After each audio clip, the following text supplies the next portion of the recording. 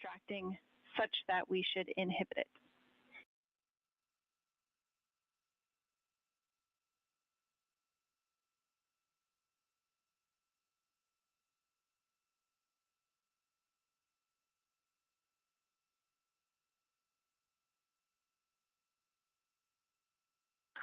Okay, we are going to go execute 1.2. We had skipped that, and we would prefer to inhibit the CMIS caution on board. Okay, we copy, and just to close the loop on that, that will mean on flight.landing, you would not have a yellow or down arrow indication if that does stay below the threshold.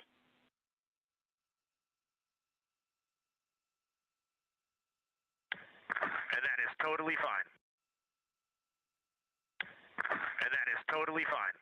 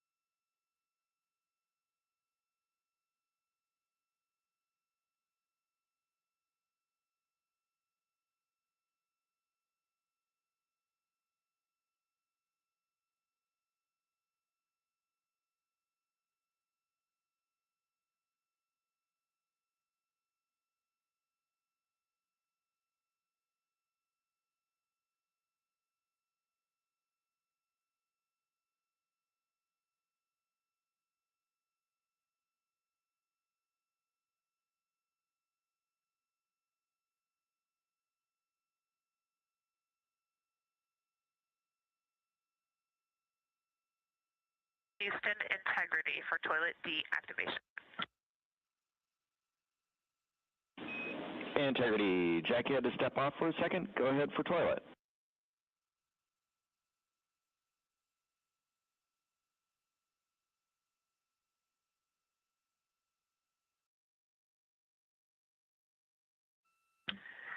Yes, sir. Hey, Stan. Great to hear your voice. We are ready for MCC to deactivate the toilet. Houston copies. Putting that in work.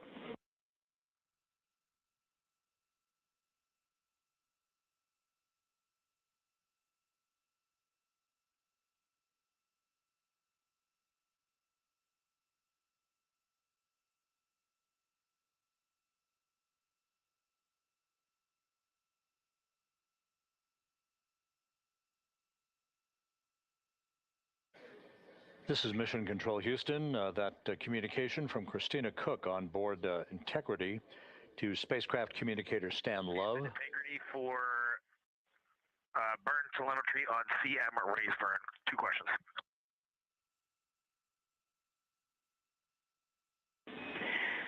Go for CM raise questions. Hey, Jackie, we see a delta V tote on our display of 9.9, which is fairly close to the 8.5 on the entry pad, but our TGO on the display is 44 seconds, and the entry pad estimated 19 seconds. Can y'all take a look at that for us?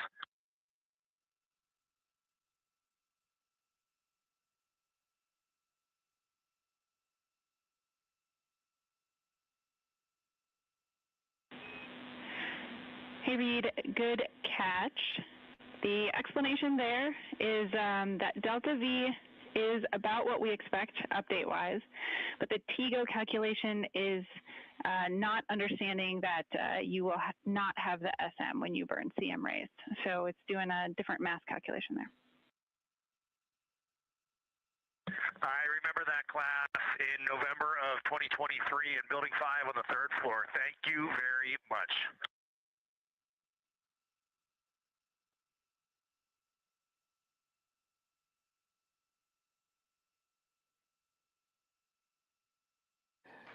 This is Mission Control Houston. Commander Reed Wiseman inquiring about the values for the upcoming crew module raise burn. Again, as we've explained, this burn that's scheduled 2 hours and 51 minutes from now is designed to tilt the angle of attack a bit upward, basically raising the aft end of the vehicle prior to entry interface to improve the angle of attack and minimize heating effects on the heat shield for the Orion vehicle.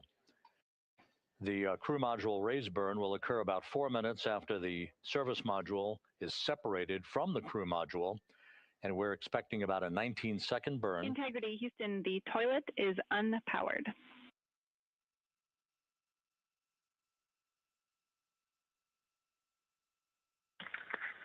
Christina Rogers, thank you.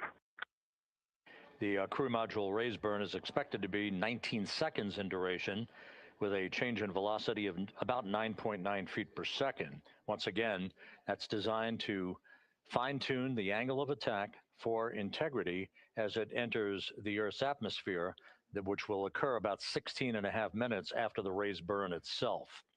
And as you heard, spacecraft communicator Jackie Mahaffey relaying that we have sent commands to turn off the ship's potty, so it is no longer to be used for the remainder of the mission, with splashdown schedule 3 hours and 19 minutes from now.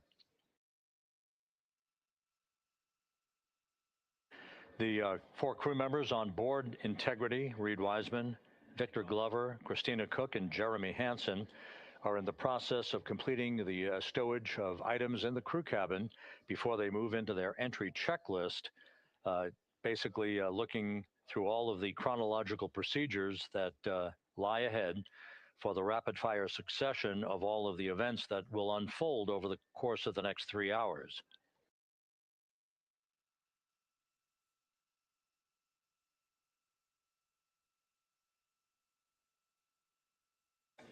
Integrity is about 25,000 nautical miles from Earth. continuing to accelerate towards a splashdown in the Pacific 3 hours and 18 minutes from now. All of Integrity's systems are in excellent shape. The crew is great, feeling well, and the weather in the splashdown zone in the Pacific, although a bit cloudy with broken and scattered clouds, is a go forecast with just 10-knot winds and wave heights less than 4 feet.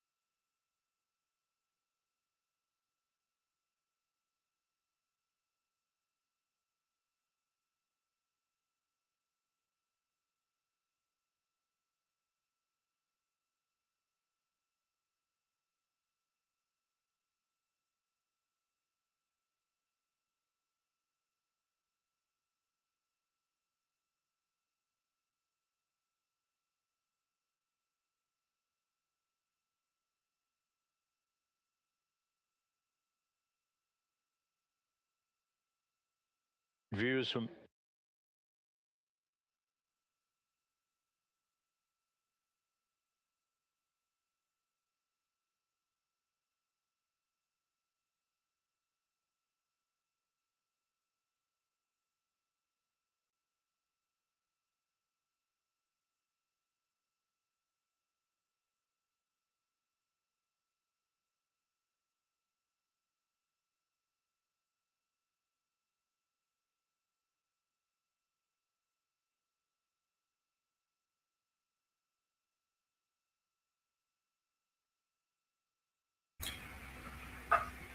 Hola y muy buenas noches, bienvenidos en directo. Estamos retransmitiendo online y tal como estábamos comentando en los chats, la imagen que estamos viendo es un CGI. O sea, naturalmente no hay una cámara en el exterior que esté filmando y están poniendo como plaquetas. Me imagino que harán un CGI también de entrada, como estamos observando ahora. Y sí que ha salido el buque operativo de emergencia, el que está ya en el mar, para recoger la cápsula de un amerizaje. O sea, van a soltar la cápsula y en teoría es un amerizaje. Ahí en Instagram y otras sedes vemos cómo están haciendo las pruebas desde un avión y lanzan una cápsula con paracaídas. Bueno, lo que es la información de directos vía visual, no creo que tengamos nada. O sea, desde el propio helicóptero, en el momento que vayan a recogerlos, si toda la entrada y todo es correcto. Y seguimos con las comunicaciones naturalmente. A ver si el protocolo, están todos muy serios porque naturalmente si hay un accidente es ahora, en la reentrada. Sobre todo por las placas protectoras. A los que estamos habituados que tienen una yard de fog, ¿vale? El clásico tocho que tenemos en la yard de fog, este sería, dijéramos, el articulado externo de la cápsula para que aguante la temperatura. Lo puedes vestir más de un color o de otro color o ser un proveedor o otro. salvo error o omisión, yo tenía entendido que desde aquí, de una empresa de Cataluña, sirvió este cerámico.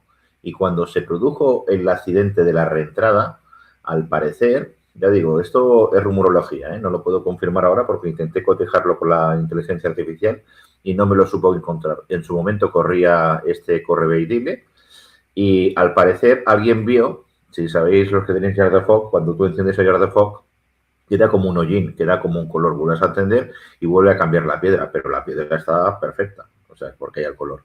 No le pareció correcto de que hubiera como el hollín en la nave y entonces la cambió. Lo cambió por otro proveedor, en este caso no europeo, no catalán, y pasó este accidente. Se desprendieron placas y hubo el accidente. O sea que vamos a ver cómo se va resolviendo. Saludos a todos, Xavier García. Y no lo cuestionaré mucho, simplemente saludaros. Hicimos la entrada del directo cuando hubo la salida y hacemos la entrada del directo cuando hace la entrada y a ver cómo van desarrollando. Tal como comentaba Beatriz, que sería el fondo negro, no, es que es una fotografía, Beatriz, no es directo, ¿me explico? Y ahora mismo también están colocando aquí pues una fotografía. Esto no creo que sea un directo. Entonces, bueno, lo vamos observando. Luego ya tenemos los otros compañeros de los otros canales que irán a buscar directamente el tema si ha sucedido o no ha sucedido esta misión, en el decir de si han salido al espacio exterior. Y bueno, ya tenemos caldo de cultivo otra vez con conspiranoicos y no conspiranoicos. Hay que decir un tema que, por cierto, Carlos Mesa, los saludo, de esta historia, de que efectivamente ha habido un tema que ha sido no polémico, pero ha sido atractivo de escuchar con un tema de la cámara Nikon y un objetivo en concreto para hacer fotografía.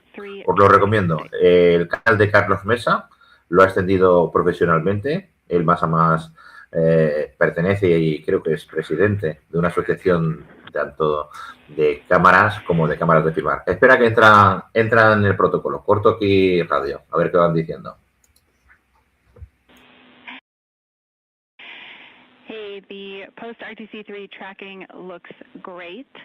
So good, in fact, that if we got to CM rays and did not yet have GPS acquisition, we would still be go for CM rays from that perspective. And so overall, I can confirm the post-RTC3 trajectory is within EI limits. All right, Jackie, we love that. That says a lot about our FIDO folks in this vehicle.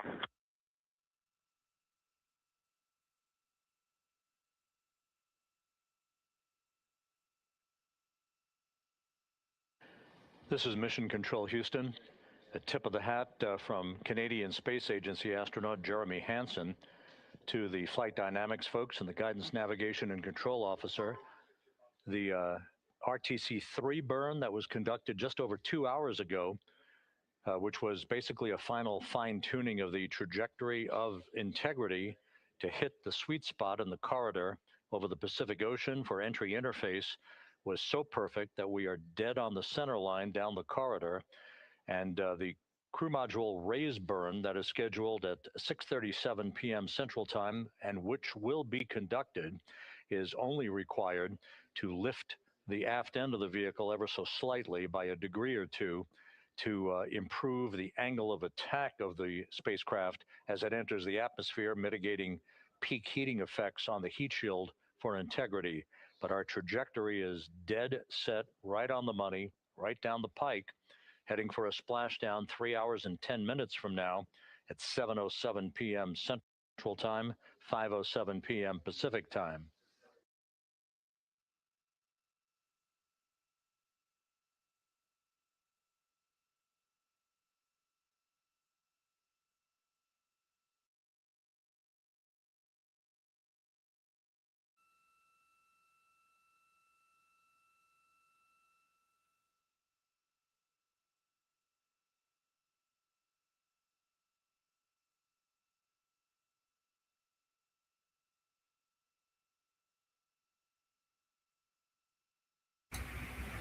Aprovechamos esta vaguada. Un momento, tiro peseta.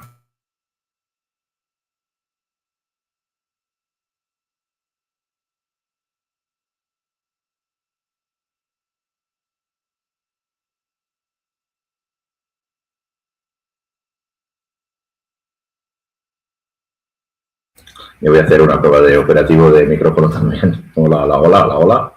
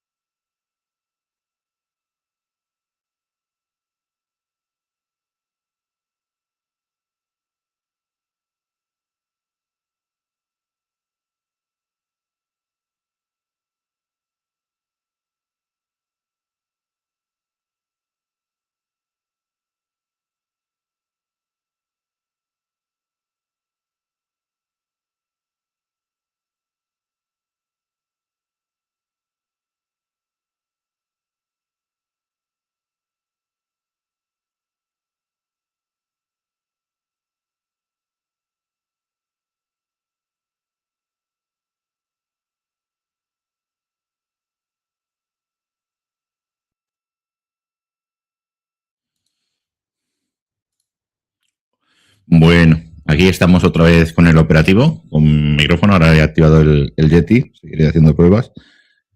Y bueno, va ralentizando, todo se va a acelerar muchísimo en breves minutos. En teoría está estipulado el ETA, que se denomina en las siglas, es el tiempo estimado de llegada, arribé, ¿vale?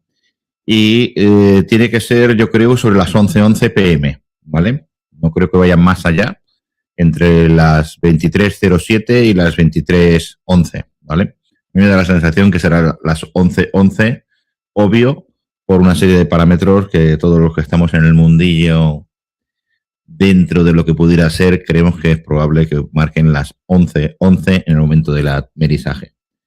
Y seguimos por aquí a la escucha, a ver qué nos dice el CAP de control, el jefe de control de comunicaciones, y naturalmente los 4 componentes, los astronautas, de la Reentrada Artemis II, el regreso de la Luna, a ver cómo va a dar, por lo menos va a dar bastante que decir en las pequeñas tomas que han sido transmitidas.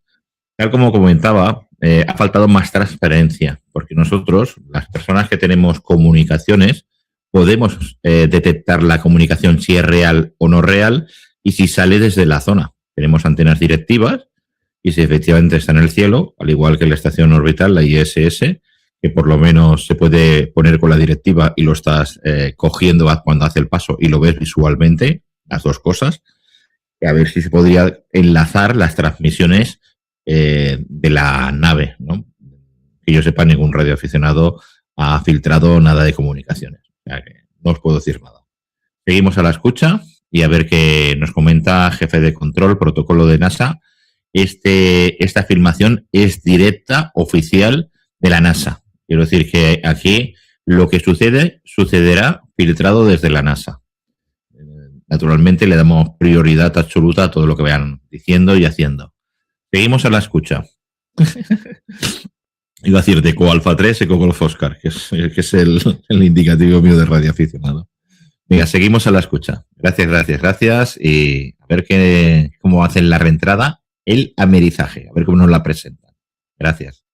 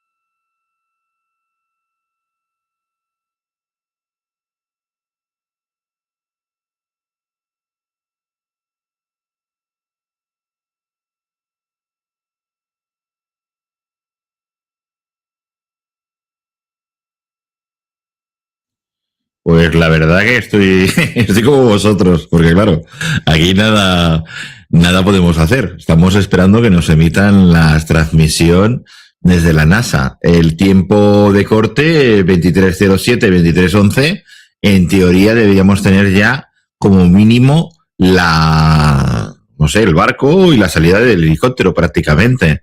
Es que parece que nos van a presentar que ya están en el agua. No van a lanzarlo desde el avión, del propio barco, lo van a dejar allí, van a dar un poco de metros y tira, mira, es que da la sensación que no sé, es un poco extraño. Seguimos por aquí a la escucha, a ver si presentan alguna imagen más. Ya me da esta risa. A ver qué pasa. Hoy, madre mía, nos van a destrozar en los canales.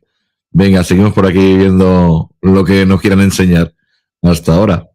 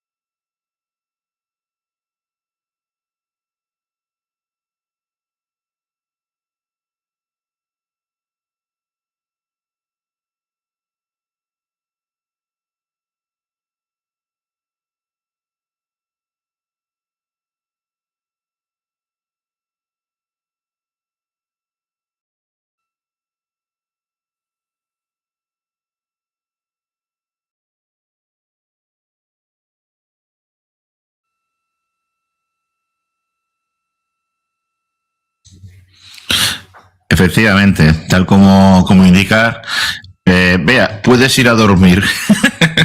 Y los otros compañeros. Está cotejando que antes el chat GPT estaba un poco extraño. Me decía que no existía ninguna misión en el aire, que no había nadie ni nada, que Artemis fue tal, bueno, una cosa muy, muy extraña. Y he tenido que convencerlo de que hay una misión en el aire, yo a ChatGPT. O sea, la conspiranoica era la propia ChatGPT. Entonces, cuando me ha informado del mensaje, a mí no me cuadraba, ¿vale? Yo te digo, iba un poquito perdida. Me decía que a las 11:11. Como estoy viendo que esto se está dilatando mucho, digo, esto no cuadra, pero en absoluto no puede ser. A las 5:07 de la mañana, hora española, ¿vale?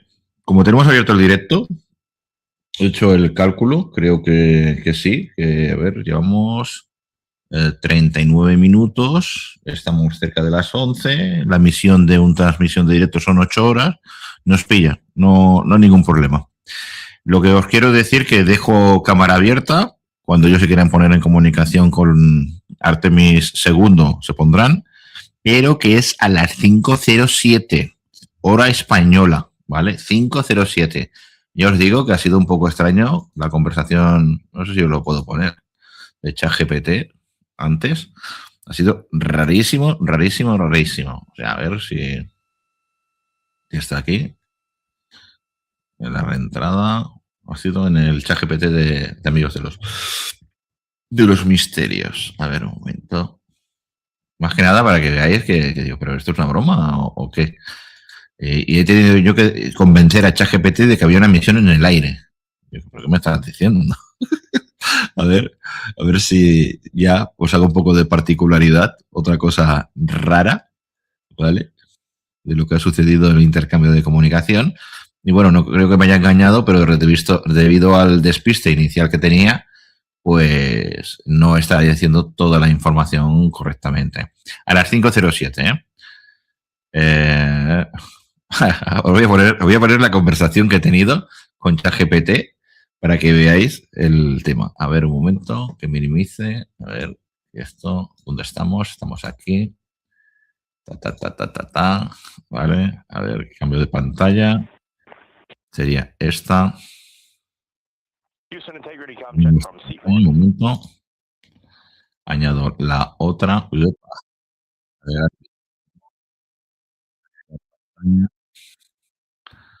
compartir pantalla. NASA, regreso misión. Era diálogo de besugos, ¿eh? A ver, que vea correcto de que esto es así. Vale, sí, ¿no? Estoy transmitiendo. Bueno, le pregunto yo a ChatGPT, ¿cuándo regresa de la misión hora española? Pues ha sido hace un ratito. Dice ChatGPT, necesito un poco más de contexto. ¿A qué misión te refieres exactamente? Por ejemplo, puede ser un lanzamiento de la NASA, una misión de SpaceX, la Estación Espacial Internacional o incluso una misión militar o noticia reciente. Dime el nombre o algún detalle de astronautas, cohete, país y te doy la hora exacta en España. Y le digo, Artemis. Digo, pero ¿esta qué le pasa, no? Artemis. Y me dice, si te refieres al programa Artemis, programa de la NASA, ahora mismo hay un punto importante. Ninguna misión Artemis ha regresado aún de la Luna con tripulación. Situación actual, Artemis 2022. Fue sin astronautas y ya terminó con éxito y regresó en diciembre de 2022, ¿vale? Artemis II será la primera con astronautas, pero aún no ha volado. ¿Pero qué me estás diciendo? Si es la que estamos... es la que estamos nosotros intentando esperar que americen. Dice ChatGPT que Artemis II será la primera con astronautas, pero aún no ha volado. Prevista alrededor del 2025-2026. Artemis III será la misión que aterrice en la Luna, prevista más adelante, 2026, 2027 o más. Pero mirar, a ver, aquí, ¿qué ha pasado? ¿Qué información tenía ella que nosotros no tenemos? Me refiero a ChatGPT. Artemis II, la supuesta misión que estamos en online en estos momentos, será la primera con astronautas, pero aún no ha volado. ¿Vale? Digo, dice. Entonces, ¿cuándo regresan? La próxima misión con regreso real de astronautas será Artemis II, pero todavía no tiene fecha exacta de regreso confirmada. Cuando se lance el viaje durará aproximadamente 10 días. La hora exacta en España se fará pocos días antes del lanzamiento. Si quieres, dime si estás viendo una noticia concreta o un directo y te doy la hora exacta en España de ese evento. Yo que me lo leo, no me puedo creer lo que me está poniendo. Y digo, vamos a ver. Y además es lo poco. Vamos a ver, ¿qué te pasa? Artemis II en esta misión y me marca una cuenta atrás de 4 horas 37 minutos. Por eso estaba comentando, digo, aquí hay algo que no cuadra, porque esta es otra.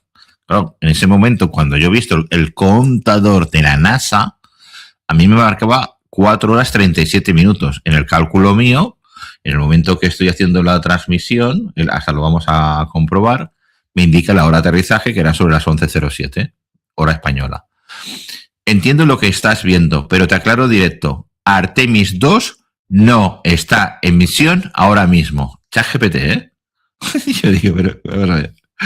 No hay ningún vuelo activo de Artemis II a día de hoy. Esta misión de la NASA todavía no ha sido lanzada. Entonces, ¿qué puede ser esta cuenta atrás? Lo más probable es que estás viendo una simulación o directo recreado, muy típico en YouTube o apps de Space Tracking, contenido antiguo o reutilizado, o incluso una misión diferente mal etiquetada, que pasa bastante. Realidad actual. Artemis II no ha despegado aún. Y dale. Esto es ChatGPT, ¿eh? No hay cápsula regresando ahora mismo de la Luna bajo ese nombre. Por tanto, esta cuenta atrás no es real. Si quieres, pásame captura o enlace de lo que estás viendo y te digo exactamente qué misión es en realidad. Muchas veces Artemis I reciclada o una simulación. Digo, es de la NASA. Lleva 8 días en misión y le pongo, pues nada, el enlace de la NASA, http://www.nasa.gov. Y salta ahora. Ah, tienes razón. Ahora sí que estás viendo algo real. La misión Artemis II de la NASA sí está en vuelo ahora mismo y ya va por el final. Lanzamiento 1 de abril de 2026. Duración 10 días. Estado regresando a la Tierra ahora mismo. Hora real del regreso a España, ¿vale? Y fíjate lo que me está indicando, que yo esa cuenta la he leído yo de la NASA. O sea, ¿pero qué me estás contando? Según los datos más recientes, plan de aterrizaje 23:07 hora española peninsular. Pensar que sigo viendo la cámara de NASA abajo, ¿eh? O sea, está igual, está con una foto puesta ahí y ya está. 23:07 hora española peninsular, que coincide con la cuenta atrás de 4 horas 37 minutos. Encaja perfectamente. Estás viendo en tiempo real, restante, reentrada de la atmósfera, despliegue del paracaídas y amerizaje en el Pacífico. Momento crítico, cuando queden pocos minutos, velocidad de 40.000 kilómetros hora, temperatura hasta 2.700 grados y 6 minutos sin comunicación, el apagón de plasma. Cuando hay el fogueo, se produce un campo electromagnético y es como el experimento Filadelfia. Exactamente igual, no están. Resumen claro, sí es real, sí llevan unos 8 o 10 días en misión, tu cuenta atrás coincide, regresan hoy sobre las 23 horas. O sea, según el momento de la transmisión y era contador de la NASA, estos ya están en el agua, o sea, ya los están recogiendo, ¿vale? Dice, si quieres te puedo tal, patatín, patatán, y bueno. ¿Qué os quiero decir? Pues que no tengo ni idea. No tengo ni idea. Voy a poner la otra, voy a quitar esta pantalla, detener pantalla, pongo la otra, compartir pantalla, NASA, comparto pantalla y así estamos. En la nueva que he mirado de la NASA, ¿vale? Le he preguntado, según el dato que tengo, que dice que a las 8:07 de la tarde habrá el amerizaje en la costa de San Diego, ¿vale? Pues 9 más 8 son las 5:07. Lo que me estás contando y la cuenta de atrás que he visto yo antes, pero ¿por qué era esa cuenta atrás? Esto empieza a ser un poco muy extraño, ¿eh? Bueno, os saludo, seguimos por aquí y nada, a ver qué nos dice. O sea, en principio, a las 5:07, a ver dónde se lo he preguntado yo. Me imagino que en el otro WhatsApp. A ver qué me ha dicho. Me ha dicho, a ver, le he preguntado, las 8:07 en San Diego, ¿qué hora es? Dice, más 9 horas. Te vi en España, las 5:07 AM. Pues vale. ¿Y la cuenta atrás que hemos visto antes? ¿A qué se refería? Porque una cuenta atrás es una cuenta atrás. O van a hacer el aterrizaje de lo que tengan y luego montarán el vídeo y nos lo van a ofrecer a las 5:07, pero se les sacó la cuenta atrás. Madre mía, los conspiranoicos van a tener aquí chicha, pero chicha. Aquí no cuadra. En principio, vamos a reajustar los cerebros electrónicos. 5:07, se supone que hacen el amerizaje, y anteriormente decían que a las 11:07. O sea que nada, seguimos por aquí para bingo. Os saludo y corto audio.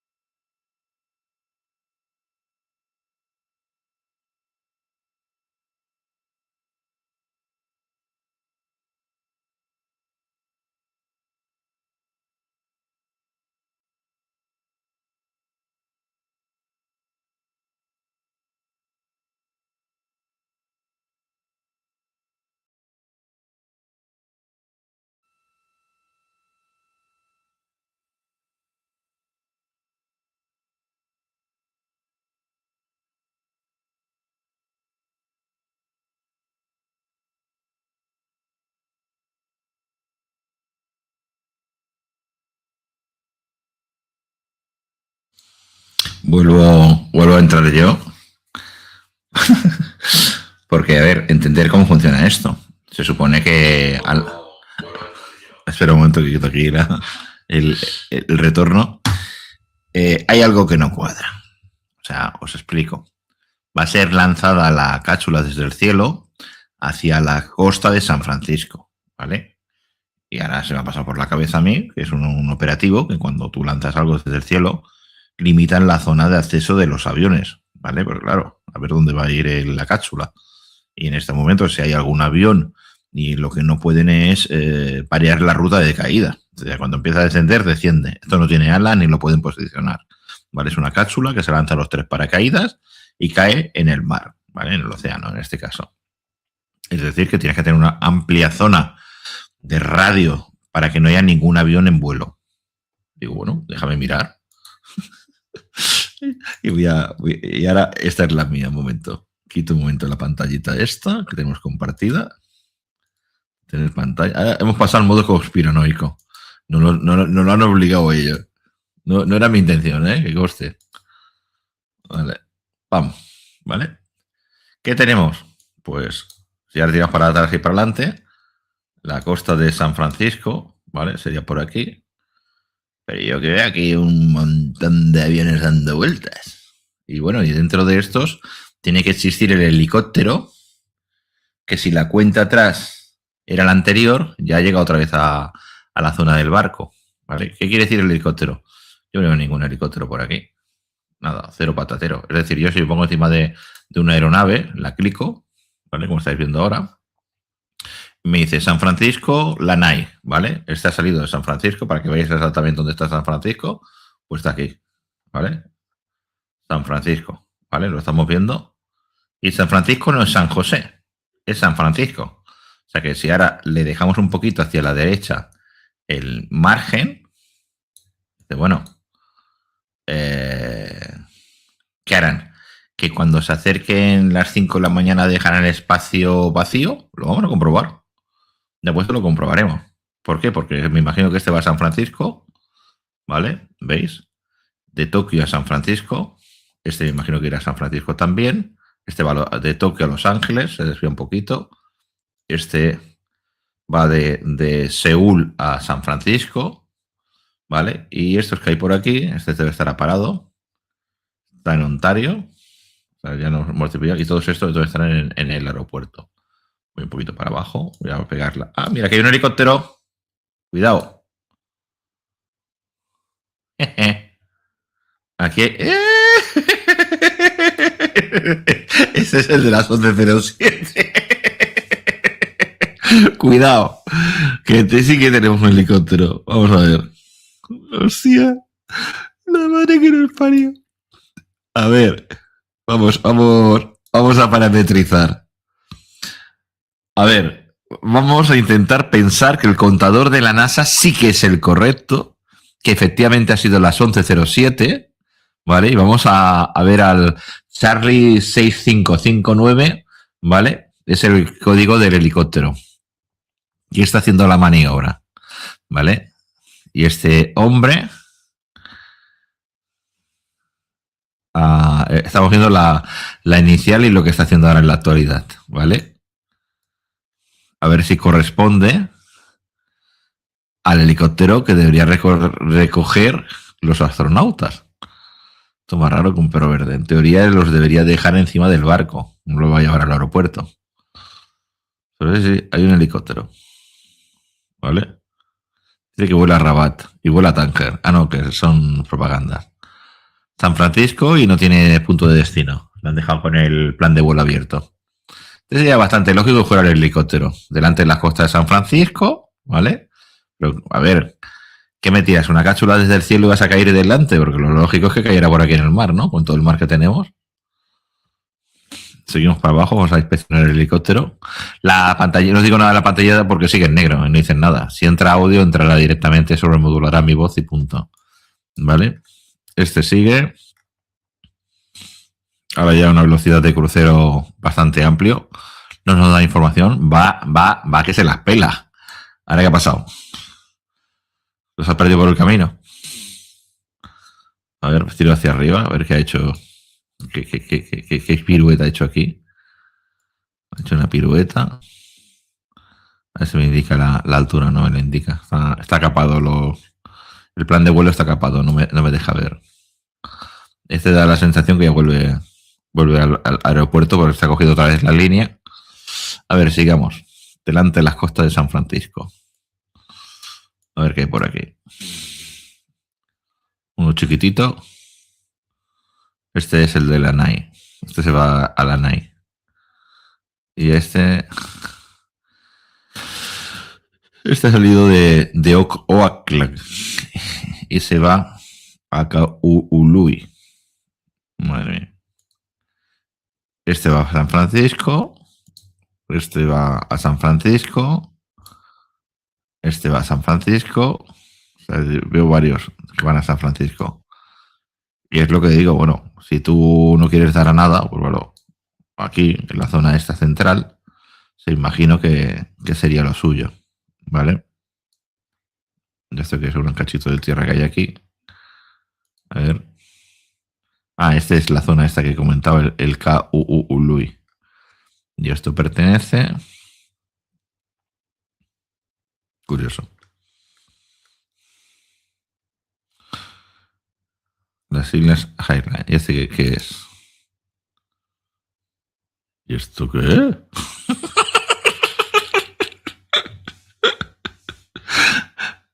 Ni idea. No puedo decir ni lo que. Eso es donde se ha movido ese ovni que tiene localidad, porque dicen que tiene matrícula H Hotel Bravo Alfa Lima 787. Pero no me está indicando nada. Dice que es un vuelo privado. Madre mía. Le han dado el carnet de piloto a los extraterrestres, los intraterrenos. ¿Y aquí qué ha hecho? A ver. ¿Ha hecho un salto? Ha parado. No da datos. Va a trompicones. Debe ser un globo aerostático, pero vuelve al sitio. No sé, una cosa rara. Seguimos en la zona, delante de la costa de San Francisco. Y nada, simplemente sigo por aquí con el cartelito. Venga, os dejo.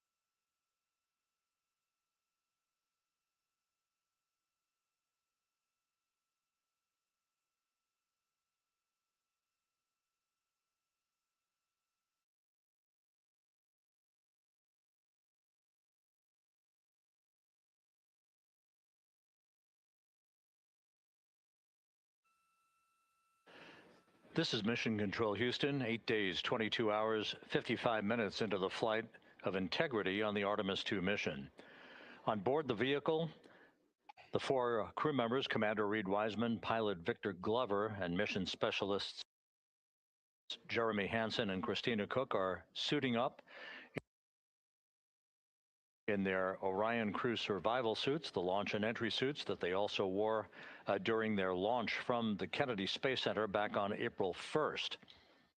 Once the crew is all suited up, they'll conduct a series of leak checks to make sure that they have good suit integrity, aboard integrity, before they strap themselves into their seats for the final phase of this mission that will culminate with a splashdown in the Pacific 2 hours and 35 minutes from now at 7:07 p.m. Central Time, 5:07 p.m.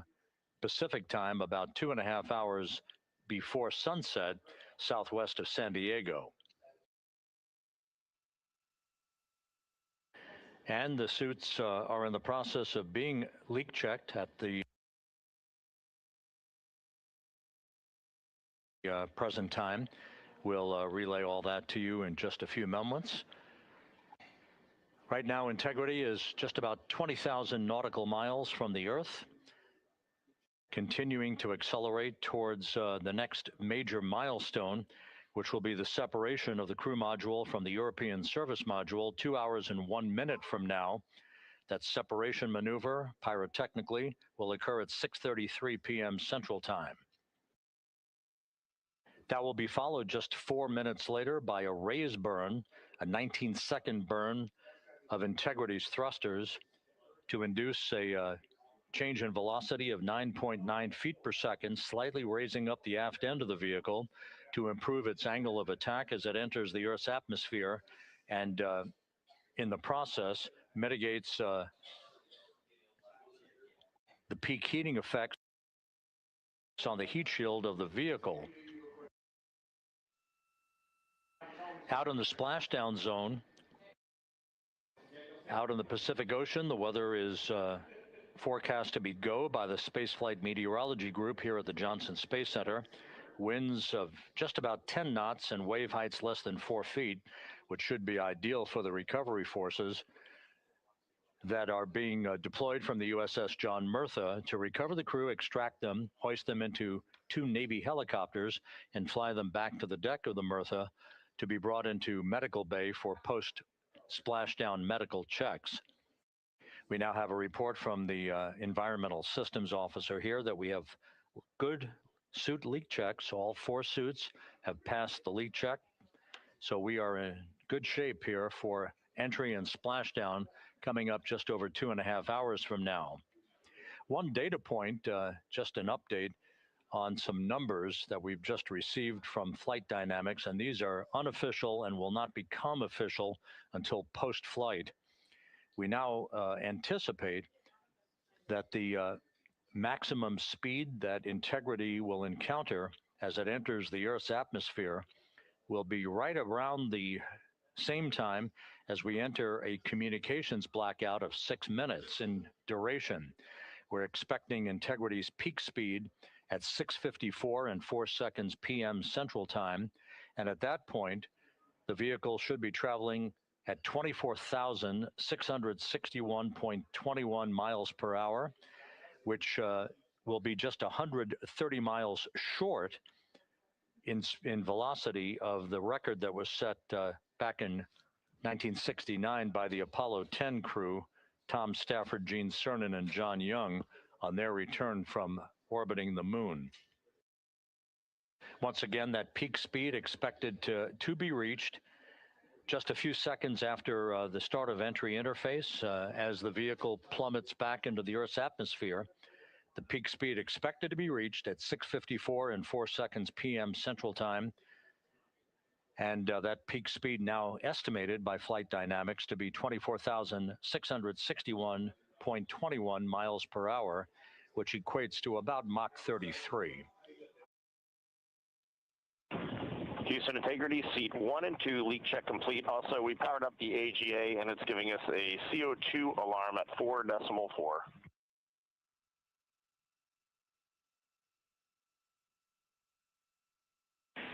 We copy leak check. We saw it as well. And copy CO2 at 4.4. We are discussing.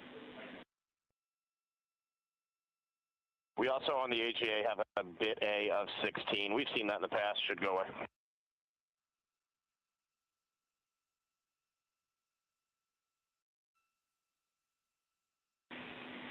And Reed, is the AGA been powered for 5 minutes yet, or are we still in that wait period?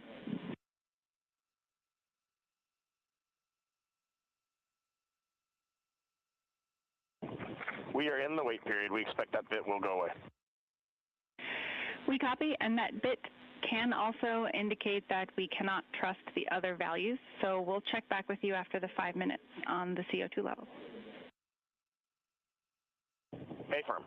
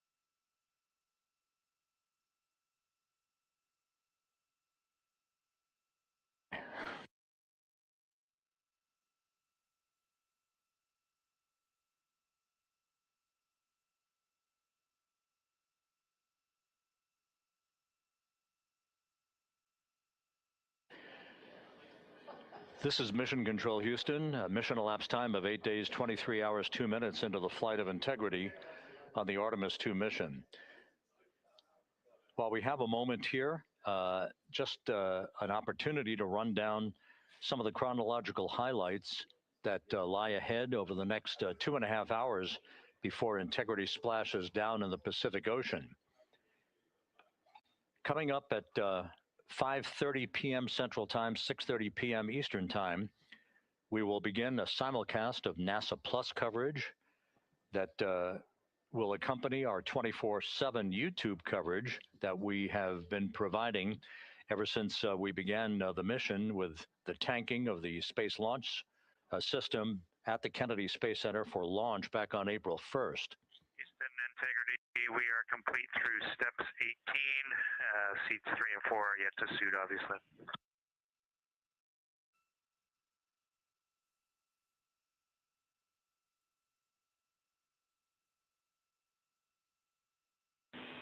Jeremy, we copy. You completed 16 through 18, and confirm for us whether you needed any adjustments of CIAS in step 17.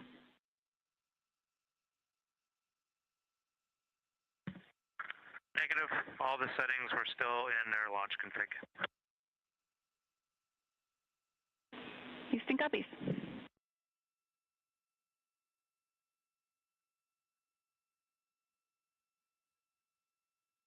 Once again, with the leak checks having been successfully completed on the 4 launch and entry suits for the crew members on board Integrity, once again, we'll begin our NASA Plus coverage as a simulcast to our 24/7 YouTube coverage in less than an hour at 5:30 p.m. Central Time, 6:30 p.m. Eastern Time.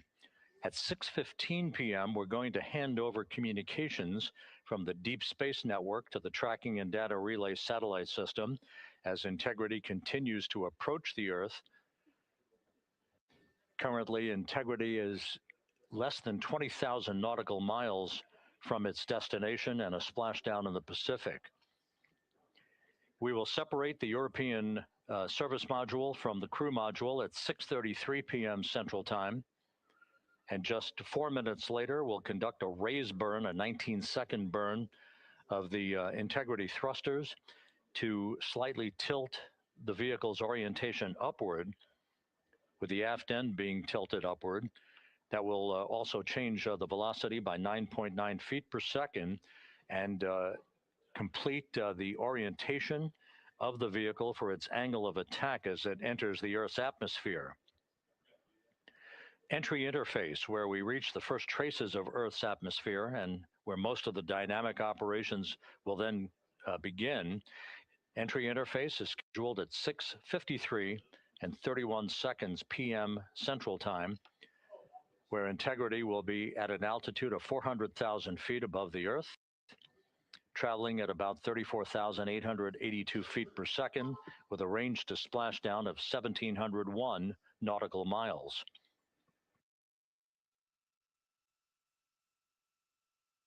Just 10 seconds, just a few seconds later, about 24 seconds later, we'll enter a 6-minute communications blackout at 6:53 and 55 seconds p.m. That communications blackout will be due to the buildup of plasma around the vehicle, the ionization of the interaction of the velocity of integrity with the friction of the Earth's atmosphere. So the communications blackout, to last about 6 minutes in duration, will start 24 seconds after entry interface. At 6:54 and 4 seconds p.m., we'll reach our peak velocity. This is an estimation from flight dynamics. We should be reaching a peak velocity of 24,661.21 miles per hour, or somewhere around Mach 33. This will fall about 130 miles per hour short of the speed record set by the Apollo 10 command module, the Charlie Brown, during the Apollo 10 mission of Tom Stafford, Gene Cernan, and John Young back in the spring of 1969.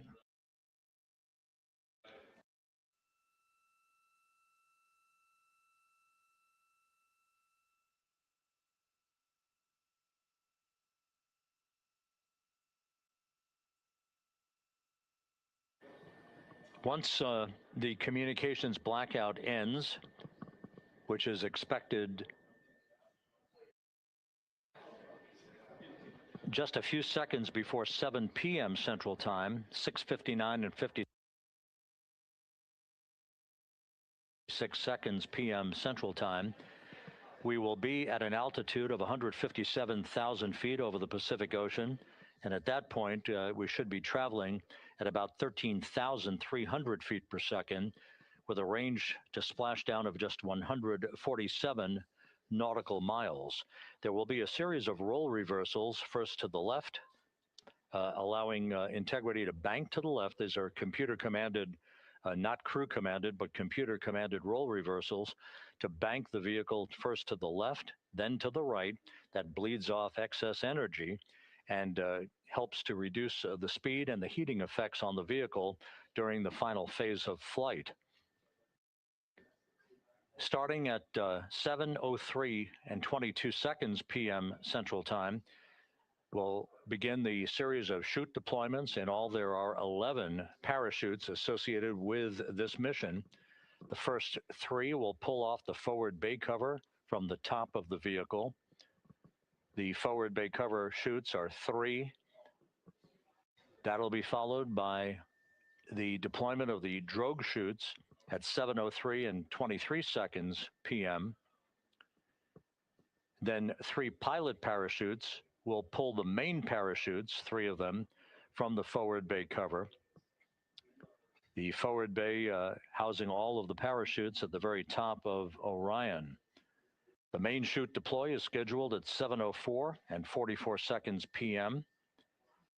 The vehicle will have slowed to just a very glacial speed of 198 miles per hour, feet per second, I should say, at that point, at an altitude of 5,400 feet above the Pacific Ocean. The splashdown velocity, of course, will be 0. 19 miles an hour is the velocity that the crew will feel under the 3 main parachutes as they splash down in the Pacific, southwest of San Diego. So a number of major milestones lie ahead. Splashdown time is currently estimated at 7:07 and 7 seconds p.m. Central Time, 5:07 and 7 seconds p.m. Pacific Time. That will conclude a total traveling distance from launch to splashdown of 694,481 statute miles.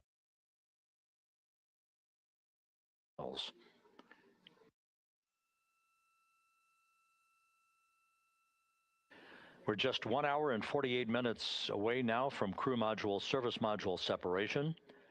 The crew has donned their launch and entry suits. They've conducted leak checks. Everything is in order, and the weather is go at the splashdown site.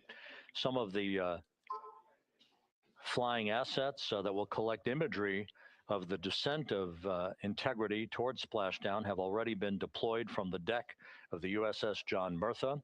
The actual recovery team members will be deployed in helicopters and fast boats a bit later on as we approach splashdown, and of course after splashdown itself. Once the vehicle splashes down, we'll be deploying the 5 inflatable airbags at the top of the vehicle with helium. That will ensure that the vehicle is upright throughout the course of the recovery operations. The team here in Mission Control will check all of the systems on Integrity, make sure that we are not leaking any toxic gases from the spacecraft, and that will be the signal for the start of the power down of Integrity systems and the ability of the first members of the recovery team to approach the vehicle to set up the inflatable life raft called the front porch, which will be used to bring the crew members out of the vehicle into that front porch one by one after the hatch is open to Integrity. We expect the extraction of the crew to be some 45 minutes to an hour after splashdown, which would be about 30 to 45 minutes after the vehicle is powered down.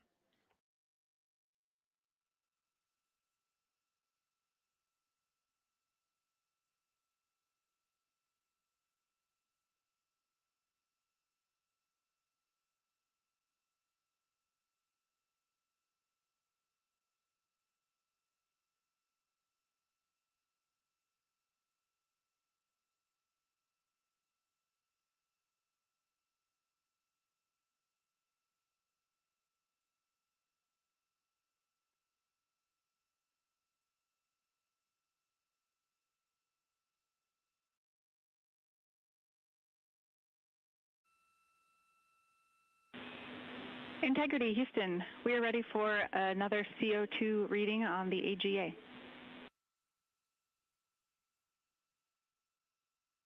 It is 5.1.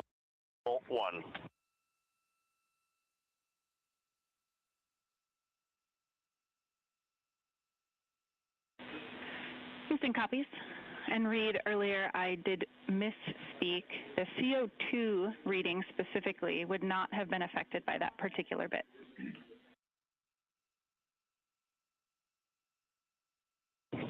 Okay, sounds good. We just know we're in an ARS suit, and that's very likely contributing to that.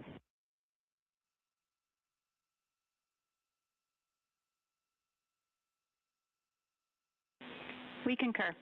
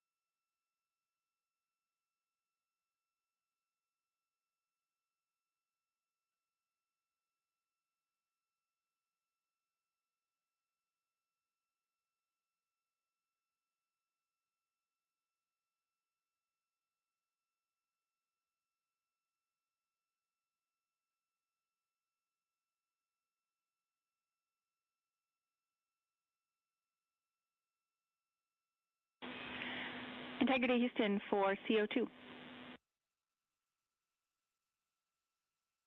Go ahead, Jackie. Hey, Reed, what we'd like to do is open the ARS ISO valve to mix the cabin and suit loop air for the time being. And we would just need a call from you all when Christina and Jeremy are getting in their seats and are a few minutes out from leak checks, and we'll get that back into a good config for you to start the next leak check.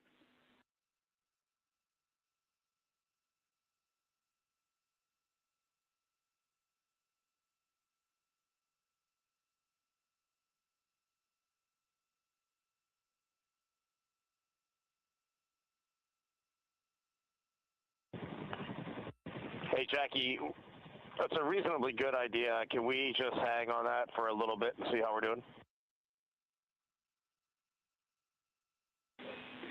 Yep, up to you. We will wait. Let us know if you'd like that cabin air mixing.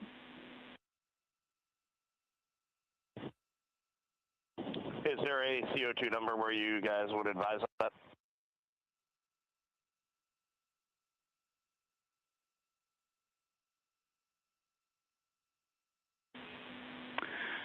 Reed, we would not want to go above 7. Yeah, that's perfect. Let us monitor it for just a couple minutes here.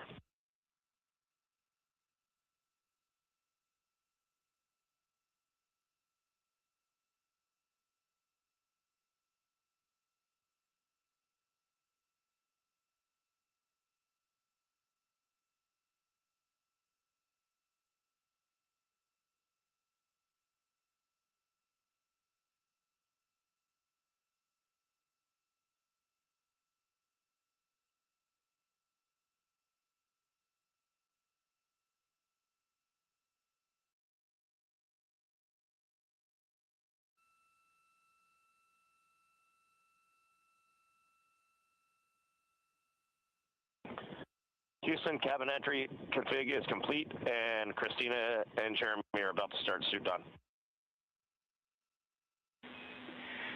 Excellent on cabin config and copy suit down.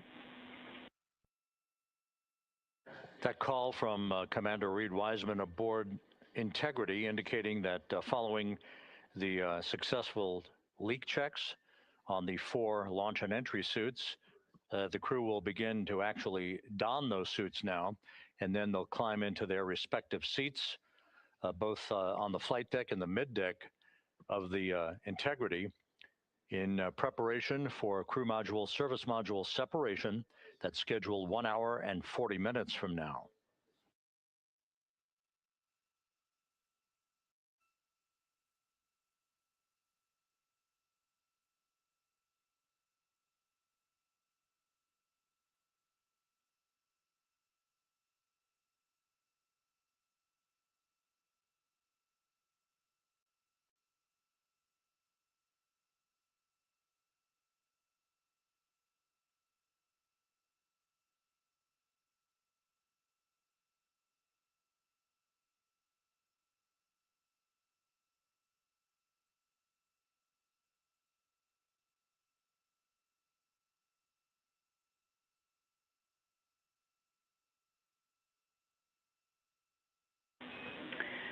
Integrity Houston for entry checklist. Your CMSM SEP ATP is set to go. We see that on the PFD, Jackie. And the call from Capcom Jackie Mahaffey here in Mission Control to Reed Wiseman, indicating that the pyros are armed for crew module service module separation coming up 1 hour 38 minutes 52 seconds from now.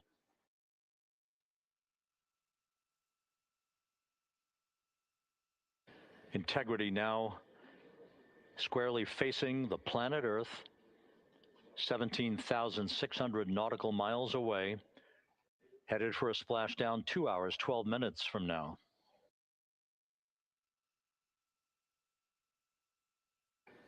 All of the recovery assets, the helicopters, the Navy P-3s, the pararescue divers, they're all in place, ready to recover this crew following splashdown. And again, the chronology after splashdown will call for the flight control team here in Houston to assess integrity systems, make sure no toxic gases are leaking from the spacecraft.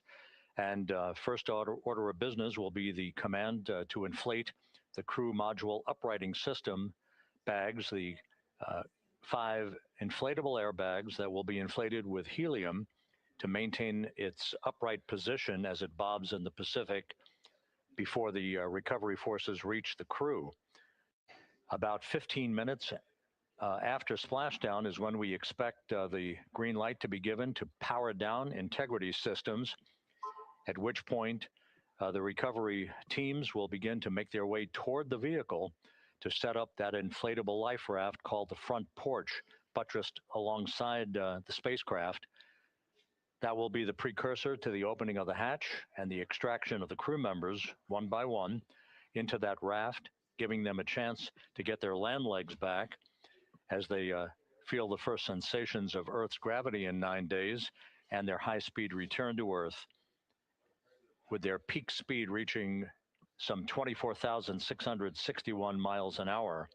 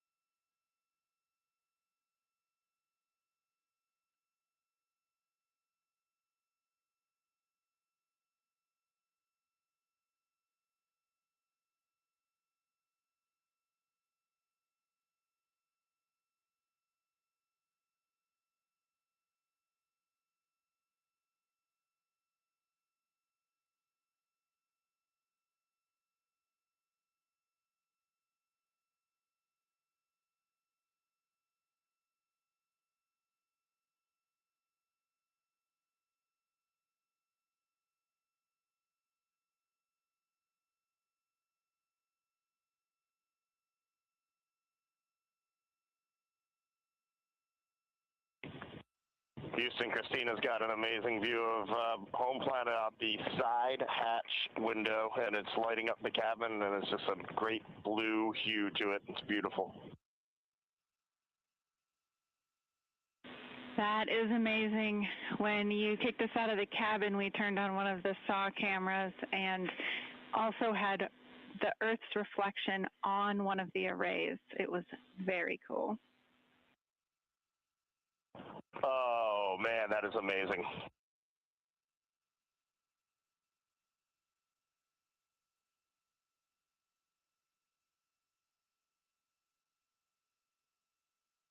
This is Mission Control Houston.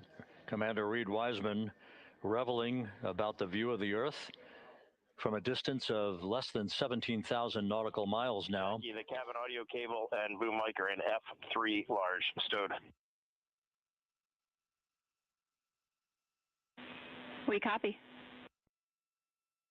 The view that Reed Wiseman is describing is the view you're looking at right now as the Earth grows larger in the field of view with each passing moment.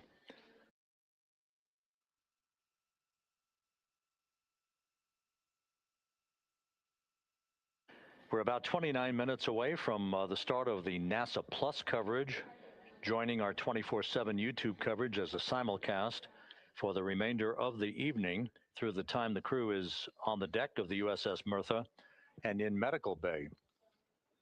So we'll be looking forward to additional reports and other video coverage from the deck of the USS John Mertha and other assets in the splashdown zone as we continue toward splashdown and the return of Integrity's astronauts just 2 hours and 5 minutes from now.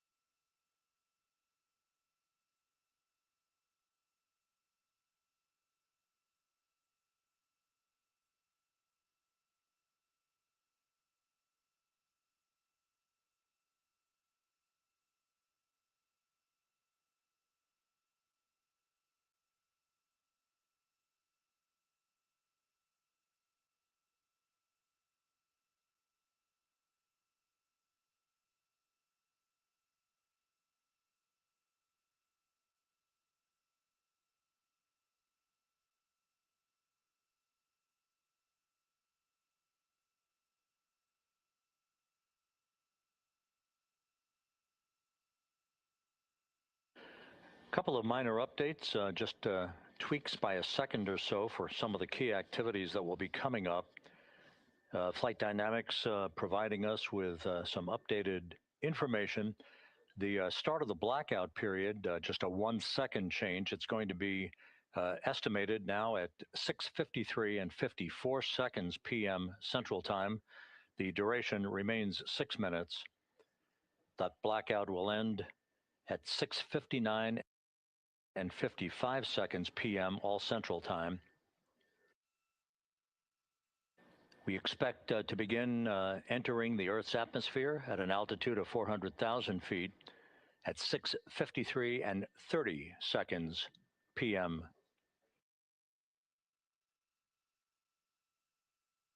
And 1 second difference now in our splashdown time.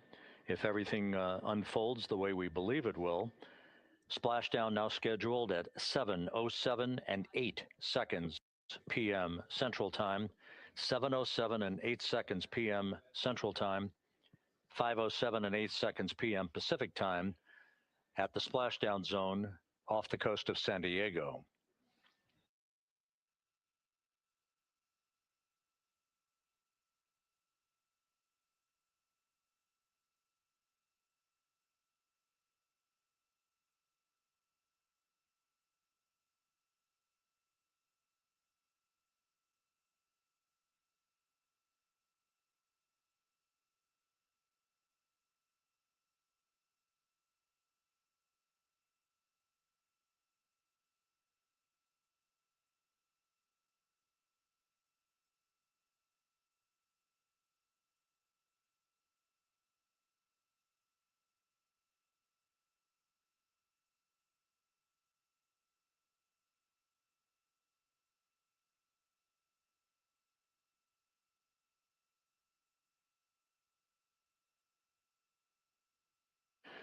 And one other update, the latest weather forecast from the Spaceflight Meteorology Group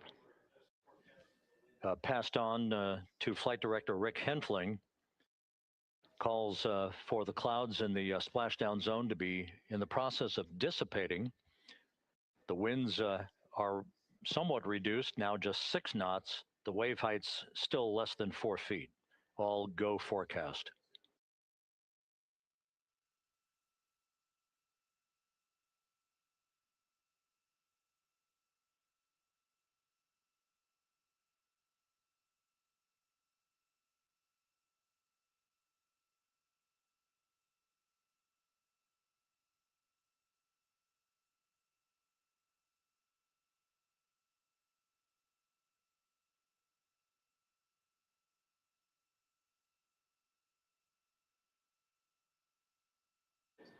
So once again, the stage is set as Integrity continues its inexorable march toward a splashdown in the Pacific 2 hours from now. 16,000 nautical miles away from the Earth. We are just 1 hour and 26 minutes away from crew module, service module separation, followed by a raise burn to tilt the aft end of the vehicle up ever so slightly and improve its angle of attack into the Earth's atmosphere as a mitigating action to reduce heat loads on the heat shield of the vehicle. This is all pre-planned, pre-flight. There's no differentiation between what we had designed this mission to do. We are expecting to reach the first traces of Earth's atmosphere at entry interface and 400,000 feet above the planet 1 hour and 45 minutes from now.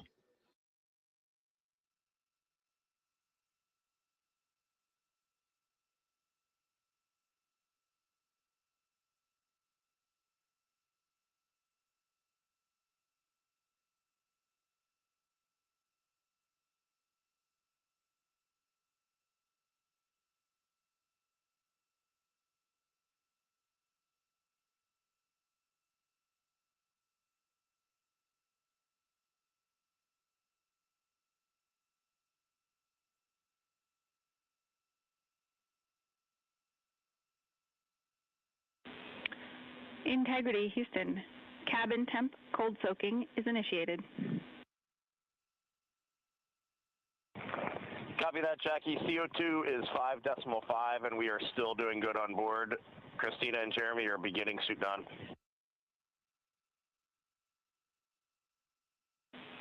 Houston copies all.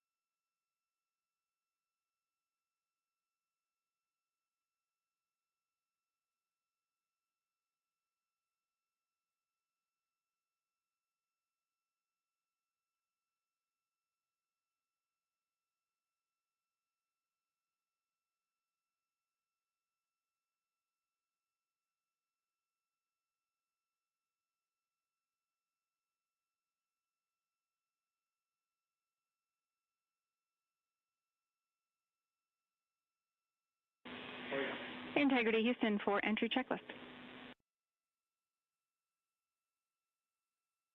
Go ahead, Jackie.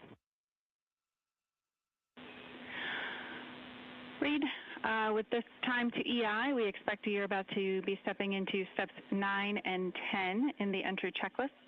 In step 10 for the SIP switch config, there are no deltas. No deltas to step 10. Copy all.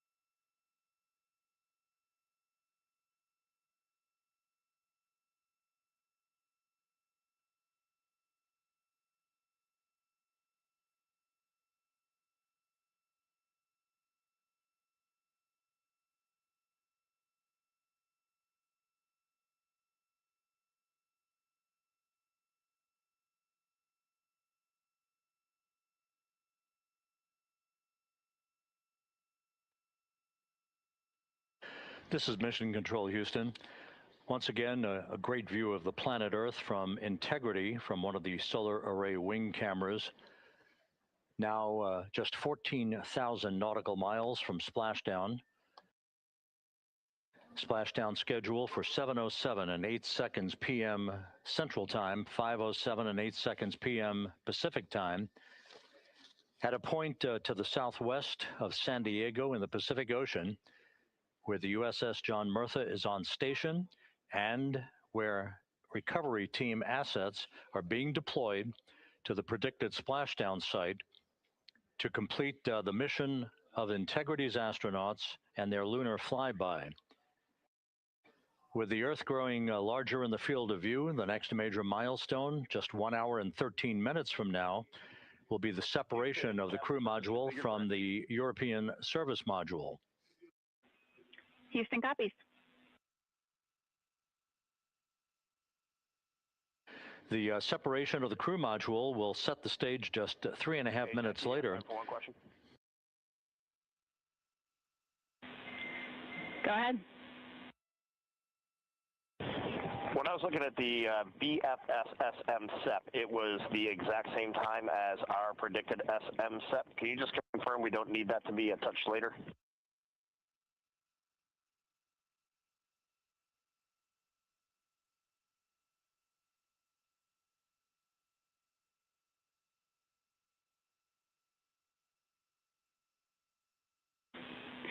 And Reed, matching is expected. That's when the sequence will begin for that whole SEP config. Outstanding. Thank you for the verification. Here in Mission Control in the Artemis Flight Control Room, Capcom Jackie Mahaffey confirming some of the timeline activities with Commander Reed Wiseman aboard the vehicle. The crew has suited up in its launch and entry suits, ready to begin the critical phase of this mission. Their homecoming to a high-speed entry and a parachute-assisted splashdown in the Pacific. Once again, the next major milestone, 1 hour, 11 minutes from now, the separation of the crew module from the European service module as Artemis's astronauts head home to complete this historic flight.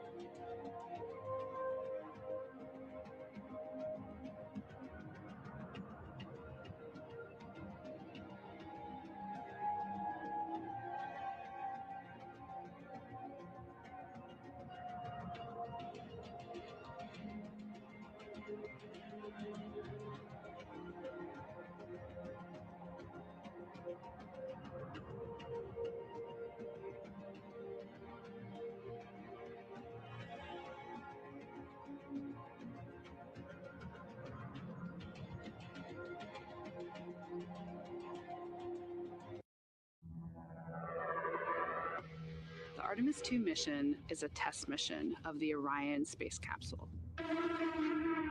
Artemis II will be the first time we put humans on this rocket. We're going back to the moon because it's the next step in our journey to Mars. We were always going to the moon. Pushing ourselves to explore is just core to who we are. That's a part of being a human. And lift off. We shall return. Continuing to test out every bit of Orion. Coming back to Earth, 7 miles a second. When humanity sets big goals, we can bring together genius from around the world. You have the best people on planet Earth putting this vehicle together. That's what's up. To innovate for the benefit of humanity and to inspire the world through discovery. And here we go.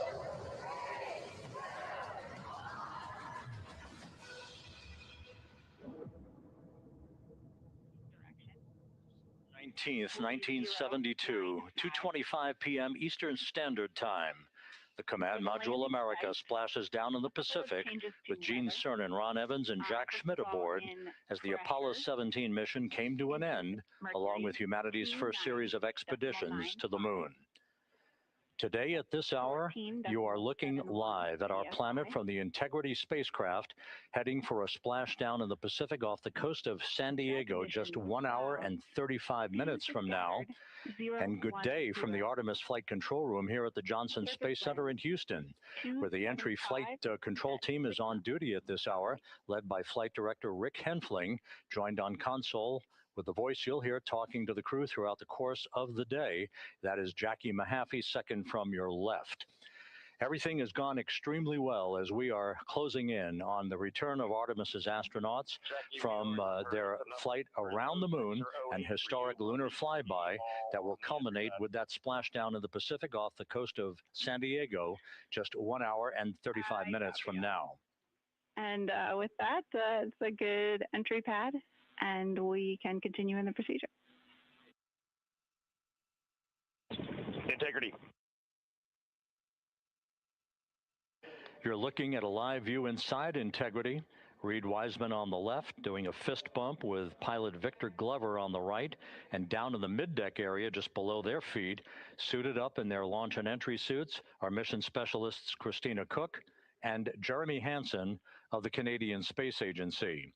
A number of milestones yet to unfold before splashdown just over an hour and a half from now. Earlier today, the crew woke up at about 10:35 a.m. Central Time. They completed the final major maneuver of the flight, that being the return trajectory correction 3 burn. It was an 8-second burn that fine-tuned its trajectory to enter a corridor over the Pacific Ocean a short time from now. That will be the point of entry interface, where the crew will reach the first traces of Earth's atmosphere at an altitude of 400,000 feet. The crew moved into its entry checklist just after 4 p.m. Central Time, suited up in those launch and entry suits, conducted leak checks, and now are in the final stages of their entry checklist. Instruction 115 of entry checklist. SM separation ATP is go. Houston copies. The next major milestone on the route home. Fully zipped, and they're working on EBS and then seating up. We copy. Thanks for the status. Jackie Mahaffey talking to Reed Wiseman aboard Integrity. The spacecraft now about 12,000 nautical miles from the Earth's surface. The next major milestone on tap for the crew will be the handover of communications from the Deep Space Network to the Tracking and Data Relay Satellite System. The Deep Space Network came into play after the translunar injection burn back on April 2nd that propelled Integrity toward its lunar flyby. We'll be back on the TDRS network here in about 41 minutes. Following that, the next activity will be the pyrotechnic separation of the crew module from the European service module. That is scheduled at 6:33 p.m. Central Time, followed 4 minutes later by one final critical maneuver. That will be a 19-second burn of Integrity's thrusters in what is called the crew module raise burn. Now, what that does is it basically acts If you were sitting in a reclining chair, you'd basically tilt yourself back. It raises the aft end of integrity ever so slightly, and that is the final opportunity for us to fine-tune the angle of attack of integrity through the area of peak heating at entry interface that will come a bit later on, about an hour and 18 minutes from now. So after the raise burn, we will be in the final orientation that will minimize any peak heating on the heat shield of integrity and prior to the time the crew enters the Earth's atmosphere at an altitude of 400,000 feet. Entry interface. This is the critical time where the crew will reach the first traces of Earth's atmosphere at an altitude of 400,000 feet, traveling 34,882 feet per second. Just 24 seconds after entering the Earth's atmosphere, we will experience a communications blackout expected to last 6 minutes in duration. This is planned, and it is caused by the interaction of the velocity of integrity with the friction of Earth's atmosphere. There will be a buildup of plasma around the vehicle, and that ionization will prevent any communications with the crew and any receipt of data by flight controllers here in Mission Control. That blackout is scheduled to begin at 6:53 and 54 seconds p.m. Central Time. Again, a 6-minute blackout that will end, if all goes as planned, at 6:59 and 55 seconds p.m. Central Time. At that point, we expect to regain communications with the crew and a reacquisition of data through the tracking and data relay satellite system. We will have a series of roll maneuvers. These are computer commanded that will roll the vehicle slightly to the left, then back to the right. That will bleed off excess energy as we begin our peak period of velocity. We expect to reach a maximum velocity of 24,661.21 miles per hour, equivalent to about Mach 33 times the speed of sound, shortly after we enter that blackout period. Once we exit the blackout period, of course, we're in the denser regions of the Earth's atmosphere, and then we get set up for the parachute deployment sequence. First, the deployment of 3 forward bay cover chutes that will pull essentially the top forward bay cover off the very top of the integrity vehicle. That will be followed by the deployment of drogue chutes, and then the final deployment of a series of 3 main parachutes at 7:04 and 44 seconds p.m. Central Time. From that point on, it is about 3 minutes or so until splashdown. Splashdown scheduled at 7:07 and 8 seconds p.m. Central Time at a gentle speed of 19 miles an hour. So just to give you some perspective, at the time that we enter the Earth's atmosphere, we're traveling somewhere around Mach 32. We will splash down at a speed of about 19 miles an hour. The G-forces that will build on the crew members inside integrity will build to about 3.9 Gs.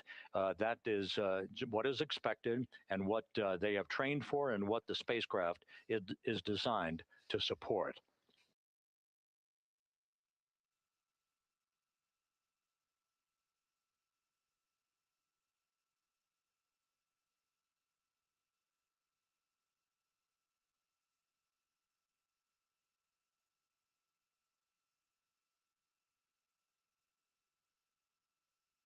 The latest weather forecast out in the recovery zone off the coast of San Diego is a go forecast from our meteorologists here at the Spaceflight Meteorology Group at the Johnson Space Center. And standing by on the deck of the USS John Murtha is my colleague from the Kennedy Space Center, Megan Cruz. Megan?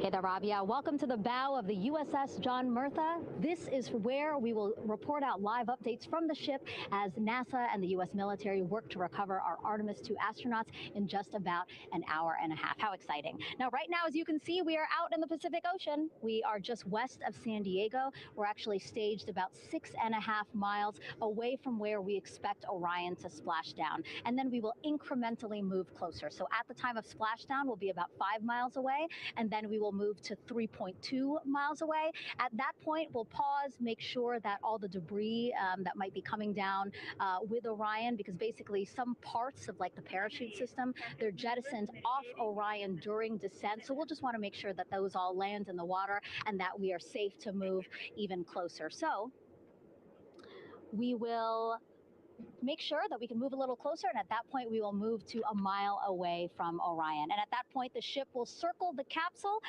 while NASA and Navy recovery forces work to get our astronauts out, and we should have great views of the bow from here. But also we have a ton of cameras all around the ship. For example, we actually have some cameras right to the left of me here on the bow. These are very strong, stabilized cameras. We can really get up close to make sure that we are sharing all the images we have available to you. We also will have some views from above. We actually have 5 planes providing live views of splashdown today. In fact, some of those aerial assets just took off from San Diego minutes ago. And then actually here on the flight deck, you see 4 helicopters, the 2 in the back. Those will take off in about 30 minutes from now, also with live cameras. So again, lots and lots of imagery that we hope to share with you today. And then those 2 helos in the front, those 2 will pluck the crew out of the water and fly them back to our ship. Now, the combined team here on the ship, more than 550 people, left San Diego 4 days ago, and since then I've watched different teams train every day, rehearse, final preps to make sure that they're ready for today. So to give us more of an update about how recovery is going on right now, why don't we turn over to Paul here, Paul Serpinski. He is the Assistant Artemis Recovery Director. Great to have you here, Paul. Great to be here, thanks. Absolutely. So you just left the landing forces operations center here on the ship. How are we looking for recovery? Right now, it's looking great. When I left, they were just about to get into weather briefing with Mission Control Center in Houston. But listening to the loops this morning and everything that's been going on, the reentry trajectory correction burn, the return trajectory correction burn went great. They were right on the money, right down the middle where they should be coming back. Our forces here are teams out in the water. All our boats are launched or will be imminently. So yeah, it's just coming along great. Yeah. It's really nice to see. We did see some of those boats float behind us. We were hoping to give you a live view, but of course they floated right out of the camera shot as you came to us. But so basically the team right now here on the ship, basically like monitoring mode, but really things will pick up about 15 minutes after splashdown. Yeah, so a couple minutes before splashdown, things start happening really, really fast. Mm-hmm. Some events during the reentry, they're maybe a second or 2 apart. And so it just takes a whole lot of effort and a lot of updates back and forth between us and Houston to try to keep track of everything that's happening all in real time. And then after splashdown, that's when the recovery team really kicks into high gear. Mm-hmm. We have our boat teams, our boat crews going out, our divers doing hazardous assessments as they get progressively closer to the capsule, making sure, it's safe for all of our people to go in, and it's also safe for the astronauts to come out, because really at the end of the day, that's what we're here for, is we're to make sure that the astronauts get home safe after their tremendous journey to the moon and back. But then also we have, like you mentioned on a minute ago, all of our imagery helicopters are taking imagery, camera shots of it as it's coming in all the way through splashdown. I mean, they'll see it as soon as it crosses the horizon, all the way to the ocean here. And then afterwards, we have to recover actually Orion to bring it into the well deck of the ship. Absolutely, yeah. And so once the astronauts are safe on board, then those same dive teams are going to transition into securing the capsule. They'll position some equipment around it to kind of facilitate that. The ship will move into position. We'll attach a really big winch line to it, and then a bunch of tending lines. We'll pull the capsule around behind the ship and then start to slowly bring it in. And then, Orion comes in, goes hard down, and everyone cheers. Great day. Great day, exactly. Lots to coordinate, a lot to manage. Basically, planning for this recovery, Artemis II recovery, started a month after Artemis I launched. That was the uncrewed test flight of the Space Launch System rocket, as well as the Orion spacecraft. That was November 2022, a month later, all the planning for this. How does it feel to be so close to welcoming our friends, our astronauts home? I mean, for the whole team, I walked around the ship this morning, just kind of visiting with a lot of people, a lot of groups, and just kind of get the feel of them. And everyone has that same kind of mentality. Everyone's excited. Everyone's thrilled to see all that work that's we've been doing, like you said, for the last 3 years, since right after the last one came back till now, and some people even further back. Some of them go back a decade, or more. So everyone is just excited and they're ready. They're really ready for this, and just to be able to see our crew come back, that's going to be a thrill for everyone. How are you feeling? Are you ready? Is this something you ever thought you'd be doing? I'm ready. I'm excited. This has been the pinnacle of my career so far. It really has. I've seen a lot of firsts, a lot of lasts, but I can't think of ever topping seeing the first crew to go to the moon and back in 50 years, and to be here and be a part of that. And it's just a tremendous privilege. And I'm, on behalf of the whole team, like, I'm thrilled, and so are all of us. We're ready. Yeah, I definitely think that those words really embody how everybody on the ship is feeling. So thank you so much, Paul. I appreciate you being here. And so, Rob, we'll toss it back to you again. We will continue to join you with live updates from the ship as much as possible. Thank you, Megan. Back here at the Johnson Space Center, the entry team of flight controllers looking over the shoulders of Reed Wiseman and Victor Glover there on the flight deck of Integrity, and again, just below their feet in the mid-deck area, if you will, Christina Cook and Jeremy Hansen of the Canadian Space Agency. They're in the final review of their entry procedures and all of the activities that will follow here very shortly in trip hammer fashion. We should note that after splashdown occurs, the flight control team here in Houston will be monitoring the orientation of the Integrity spacecraft. We are expecting it to splash down upright in what is called the Stable 1 configuration, with the top of the spacecraft pointed upward. Stable 2 would indicate that it is upside down in the water. Regardless of the orientation, there will be 5 inflatable airbags called the CMOOS system. That's the acronym for Crew Module Uprighting System. We are suit dot complete. Houston copies. Reed Wiseman acknowledging that the final steps in suit donning are now complete for the crew. Leak checks have been completed earlier. The CMOOS system, those 5 inflatable airbags, will be inflated with helium. Those airbags will ensure that the vehicle remains upright. While that activity is going on, the flight control team here will be checking the systems on Integrity, also making sure that there's no leakage of toxic gas from the spacecraft. It should take about 15 minutes from splashdown to the power down of all of the systems on Integrity.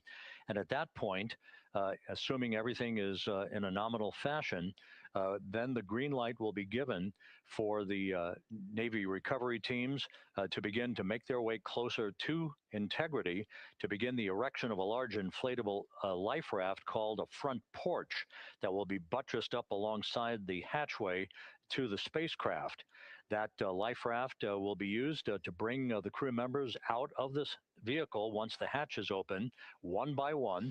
They'll get their land legs back after 9 days of weightlessness before they're put in harnesses to be hoisted one by one in sequential fashion, in an alternating fashion, to the 2 hovering Navy helicopters overhead. Houston Integrity for status.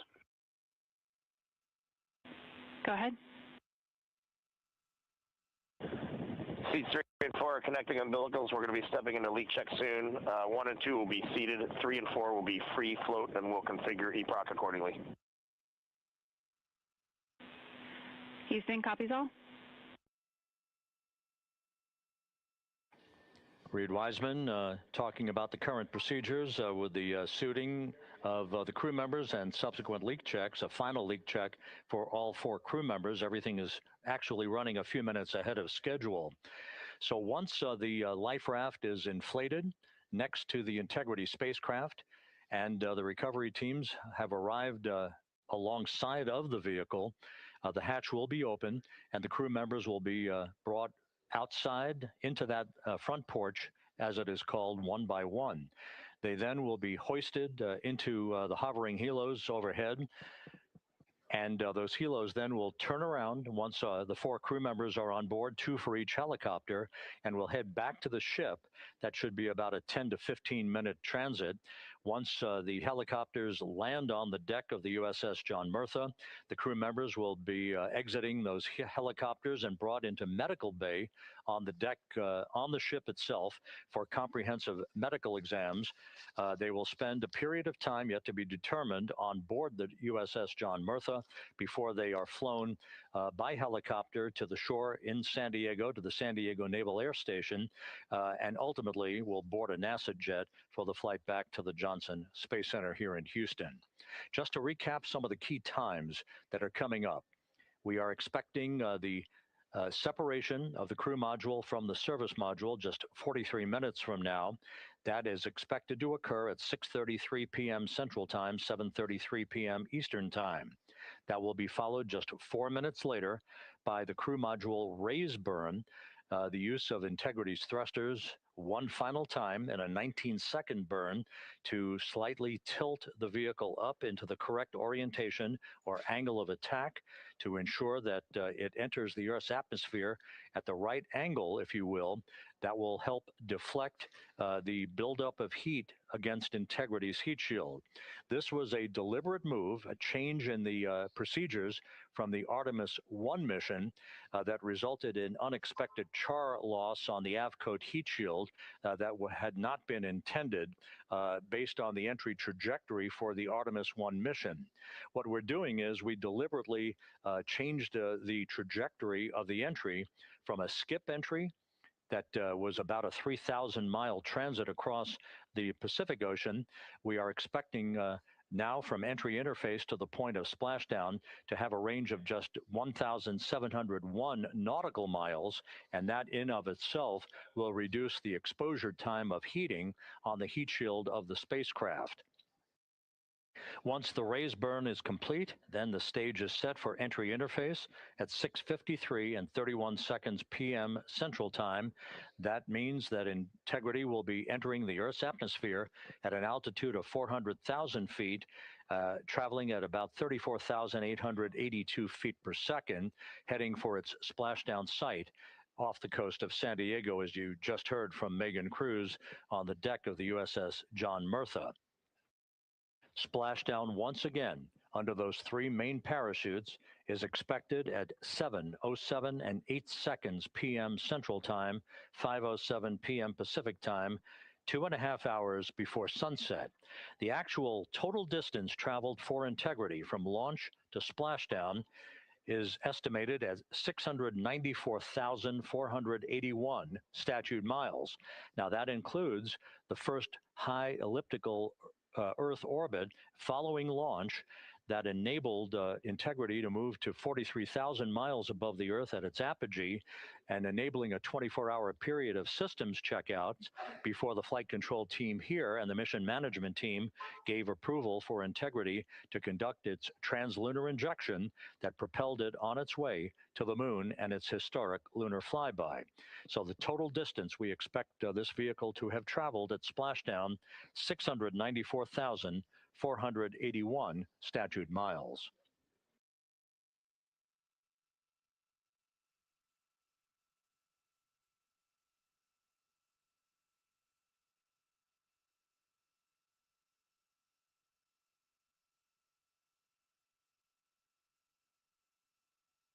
With everything proceeding on track and on time aboard Integrity, the vehicle system's in excellent shape as the Earth grows larger in the field of view. Let's go back to the USS John Murtha and Megan Cruz, who is standing by.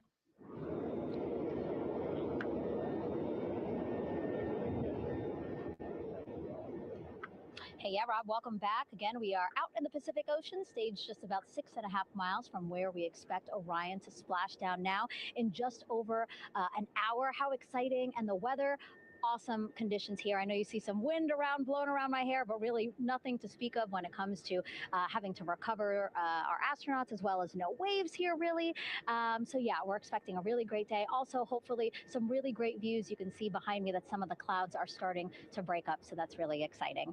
And now, of course, this ship has a lot of people ready and excited to welcome our crew back home, including Dr. Rick Schuring here. He is a NASA flight surgeon. Great to have you here, Rick. You too, Megan. It is a blessing to be out here this day with our teams.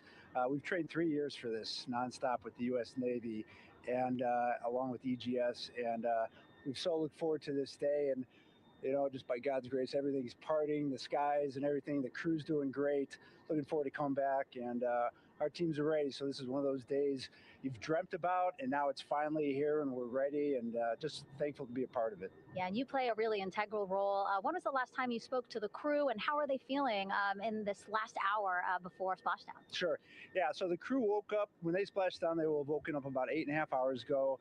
Me and my fellow crew surgeons, Doctors Chris Haas and Rafi Kumjian from this Canadian Space Agency, spoke with them about 6.5 hours ago, just to double check on how they were doing, if there's any medical issues, how they slept, and then kind of go over their landing day protocol for their medications, for what we call a fluid load, to try to replace some of the fluid and electrolytes that they've lost with just a normal space adaptation. Once they got to space, they kind of have to replace some of that fluid to help them with the whole landing kind of readaptation to 1G, which they haven't done for the last 10 days. And then just kind of let them know how things are going to play out, out with the open water teams all the way until we finally get to the med deck. So they were very pumped up, very hurried though. They had a lot of cabin configuration, a lot of things to get ready. So they're excited, but also very focused on the job that they had to do. So we've trained a long time for this, and we're ready. And you said some medications. I mean, those are kind of just to mitigate the effects of, obviously, their more than 695,000 mile journey back to Earth. It's just like anti-nausea medication, right? Yeah, exactly, Megan. The astronauts are very healthy, fortunately, and even when they come back in reentry, the human system is very kind of dynamic. It has to readapt very quickly, and one of the most common responses they get is just some stomach awareness, to some nausea, even to some vomiting. And with our crews that land out in Karagana, the Soyuz crews or our SpaceX crews, they all kind of experience the same thing.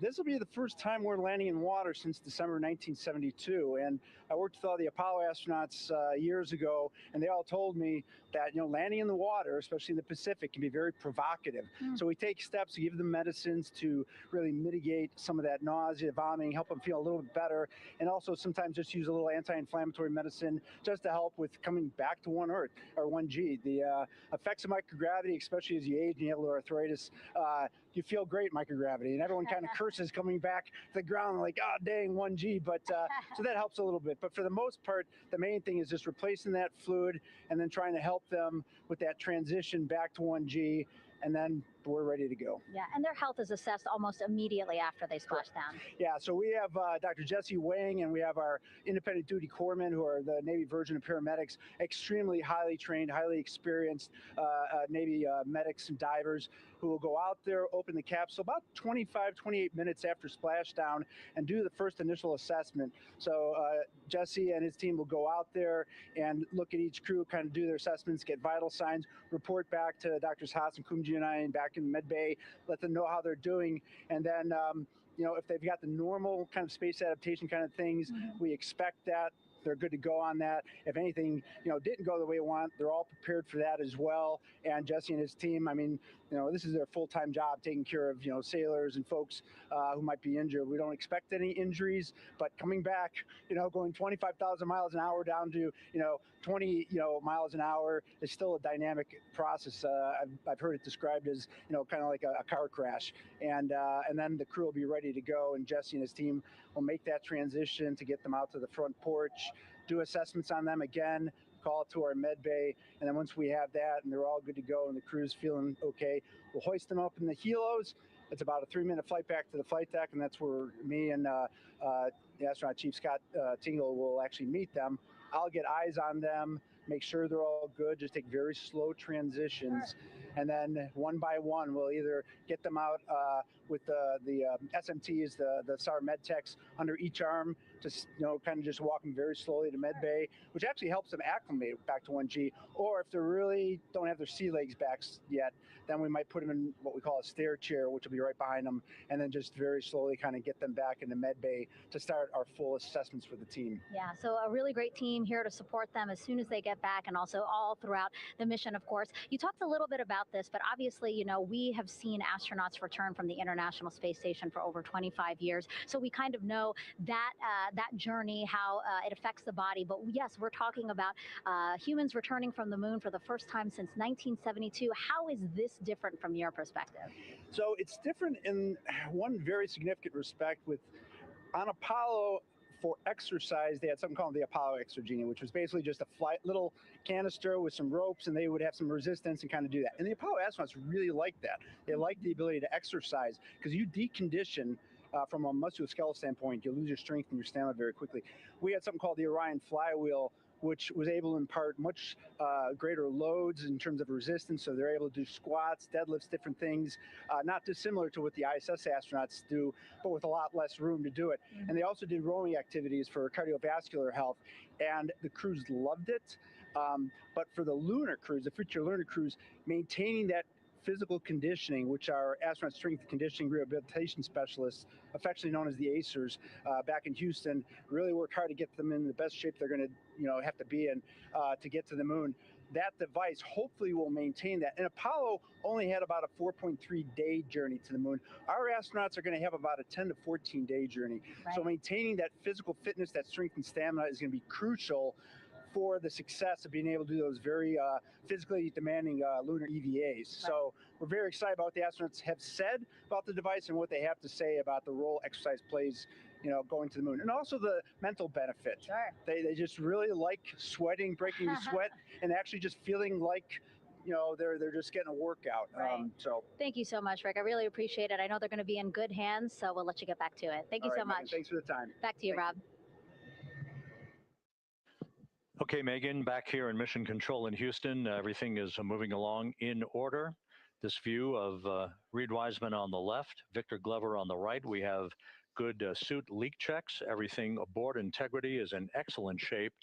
The vehicle, with the Earth growing larger and larger in the field of view, we're now just about 8,200 nautical miles away from Earth and closing in for a splashdown just 1 hour and 5 minutes from now.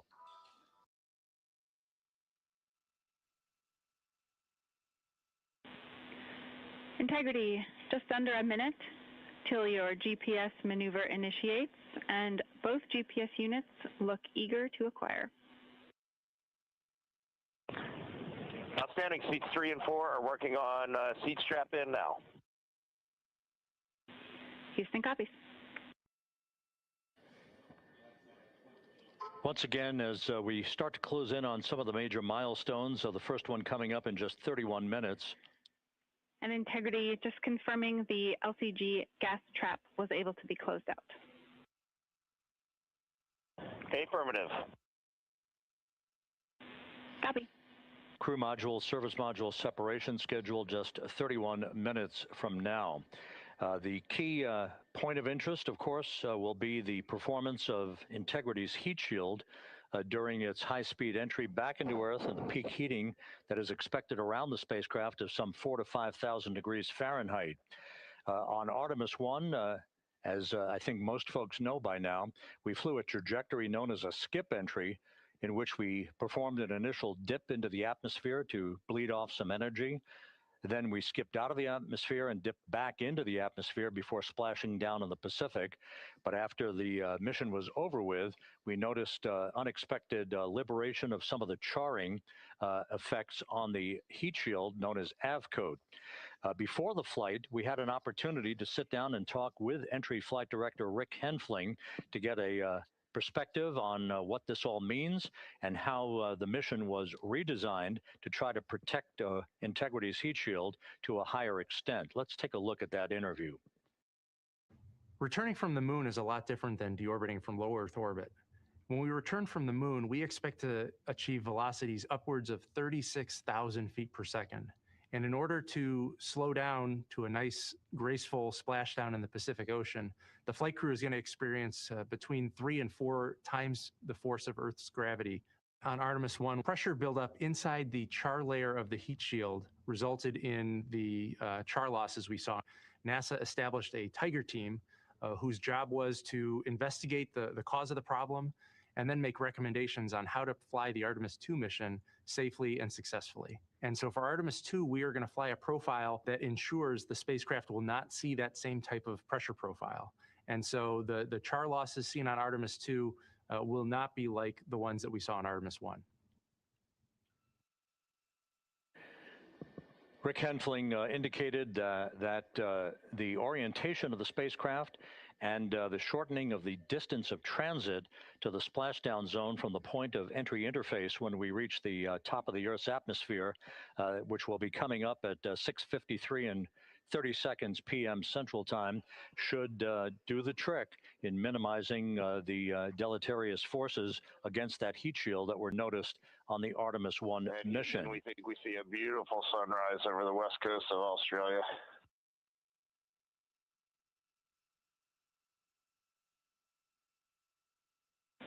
We copy.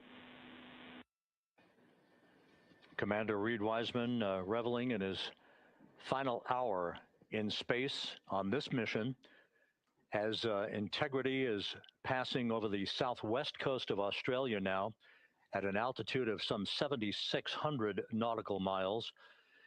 That will begin the southwest and northeasterly transit across the Pacific Ocean. Let's talk a little bit more about some of the highlights and some of the numbers associated with the points of interest here. We are 27 and a half minutes away from crew module, service module separation. That will be followed about 3.5 minutes later by the raise burn that we've discussed, a 19-second burn of Integrity's thrusters to fine-tune its angle of attack as it enters the Earth's atmosphere. Entry interface is scheduled 47.5 minutes from now.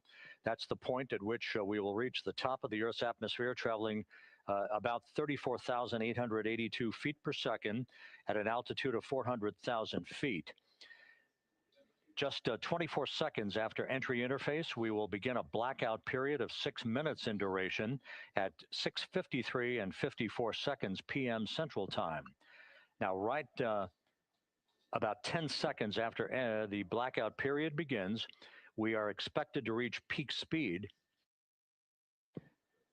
which would be 24,661 miles an hour.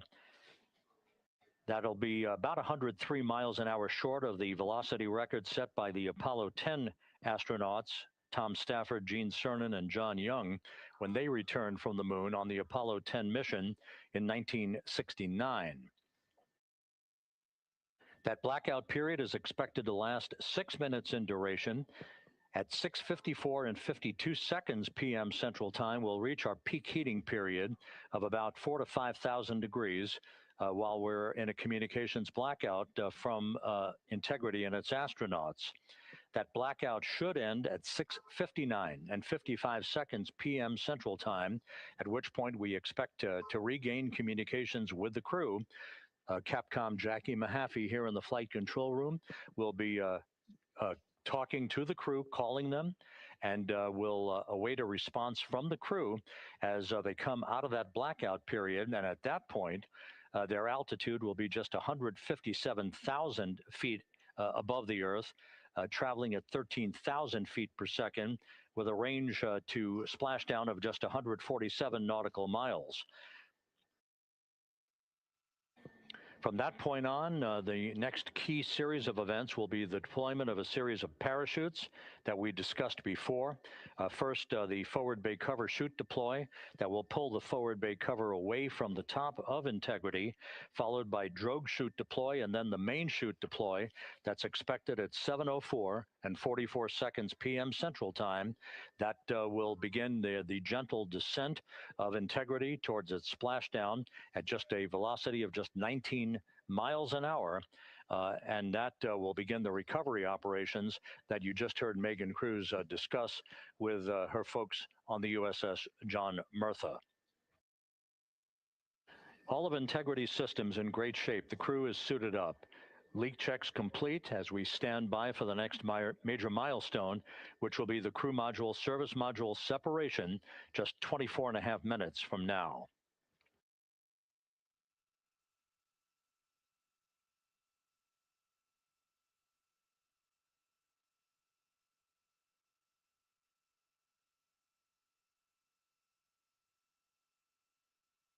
All of the activities from the start of entry interface to the point of splashdown will be quite rapid fire just 13 and a half minutes from the point at which we begin descent into the Earth's atmosphere till splashdown.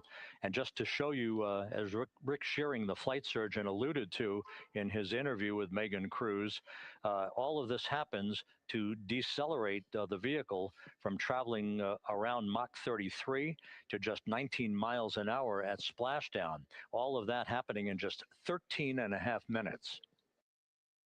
But the vehicle and the parachutes are all designed to support all of that. So we'll be standing by to report all that to you in sequential fashion as these milestones are ticked off and as we hear from the crew during its entry back into the Earth's atmosphere and ultimately when they emerge from the blackout period. And at that point, we'll be just minutes away from splashdown.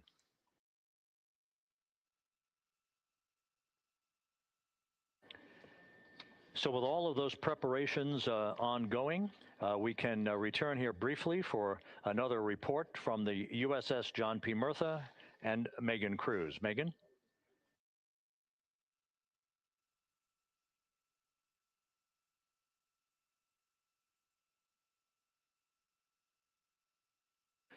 And we'll regain that communication with the USS John P. Murtha just momentarily.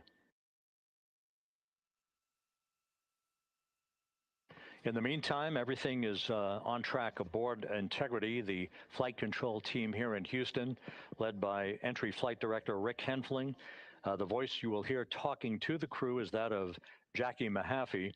She will be reporting everything to the crew and receiving their reports as they enter the Earth's atmosphere for their 13-and-a-half-minute plunge back into the atmosphere for splashdown off the coast of San Diego. Now we have the ship back with us and Megan Cruz aboard the USS John P. Murtha. Megan? 11 balloon, right?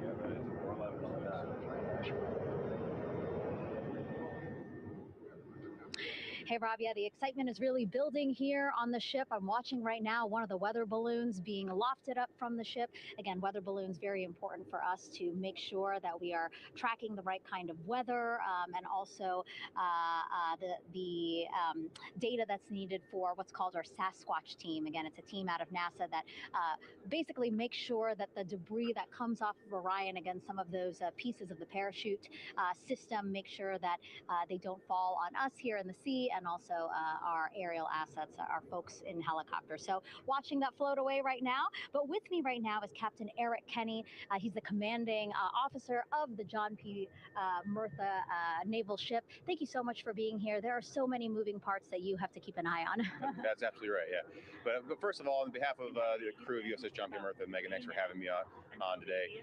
Happy to tell you what we're doing and excited to get the interview started. Yeah, absolutely. Why don't we actually take a look at the flight deck here? We'll start there. Basically, we also, while watching this weather balloon float away, we noticed all 4 helicopters leave the flight deck. We now have an empty flight deck. We had 2 imagery helos as well as the 2 crew helicopters that will go recover the crew. This is just one of the many things that, again, our ship of 550 people, it's something that you oversee as commanding officer. Yeah, absolutely. Every commanding officer, I would say really every naval service member, our priority is always safety. And as the commanding officer, I take that as one of my primary roles here on board. Mission accomplishment is important, safety always. So my day really has, I would say my message to the crew has sort of changed over the past 24 hours. As we're leading up to today, we've been building up the excitement and motivating the team for the training that we've executed. But really over the past 24 hours, now I'm trying to get us to slow down a little bit. Trust our training, right? Don't believe all the hype. Don't believe everything that's going on. Just let's trust what we've done to get to this point. And if we do that, we'll be successful today. Mm-hmm. And also part of the big success is obviously the coordination between NASA and the U.S. military. How does it feel being able to support the human space program we have? Yeah, I mean, since 1959 with Mercury, Gemini, Apollo, the history between NASA and the Navy has been in lockstep.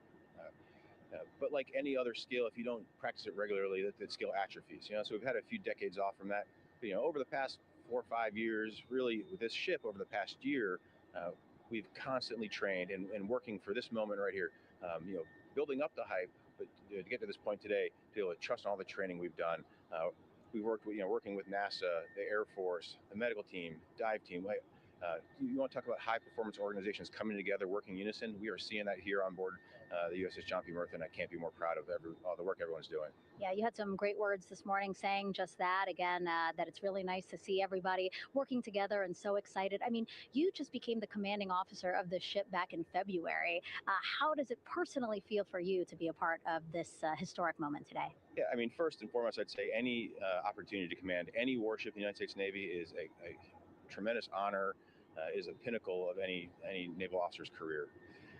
That being said, as my change of command was approaching, and I realized that Artemis was going to be in the window here, to say that I'm humbled and honored to be here is an understatement. What really just excites me is the opportunity to see this crew, who has been training so hard over the past year plus, come together. It is what inspires me. Listening to NASA and the ownership and pride they take. They make my crew better. I think we're making NASA better together. That synergy is something that I'm happy to see and hopefully take forward with me in my career. Yeah, it's all about partnerships. We couldn't do it without you, and we couldn't have gotten to the moon without our international partners as well. So thank you so much, Captain. It was really great to have you here today. Thanks, Megan. Awesome. All right, Rob, back to you. Thank you, Megan. Back here in Mission Control in Houston. We just had a quick view of the crew. We'll get that view back, and there they are again. Here in Mission Control, the entry team of flight controllers led by Rick Henfling and Jackie Mahaffey serving as the spacecraft communicator. We have just handed over communications links from the Deep Space Network that we communicated with the crew through from the time of the translunar injection burn back on April 2nd. We've just handed back to the tracking and data relay satellite system as we prepare for the crew module service module separation that will take place just 17 minutes from now. With the Earth looming in front of Integrity as it barrels back for a splashdown of the Pacific just 50 minutes from now, we're just 5,700 nautical miles from splashdown. Just one other quick note about the comparison from the Artemis I entry profile to the Artemis II entry profile and how that is serving as an extra layer of protection for Integrity's heat shield. The Artemis I entry had an entry range of some 3,178 nautical miles, a very long downtrack and a very longer period of exposure to heat loads than we're experiencing tonight. It also had that skip entry profile that we discussed earlier, dipping into the Earth's atmosphere, then back out, then back in. It was about 20 minutes of exposure. Integrity, Houston, comm check on TDRS. Jackie, we have it loud and clear on TDRS. We have you the same. And there's one of the weather balloons being deployed from the USS John P. Murtha.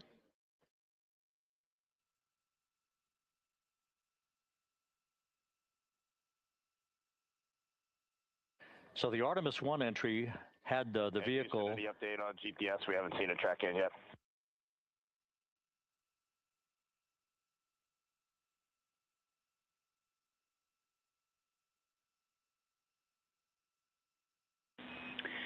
Reed, we are watching. We are starting to get into the window where they may start acquiring, so should be within the next 10 minutes. Okay, sounds good. We're holding at step 17 and getting ready for CM/RCS hot fire.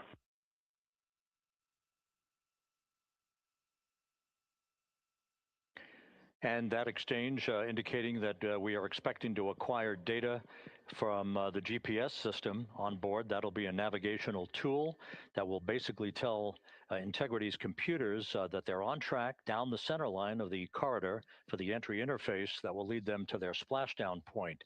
Once again, the Artemis I entry exposed the heat shield for about 20 minutes of peak heating. For Artemis II, we're going to reach a downtrack distance of 1,701 nautical miles from the point of entry interface with just 14 minutes of duration. And it's basically a different angle of attack, a little bit steeper angle of attack that will protect the heat shield from excessive heat loads. So that is the difference between Artemis I and Artemis II. all designed into this mission to gather data, to protect the heat shield, since the Artemis III mission and beyond will have a different designed heat shield that will allow that skip entry type of profile to be resumed for all of the future missions coming back from the south pole of the moon when we initiate lunar landings. So we've handed over to the tracking and data relay satellite system. That's where we'll have communications for the rest of the flight. Just to give you some time hacks here, we're 13.5 minutes away from crew module, service module separation, and just 17 minutes away from the raise burn, that 19-second firing of the thrusters that will basically be the final fine-tuning of the angle of attack for integrity as it enters the Earth's atmosphere.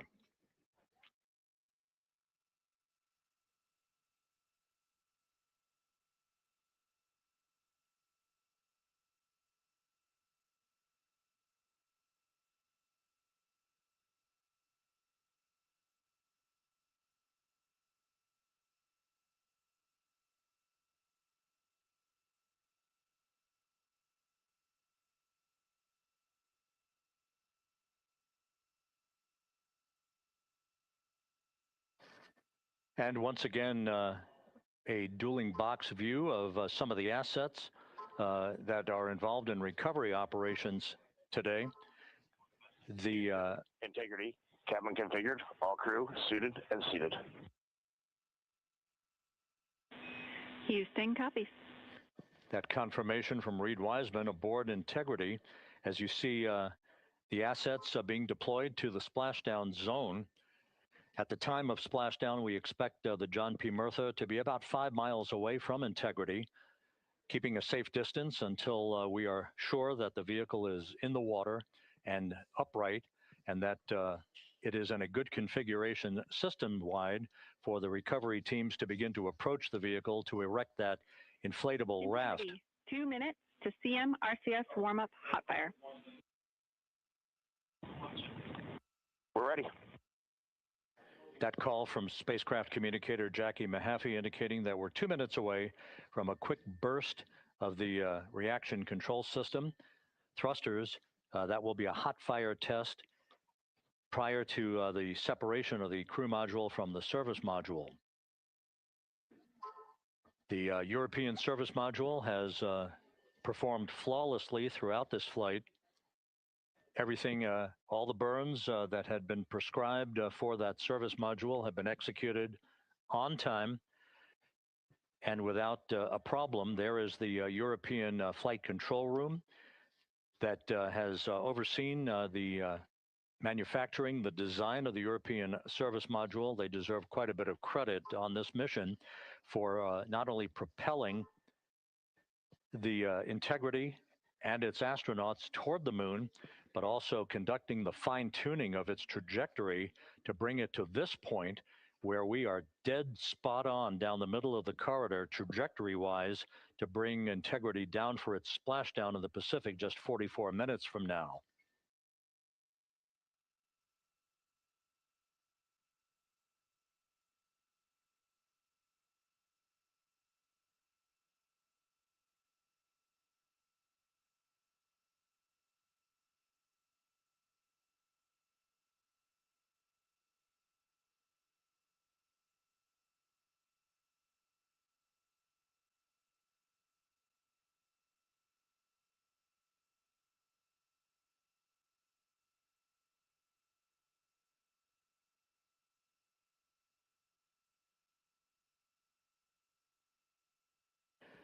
What you're looking at is a computer-generated visualization based on real-time telemetry from Integrity, currently traveling about 16,000 miles an hour.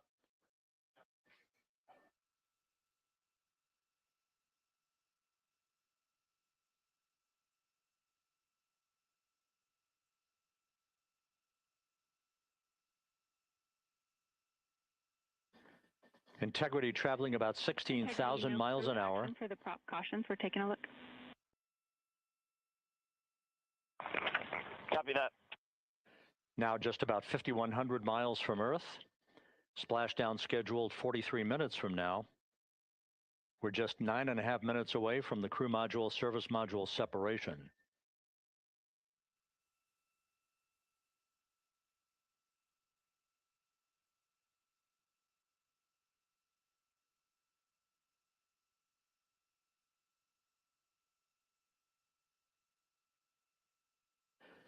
We are confirming.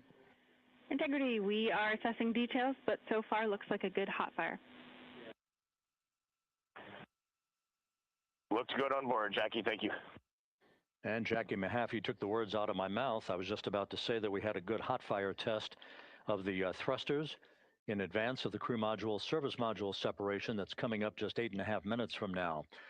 This will begin the period in which we will have rapid fire succession of critical activities on board that will lead to entry interface just 28 minutes from now, where the vehicle will enter the Earth's atmosphere at an altitude of 400,000 feet.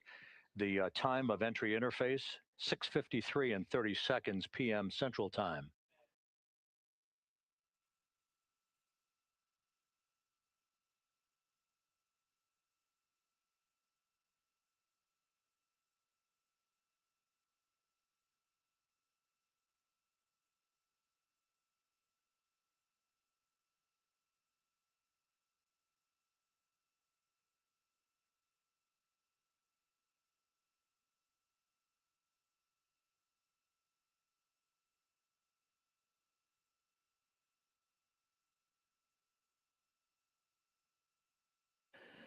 Integrity's astronauts were awakened at mid-morning to begin their entry preparations.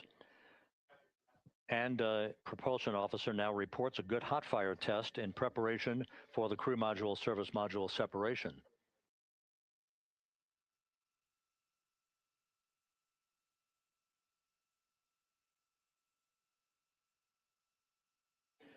We're now inside 41 minutes until splashdown. Integrity Houston, we have confirmed a good CMRCS hot fire. And although we are not seeing GPS acquired yet, you can skip the troubleshooting steps in 157 for now. Integrity copies.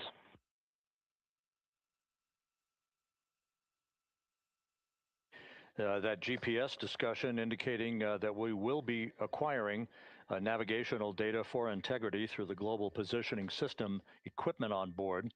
We just don't have it yet, but we will.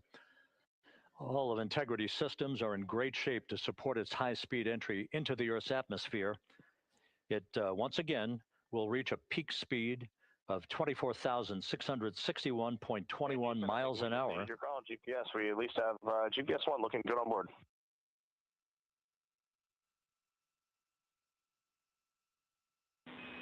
We are confirming.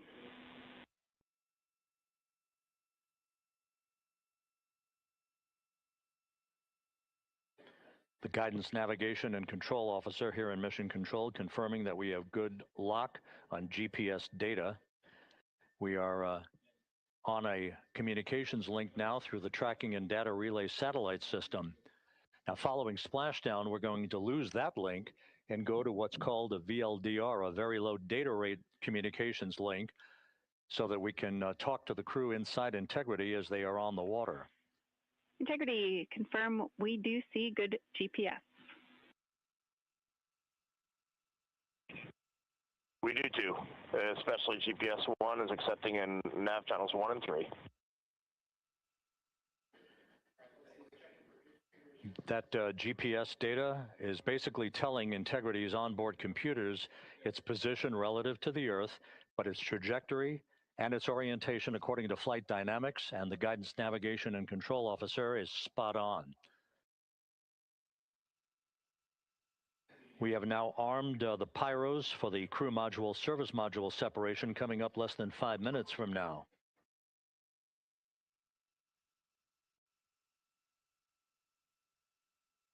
Once again, just 10 seconds after entry interface, we will see Integrity reaching its peak speed of 24,661.21 miles per hour.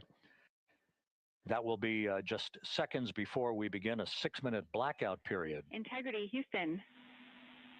Your vehicle is in a good config for CM-SM set and go for CM raise. Houston, we see the same on board and copy go for CM raise.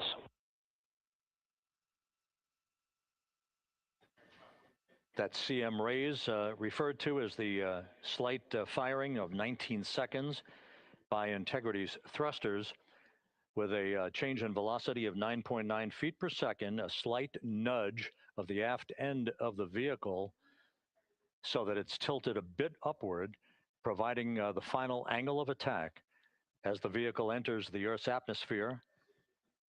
This being the mitigating factor that will reduce heat loads on the heat shield as we reach a point downrange from the start of entry interface, some 1,701 nautical miles to the splashdown site.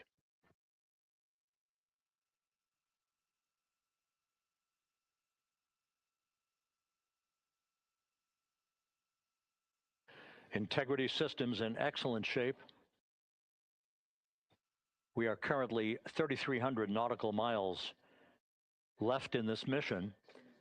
Splashdown scheduled 36 minutes, 39 seconds from now.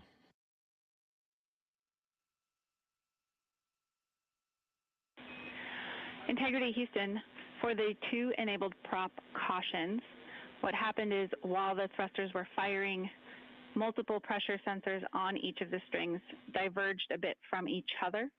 Those limits look to be set pretty tight.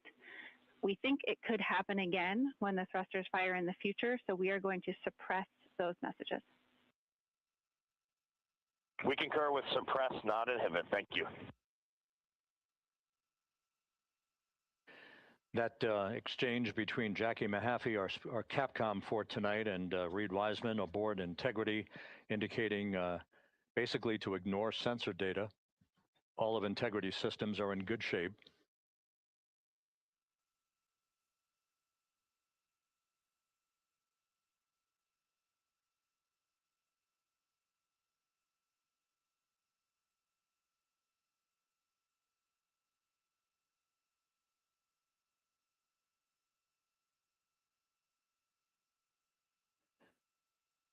Now, coming up on about 90 seconds till the crew module, service module separation.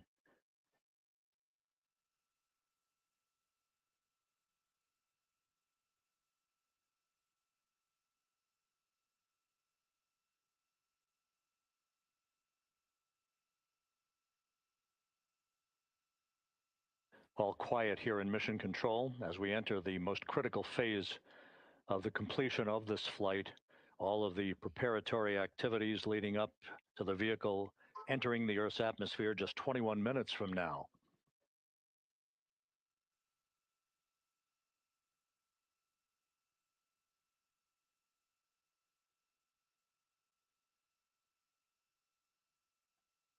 Coming up on 1 minute.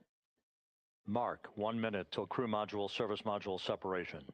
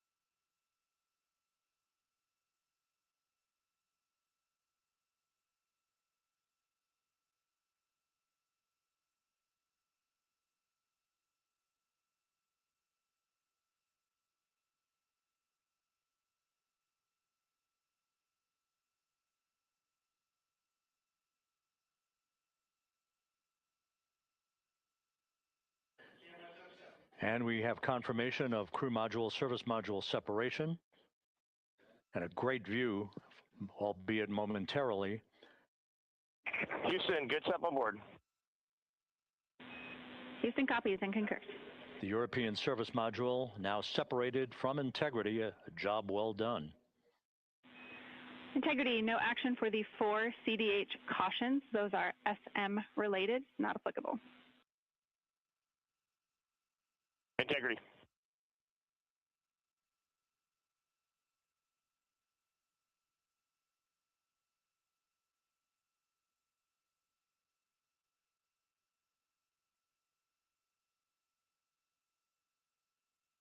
So, with Integrity now flying free on its own for the remaining 32 minutes of this mission, next up, the raise burn, a 19-second firing of Integrity's thrusters.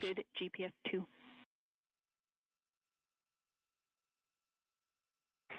Integrity copies. Good GPS 2.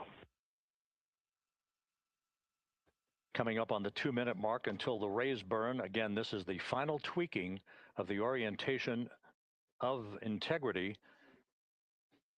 to put it in the right angle, if you will, the angle of attack that it will fly in during its entrance into the Earth's atmosphere.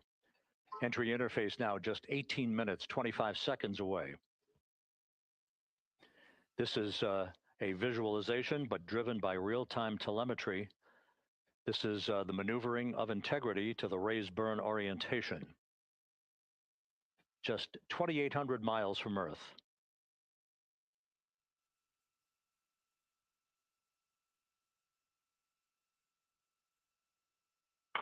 Houston, we got a great view of the European service module out the window with the sun hitting the side and the solar rays and the NASA worm right there. It's a beautiful looking machine.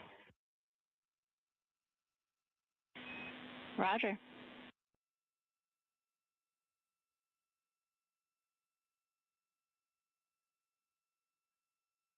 And we have completed the maneuver to the raise burn orientation, 1 minute away from the raise burn.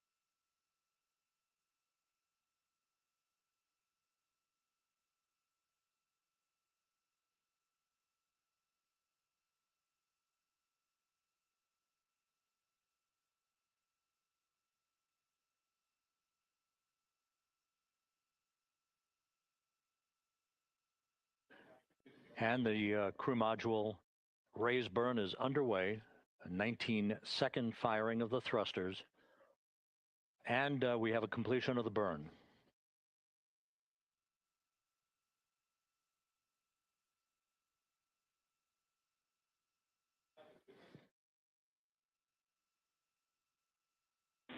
Integrity, good. CM raise burn. Your flight path angle is within limits.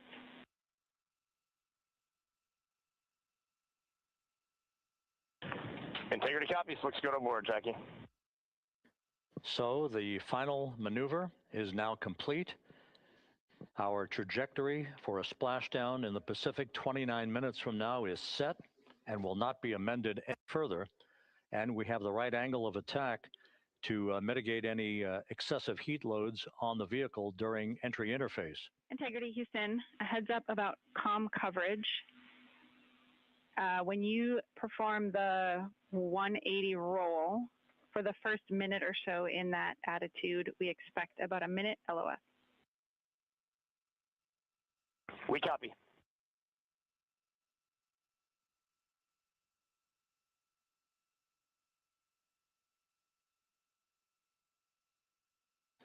So for those who are watching the series of events coming up, we will enter the first traces of Earth's atmosphere 14 minutes, 45 seconds from now. 6:53 and 30 seconds is what is pegged for entry interface at an altitude of 400,000 feet, traveling at approximately 34,800 feet per second, range to touchdown or splashdown 1,701 nautical miles. 24 seconds after entry interface, we will enter a 6-minute blackout period in which we will lose communications with the crew. This is expected due to the buildup of plasma around the vehicle. That's an ionization effect due to the collision, if you will, of the velocity of the spacecraft with the friction of the Earth's atmosphere. That 6-minute blackout is expected to begin at 6:53 and 54 seconds p.m. Central Time. During that period of time, we will reach our peak speed of 24,661 miles per hour. That comes just short, based on unofficial data from the flight dynamics officer right now, will come just short of the velocity record set by Apollo 10 of 24,791 miles per hour in 1969. We expect peak heating on the vehicle at 6:54 and 52 seconds p.m. Central Time, a minute and 22 seconds into entry interface. At that point, we will be just 204,000 feet above the Earth, traveling at 33,000 feet per second. The blackout period is expected to last 6 minutes. We expect that blackout period to end at 6:59 and 55 seconds p.m. Central Time. From the end of the blackout period until splashdown, it is just 7 minutes, at which point we'll start deploying the series of parachutes to slow integrity down to an ultimate splashdown velocity of just 19 miles an hour. We see the same, waiting for the 180 rolls.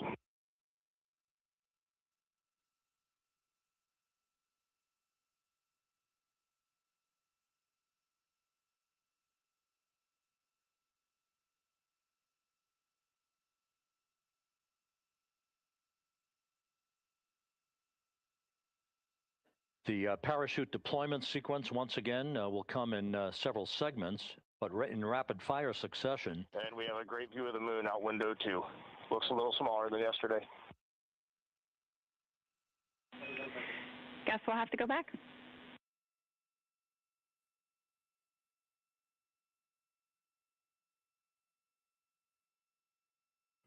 Reed Wiseman and Jackie Mahaffey exchanging discussion on a view of the moon that Integrity's astronauts are seeing in the final minutes of this mission that will be completed with splashdown just 25 minutes from now. 3 forward bay cover parachutes will be used to pull the forward bay cover off the top of the vehicle. Then 2 drogue parachutes will be deployed to slow and stabilize the crew module during its descent, followed by 3 pilot parachutes that will lift and deploy the main parachutes from the forward bay. The final sequence will have 3 main parachutes deployed. These will be 116 feet in diameter, each main parachute approximately 265 feet long when reefed. The parachutes will ultimately slow Integrity down from its peak speed of almost 33 times the speed of sound to a gentle 19 miles an hour at splashdown.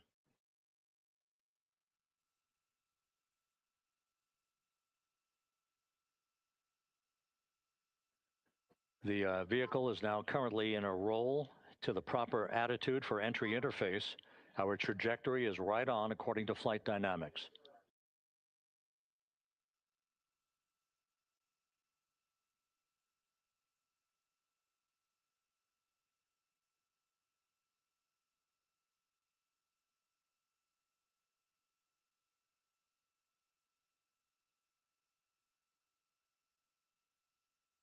Integrity is on a trajectory from southwest and northeast across the Pacific Ocean, descending at a rate of 15,000 feet per second.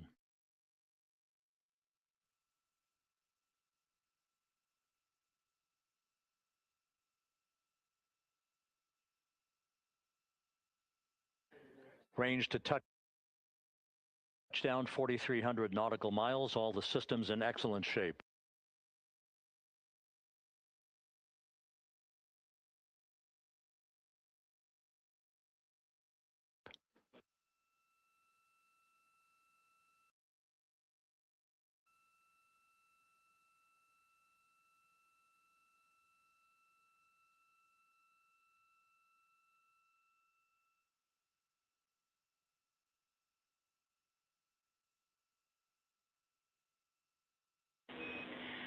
Integrity, Orion in the EI roll 180 attitude.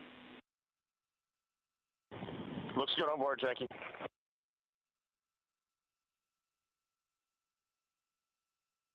This view out of one of Integrity's windows. We had a call for 3 good baros. Those are barometric pressure sensors that feed altitude and rate of descent information to Integrity's computers that will trigger the parachute deployment sequence. We are less than 9 minutes away from entry interface, 22 minutes from splashdown.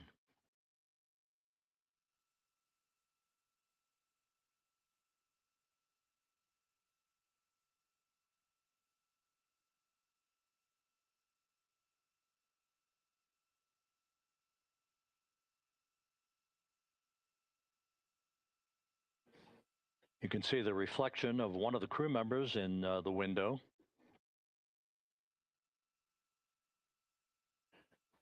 Out in the Pacific, the weather conditions remain go. Just a few clouds, some scattered clouds, winds at 10 knots, wave heights just about 4 feet. A gentle day in the Pacific for the homecoming of Integrity's astronauts.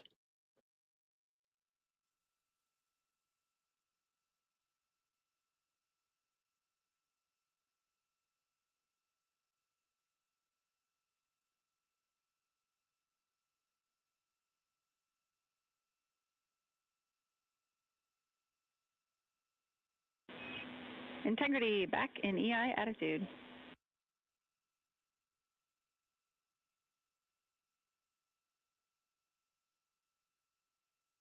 We see the same on board, Jackie.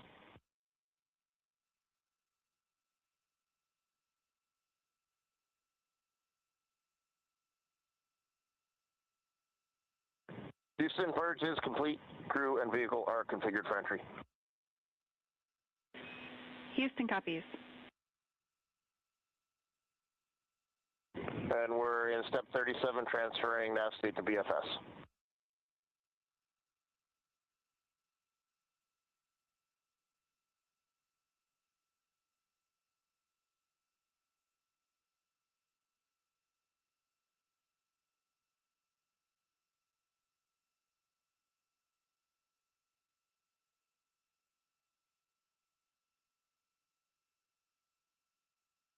And Houston, in instruction 509, we are not below 0.2.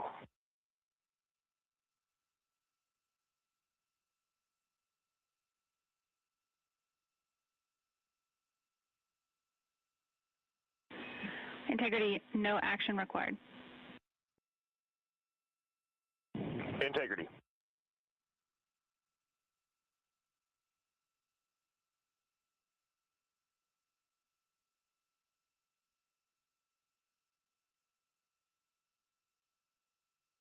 Now 6 minutes away from entry interface.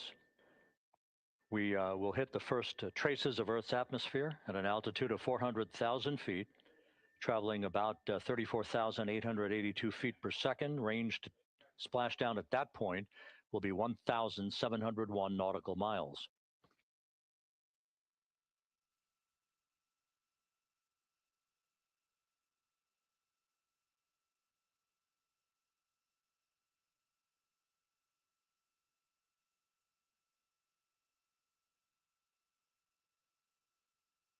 And once again, just a reminder, some 24 seconds after entry interface, we do expect to lose communications with the vehicle and the crew during a 6-minute blackout period when a plasma shield will build up around the spacecraft due to the ionization, due to heating effects.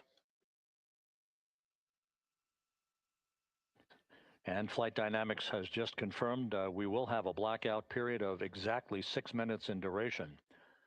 And once again, that's due to the fact that a plasma buildup around the vehicle will prevent communications and data, so we will not be able to talk to the crew members at that time, nor will we receive data here in the flight control room.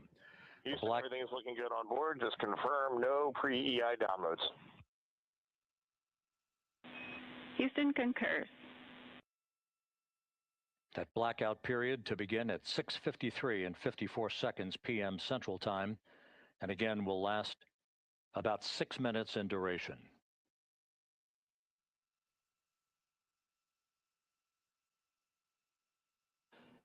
We're 4 minutes away from entry interface.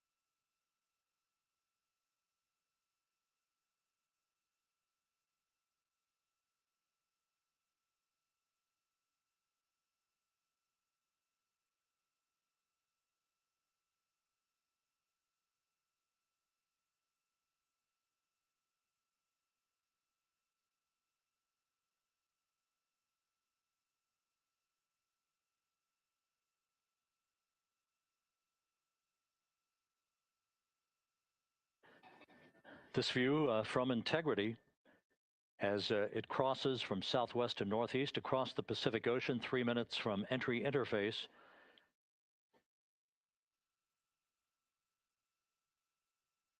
"16.5 minutes till splashdown."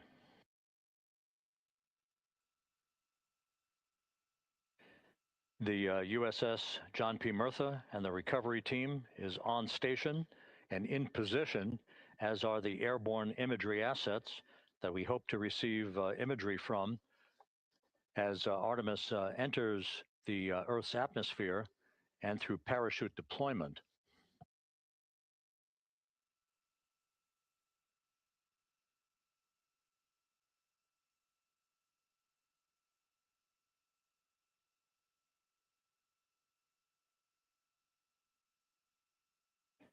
All of Integrity's systems are in great shape. The crew is ready to complete its mission just 15.5 minutes from now.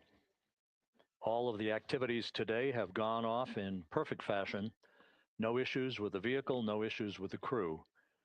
And the weather at the splashdown site is go.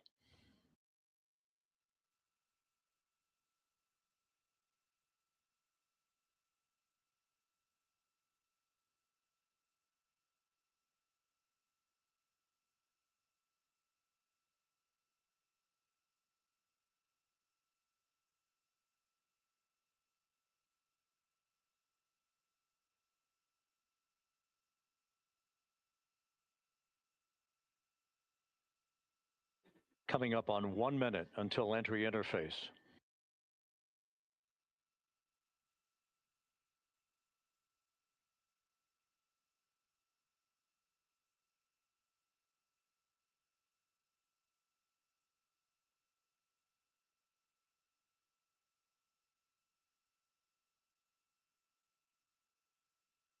Mark 1 minute until entry interface. 1 minute, 20 seconds until the expected start of our 6-minute blackout. Integrity, 1 minute to a 6-minute blackout. Integrity.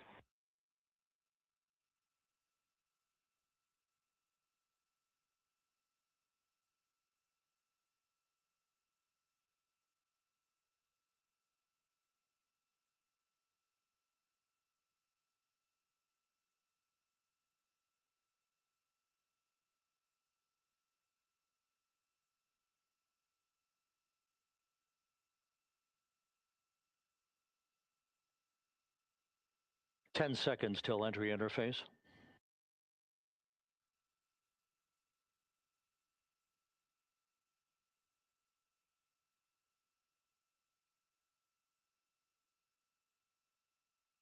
And we have crossed the threshold, now entering the Earth's atmosphere.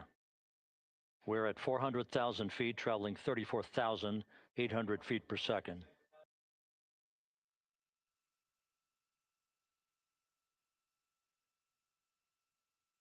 Time to splash down, 13 minutes, 10 seconds.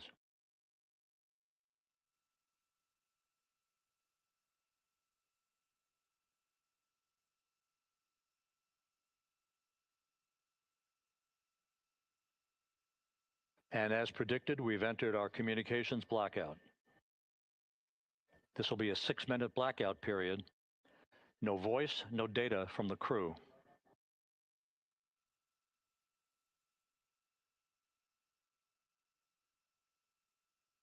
We're 30 seconds away from the anticipated point of peak heating on the vehicle, where temperatures will rise to about 4,000 to 5,000 degrees Fahrenheit. This is the true test of our trajectory.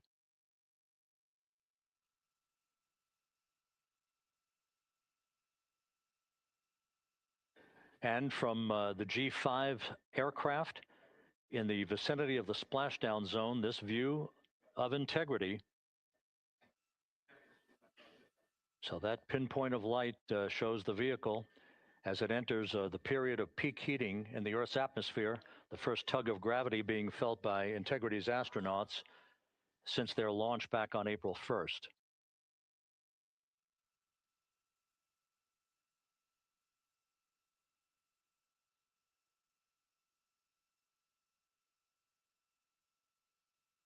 Four and a half minutes until the end of the blackout period. Time to splashdown, 11 minutes, 33 seconds.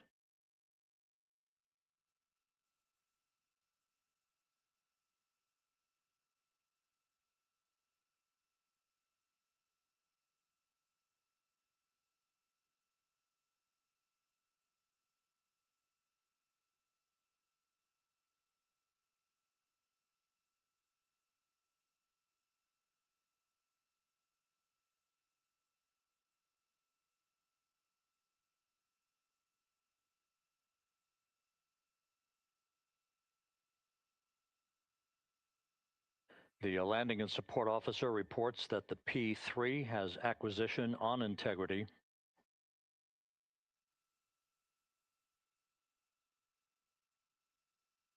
Three and a half minutes left in this blackout period.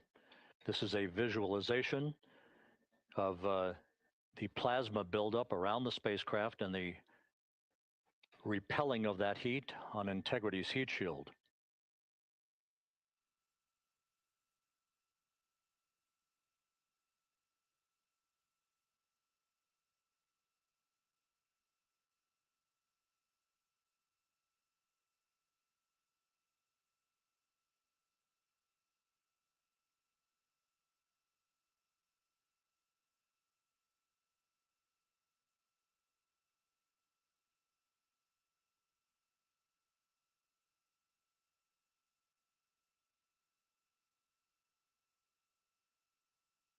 Flight Dynamics reports that airborne assets in the vicinity of the splashdown zone do have a visual on Integrity.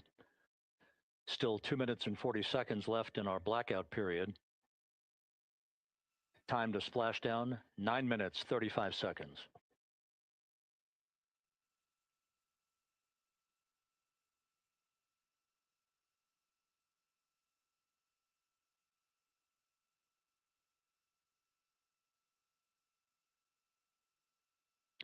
Multiple airborne assets as part of the recovery team all have visuals on Integrity.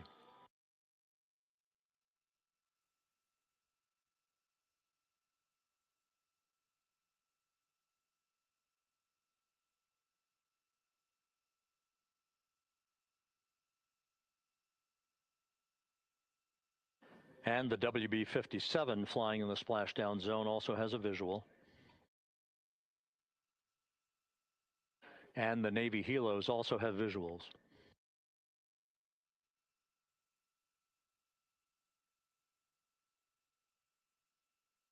We're still in the blackout period. Still do not have communications from the crew.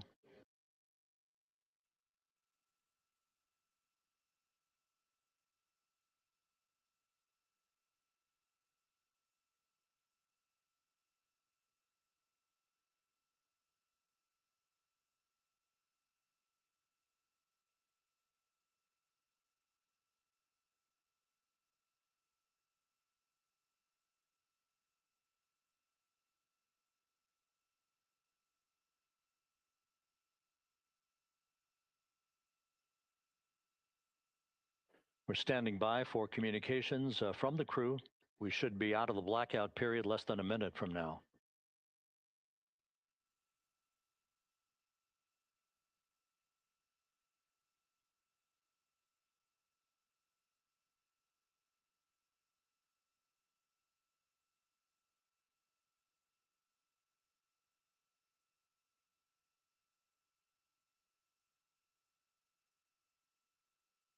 We are now processing data from integrity.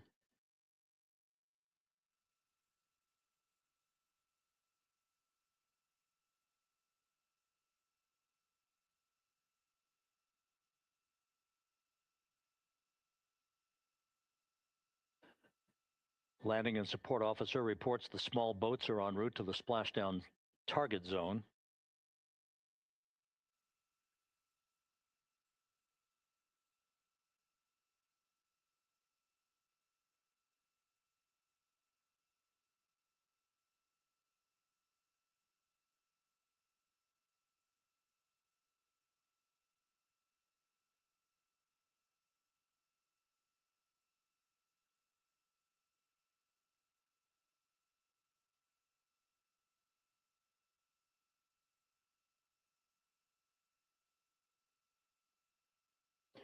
Passing through 150,000 feet, our trajectory is perfect. We're getting intermittent views of integrity. Still waiting to establish voice communication.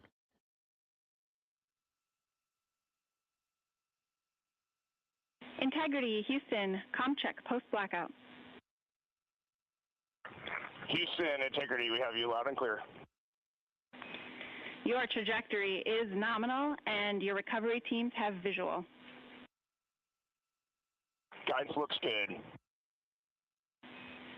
No action for the enabled internal camera controller fail.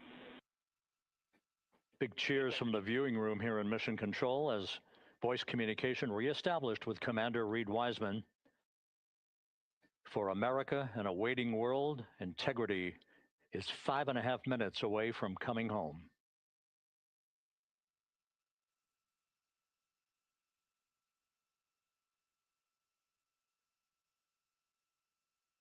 Passing 100,000 feet now. Range to splashdown 19 nautical miles.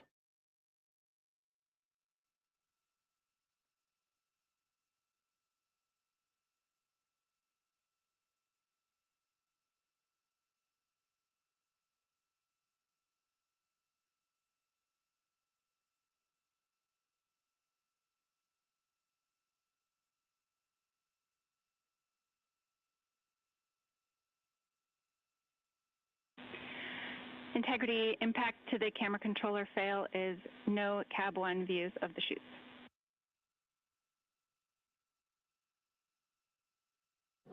Integrity. We're processing good data through the GPS system. A good view of Integrity, time to splashdown 4.5 minutes.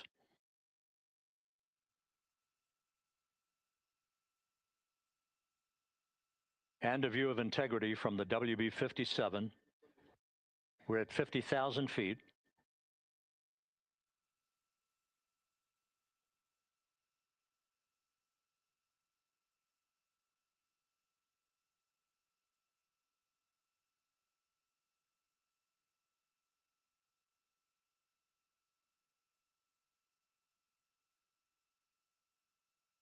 The pyros are armed for forward bay cover jettison.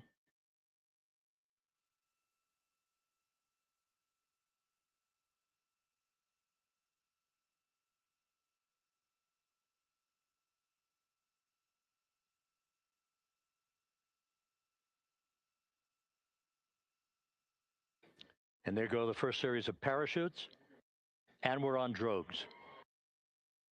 And Houston, we're visual 2 drogues out the window. 2 good drogue shoots. Next up. We copy, we see them. Next up, the deployment of pilot parachutes that will pull the main chutes out. Time to splash down 3 minutes and 10 seconds.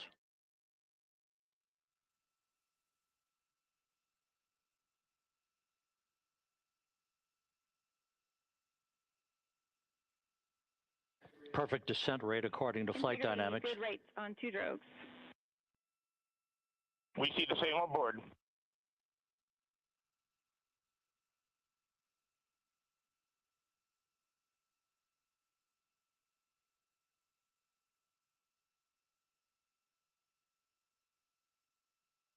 Passing through 10,000 feet, still on drogues.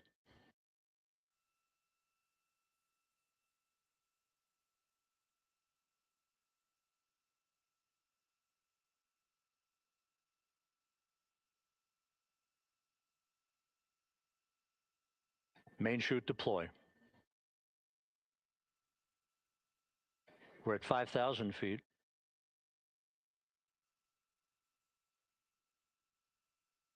Search and recovery beacon has been activated on integrity. And we have three good main chutes. Good three main chutes, good reefing, good descent rate. Good rates, and we see three good-looking parachutes.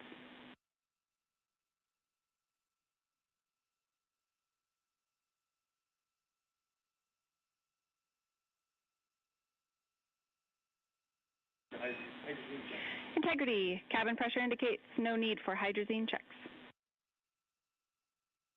Integrity copies.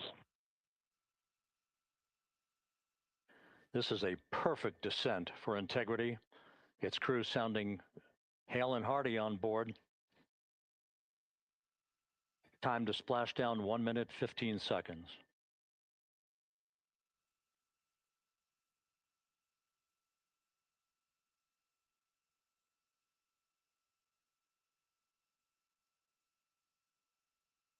Integrity about to complete a journey spanning 694,481 miles from its launch from the Kennedy Space Center back on April 1st, and a trip around the moon.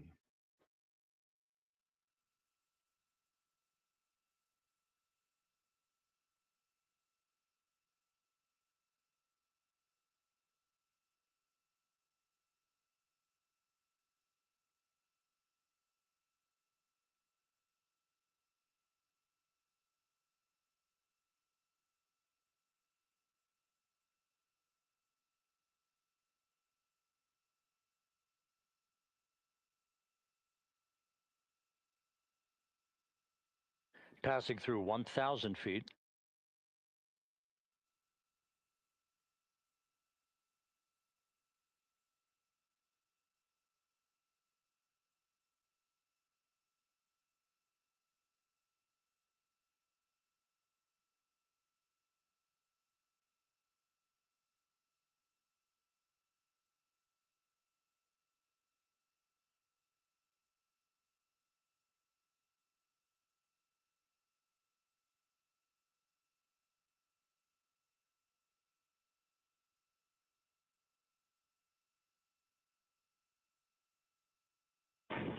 Integrity, splashdown, sending post-landing command now.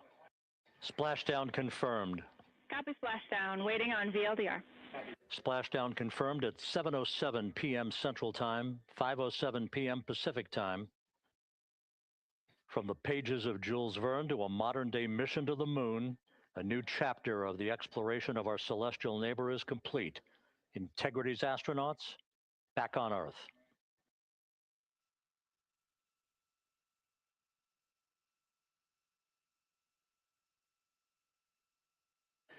And the landing and support officer reports the vehicle is stable 1.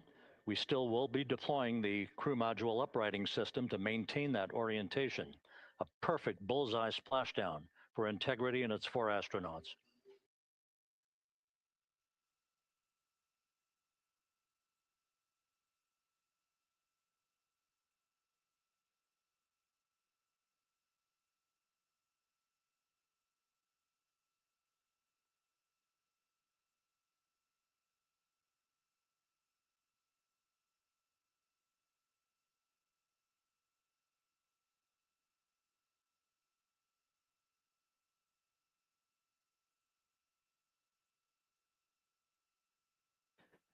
The unofficial splashdown time, 7:07 and 47 seconds p.m. Central Time. We'll get that refined for you.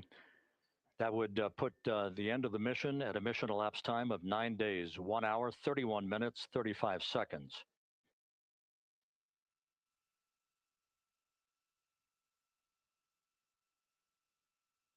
And we're configuring for very low data rate.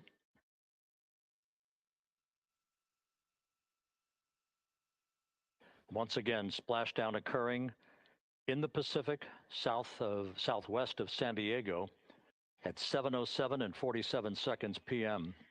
Integrity Houston, comm check on VLDR.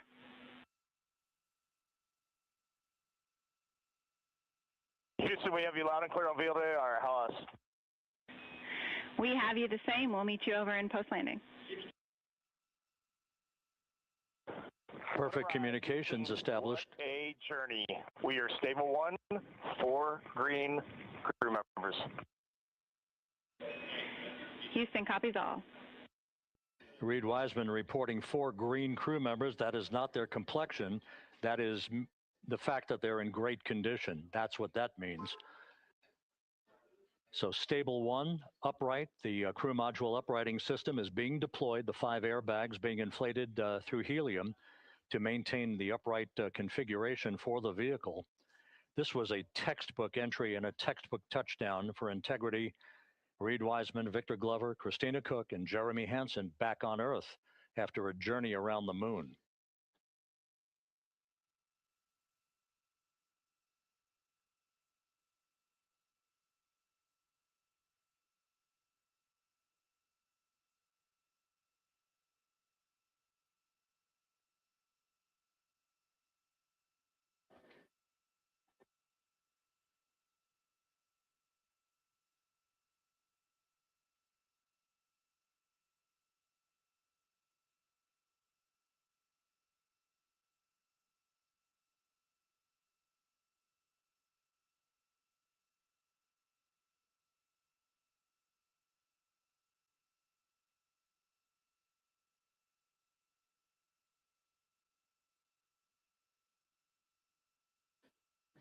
We continue to monitor the functioning of the CMOOS system. The airbags are being inflated to maintain a stable 1 or upright configuration. And there's a good view from one of the naval helicopters hovering overhead. Reed Wiseman reporting 4 green crew members, meaning they're all in excellent shape.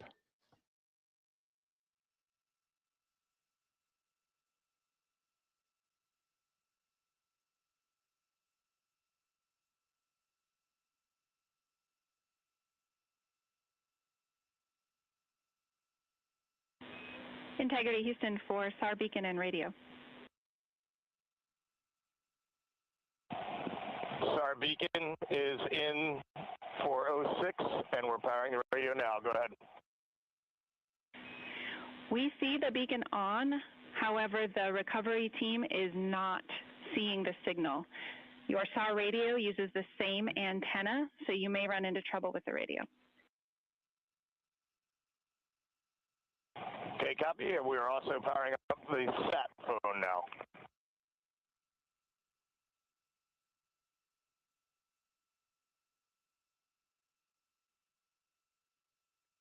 So integrity is in great shape.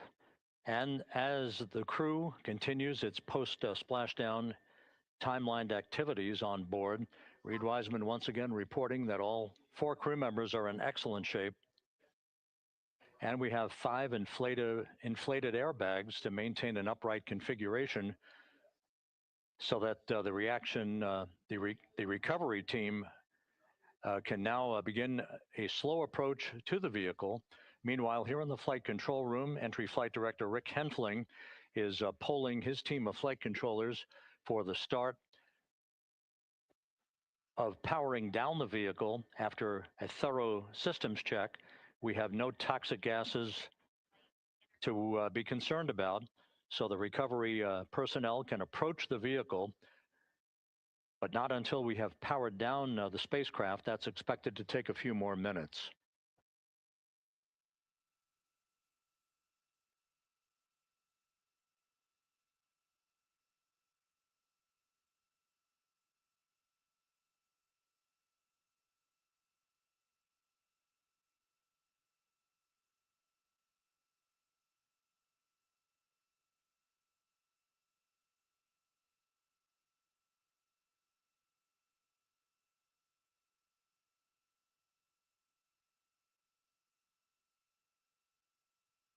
Integrity back on Earth, following its historic flyby of the moon. It was, for all intents and purposes, a textbook mission. On 28, but I'll remain on this frequency. We copy.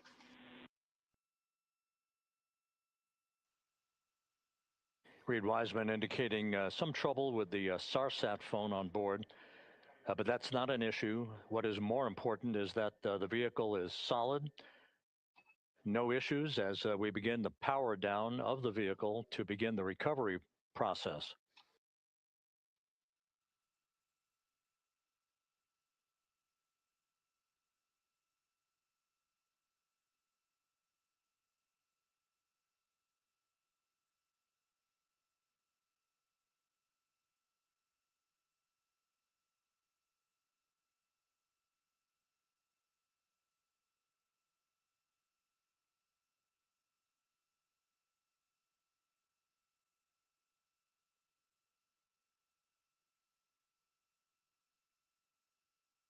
The propulsion officer here in Mission Control reports that we have safed the prop system on integrity.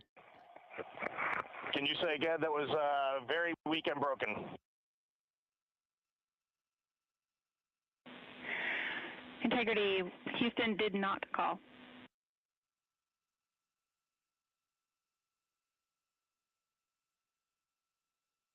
Copy that, Houston. It might have been on the SAR radio. Stand by.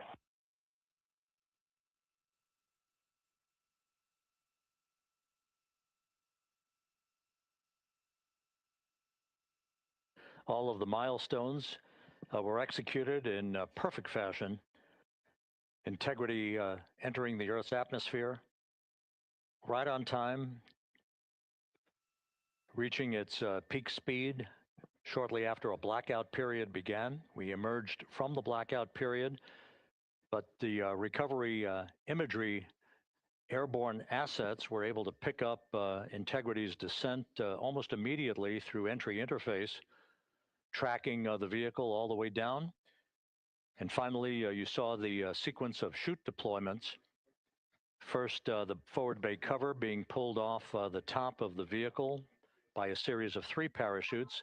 Then the drogue chutes were deployed, followed by the 3 main chutes that slowed the splashdown velocity of Integrity to just 19 miles an hour.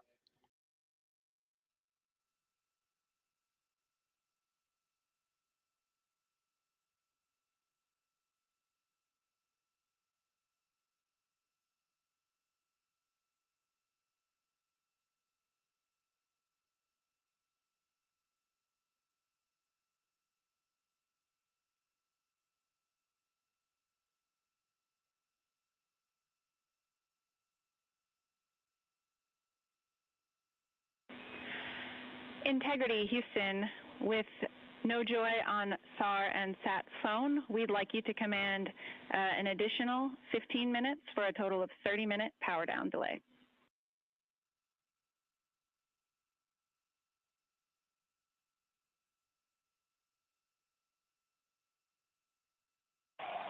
All right, Jackie, we have selected T/D+30. No joy on SAR radio or sat phone. And stand by, we have the master diver on SAR radio. Please hold comms. Hey, Lily. Excuse me. Hey, Jackie, we just got the master diver on SAR.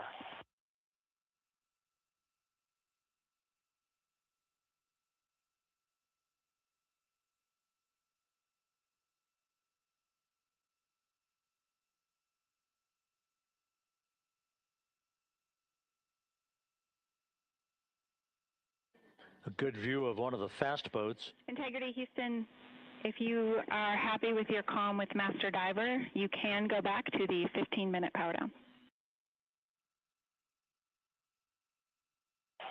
Okay, stand by. Yeah, we'll confirm here in a second. The crew on board Integrity coordinating with the flight control team in Houston here in Mission Control on the timing of the power down of the vehicle, which will be the precursor to the recovery teams approaching the spacecraft. There are no issues with integrity. We've had a bit of broken capability in establishing a SARSAT or satellite phone communications capability between the crew on board Integrity and the recovery team. That will get sorted out here shortly. There's plenty of cooling on board Integrity, so there's no rush to begin the power down. I tried to call you on the sat phone and not getting an answer there either. Concur. We haven't had anything come through.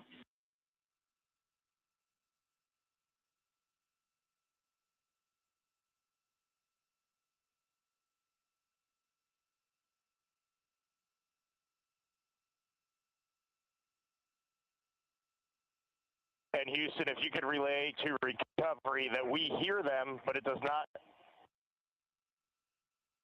appear as though they are hearing us.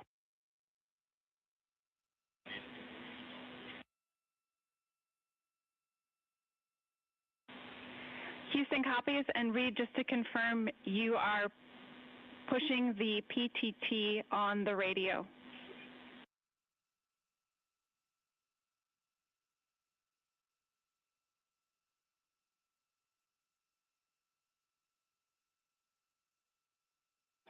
So as we continue to sort out the communications between Integrity and the recovery teams, we are standing by for the initiation of the power down procedures that, as you see, the recovery teams are moving towards the side of the capsule.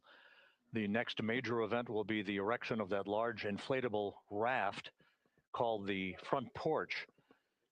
That will be the port of call for the crew as they're being extracted one by one from the vehicle.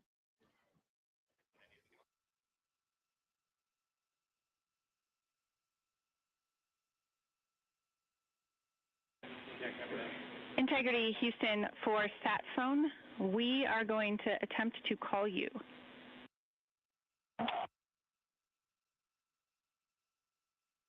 Good idea, standing by. And Jackie, yes, we are pushing the push to talk, the two buttons on the left side of the radio below the up-down arrows. We are utilizing them. I'm rebooting the radio to see if we get good comms. Okay, we copy all, and just to confirm, you are seeing that you are touchdown plus 3030 for power, correct? That's affirmative.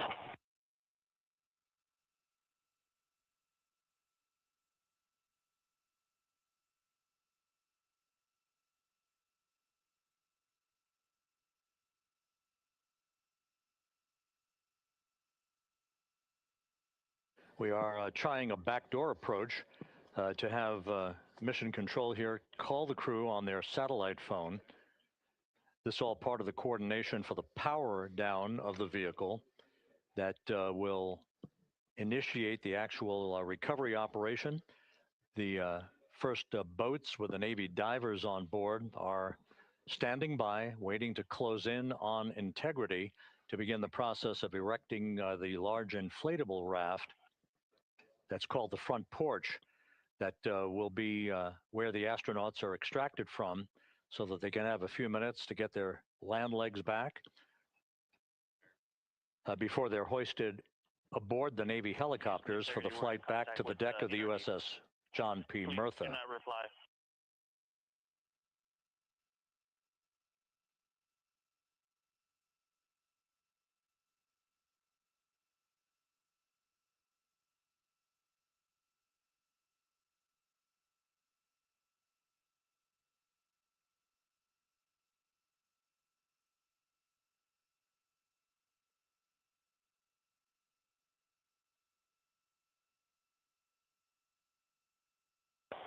And Houston, please don't reply. NRD, very weak,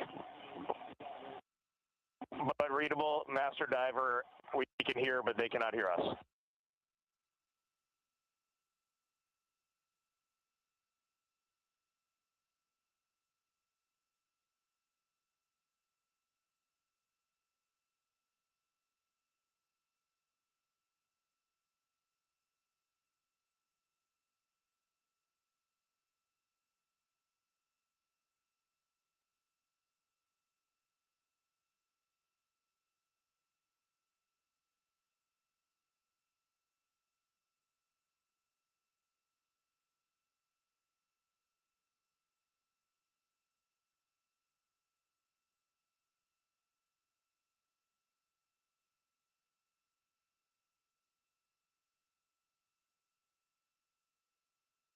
And Houston on OE1, is there any chance to tie us into NRD?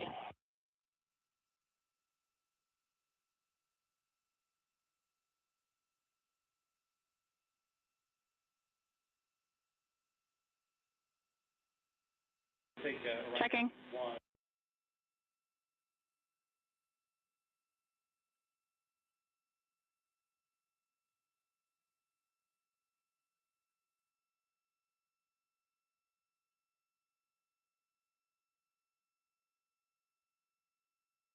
This is Mission Control, Houston. While we stand by for the establishment of communications between Integrity and the recovery team that is basically standing by very close to the spacecraft, we're going to go to the deck of the USS John P. Murtha, where Megan Cruz is standing by with Administrator Jared Isaacman.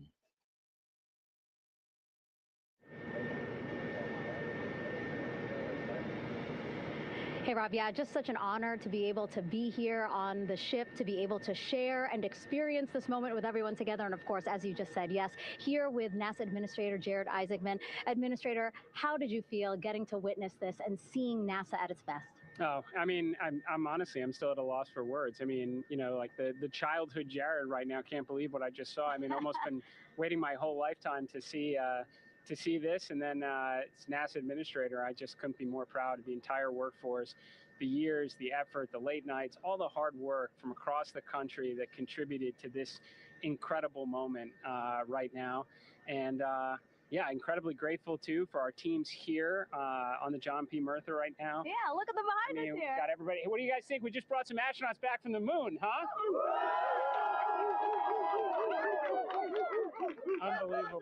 Thank you. Yeah, so grateful to the Navy, the sailors that are here, the NASA teams. I mean, this is a joint effort that's on their way right now. These recovery forces are getting out to our Orion spacecraft, to Integrity, get our astronauts back on the ship safely. Yeah, and this is not just an accomplishment for NASA. This is an accomplishment for humanity. Again, a historic mission to the moon and back. How does this make you feel, and what do you hope people take away from this? Well, I'll tell you, you know, I think about the crew members that we've all had an opportunity to observe over the last 10 days, right? I mean, they're absolutely professional astronauts. I mean, wonderful communicators, almost poets. But then I think these were the ambassadors from humanity to the stars that we sent out there right now. And I can't imagine a better crew than the Artemis II crew that just completed a perfect mission right now. So yes, it's a huge moment for everybody, right? I mean, we are back in the business of sending astronauts to the moon, bringing them back safely, and to set up for a series more. I mean, this is not a once in a lifetime, which you hear sometimes around here. It's like, this was a once in a lifetime. No, it's not. This is just the beginning. We are going to get back into doing this with frequency, sending missions to the moon until we land on it in 2028 and start building our base. Yeah, are we going to build on the momentum for Artemis III? I mean, it's just around the corner. Absolutely. So, I mean, that's, you know, part of me too. Like, I can't wait to get the crew off of Integrity right now, but also getting Integrity back on this ship so we can start taking a look at it, because all that data is so precious to us right now. I mean, we are going to definitely want to take a good look at the thermal protection system. We're going to want to download all the data they couldn't transmit back to us and use that to inform Artemis III. But we're already making progress, right? You had SRB segments already showing up at KSC. Core stage for Artemis III is rolling out on April 20th. We're getting Mobile Launcher 1 back in vehicle assembly building. So yes, there is a lot to celebrate right now on a mission well accomplished for Artemis II, and at the same time, we got to start getting ready for 3. Amazing. And last question, you know, for people who joined us for all 10 days to see what we can accomplish together with our international partners, what do you think about the fact that we're going to keep doing this more and more and more? It's incredibly exciting. I mean, yes, it's the contributions, like the best and brightest across the NASA workforce from across the country, our industry partners, our international partners. We had a Canadian Space Agency astronaut on board in Jeremy. We had the European Service Module. And you think in the days leading up to this launch, I mean, 48 hours prior to launching Artemis II, I was meeting with the Italian Space Agency. We signed a memorandum of understanding to build a habitation module on the moon. I mean, you have countries, all of our allies and partners coming together saying, we are committed to this effort. We are returning to the moon. We're doing it to stay. We are building that enduring presence. We are going to master the skills on the surface of the moon so someday we can undertake missions to Mars. It's just an incredibly exciting time, and we're not going at it alone. We're bringing everybody along with us. Absolutely. And speaking of everyone, one more time, we're going to ask the crew here, you guys ready to land on the moon? Awesome. I love that. Okay, well, thank you so much, Administrator. Appreciate you being here. We're, of course, going to stay on to watch the crew get extracted from Orion, so stay tuned, and we'll see you back here shortly.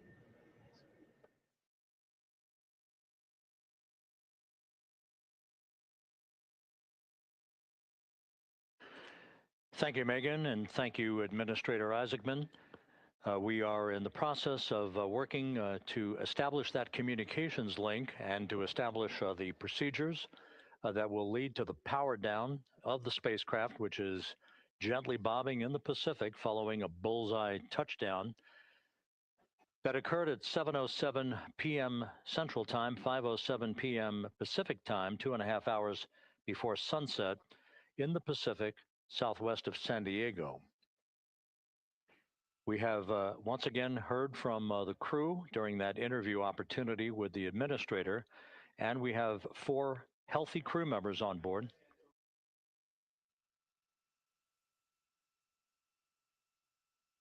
We now have confirmation that the vehicle has been powered down as per the procedures. So we have vehicle powered down, and the flight control team here in Houston, Flight Director Rick Henfling, has handed over mission authority to the Exploration Ground Systems team out in the Pacific. Now, we will physically not get off console with this team until the crew has been extracted into the front porch, that inflatable raft that will be erected along the side hatch of Integrity. So we're standing by for that in the next step in the recovery procedures. But everything is in great shape, and we have 4 healthy crew members on board the vehicle.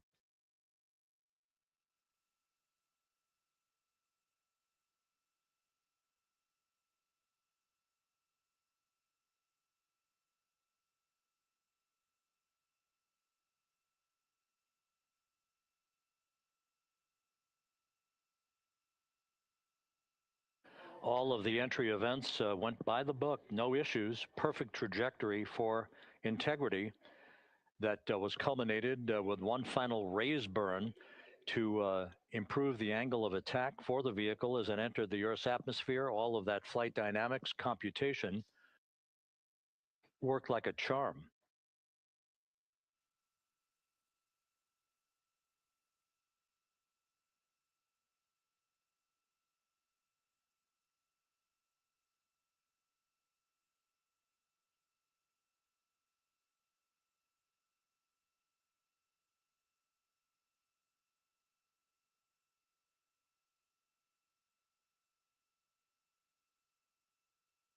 So we are standing by for the recovery team to approach Integrity and begin the process of erecting that inflatable raft called the front porch, which will see the crew members be extracted from the hatch of Orion into that inflatable raft before they're hoisted aboard 2 Navy helicopters in a variety of different configurations. Each crew member will be hoisted in sequential fashion, in alternating fashion, 2 crew members for each helicopter before they turn around to head back to the John P. Murtha. Once on the deck of the ship, they'll be brought into medical bay for comprehensive medical exams. But Reed Wiseman has reported several times that the crew is in excellent shape.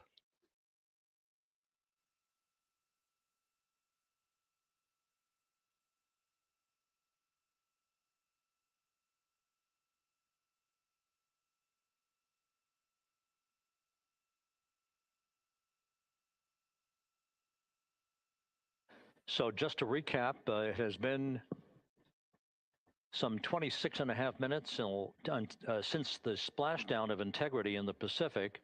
The vehicle is in excellent shape. It performed like a champ all the way down through the Earth's atmosphere. All of the vehicle functions were checked off in excellent trip hammer fashion. The parachutes all deployed as planned. Splashdown occurring at 7:07 p.m. Central Time, 5:07 p.m. Pacific Time.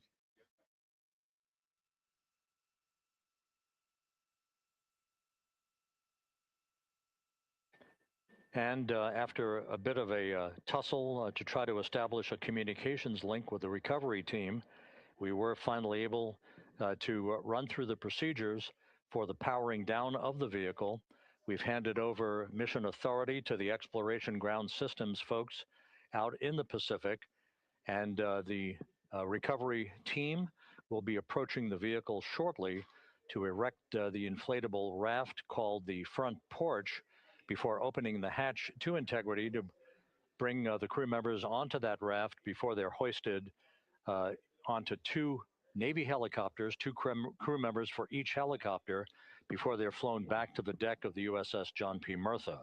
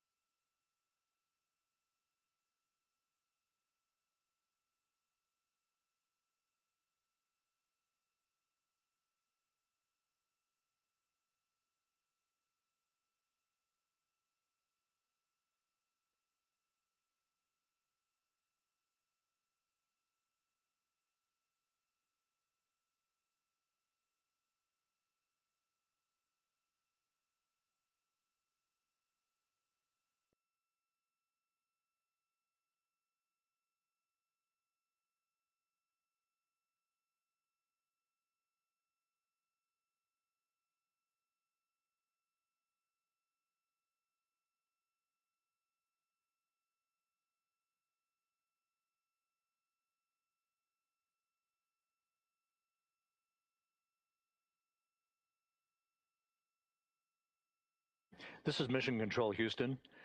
After talking to the flight dynamics folks, we have a bit of a refinement on the splashdown time for you. Their computation shows a splashdown time of 7:07 and 27 seconds p.m. Central Time, 7:07 and 27 seconds p.m. Central Time.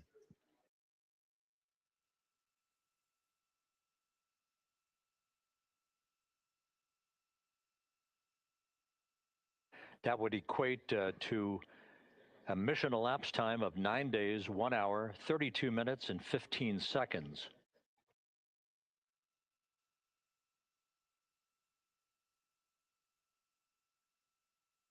Once again, from Flight Dynamics, a splashdown time of 7:07 and 27 seconds p.m. Central Time. That would equate to a mission elapsed time of 9 days, 1 hour, 32 minutes, and 15 seconds.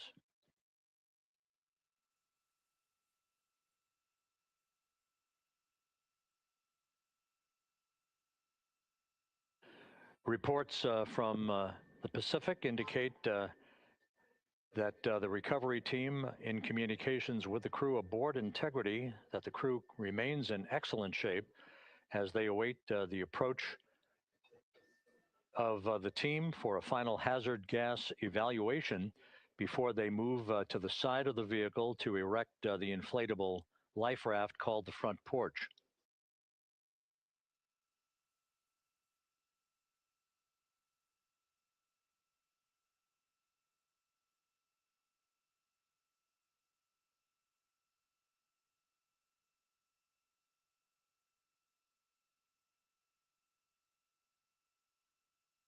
Again, no issues with Integrity. The vehicle is powered down. All of its systems are now safed. We have handed over mission authority to the Exploration Ground Systems folks in the Pacific, but we will not stand down and have the entry flight control team depart its positions until that inflatable raft, the front porch, is erected, the hatch open, and the crew having exited the vehicle. So that's the next step in the recovery process that will lead to the hoisting of the crew members. For 2 crew members for each helicopter, they'll be hoisted to a pair of Navy helicopters that will then fly a short distance back to the USS John P. Murtha. What you're looking at is one of the fast boats circling the vehicle to make a hazard assessment.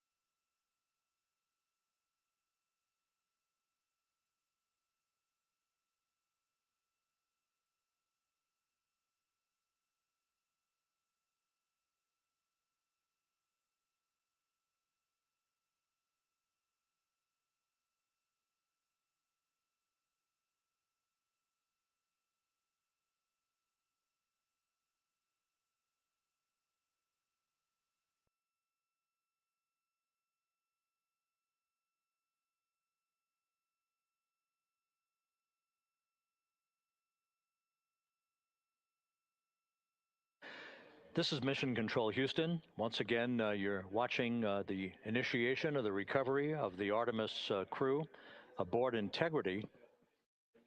All of the Navy divers and the fast boats are now approaching the spacecraft after conducting a hazard assessment. The vehicle has been powered down. Entry Flight Director Rick Henfling now waiting for the life raft, the front porch, to be erected along the side of the vehicle so that the hatch can be opened and the crew members extracted from Integrity, soon to be hoisted one by one into a pair of Navy helicopters for a short flight back to the deck of the USS John P. Murtha. If you missed it earlier, we talked to Flight Dynamics and received a more official touchdown time or splashdown time, as it were, of 7:07 and 27 seconds p.m. Central Time, 5:07 and 27 seconds p.m. Pacific Time. That would equate to a mission elapsed time of 9 days, 1 hour, 32 minutes, and 15 seconds.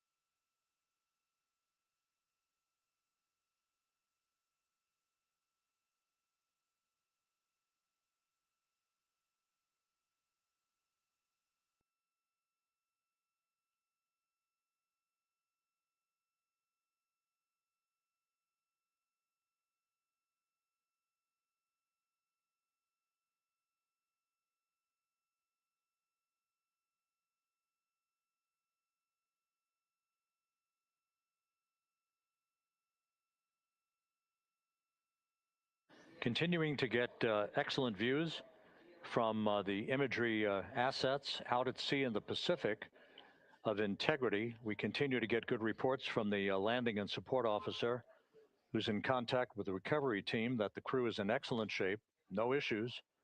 They're just currently biding their time, waiting for the front porch to be erected. We have no hazardous we have no hazard gases and no hazardous situation with the vehicle. It performed perfectly all the way down from entry interface to its splashdown in the Pacific at 7:07 and 27 seconds p.m. Central Time.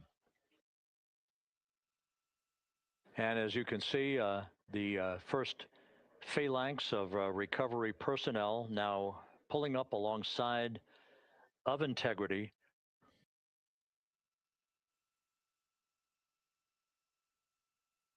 This includes Navy divers, a Navy flight surgeon, and other recovery personnel who have trained for several years for this recovery process.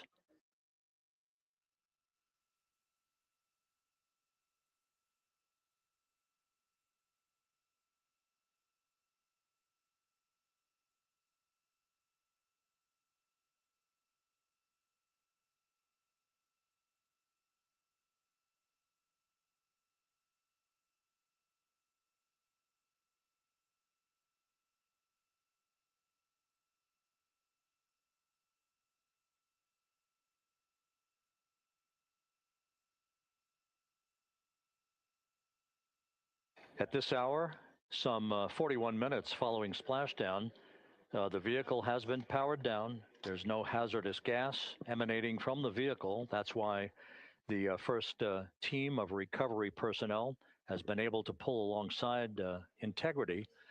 And the reports continue to come in that the 4 astronauts are in excellent shape.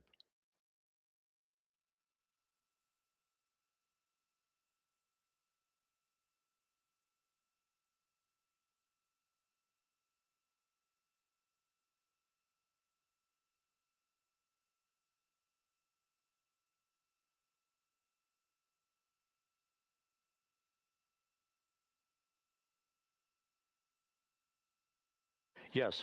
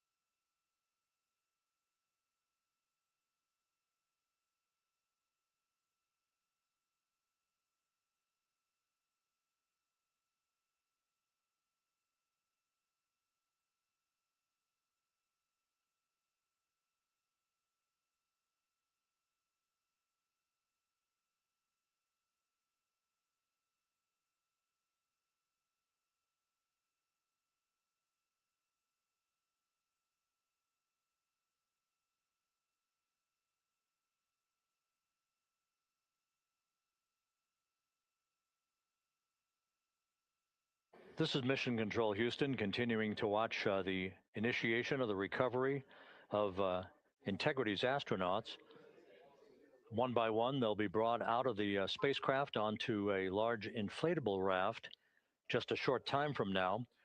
In the meantime, we can go back to the USS John P. Murtha, where my colleague Megan Cruz is standing by to provide her situation report. Megan, can you hear us?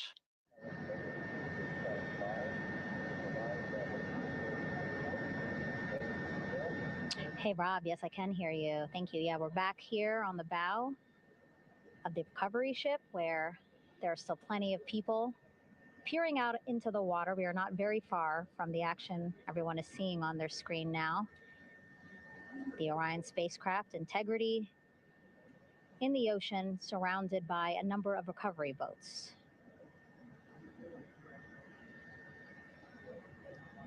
As Rob has been saying, in those recovery boats, NASA and Navy personnel specifically trained to get the astronauts out of Orion.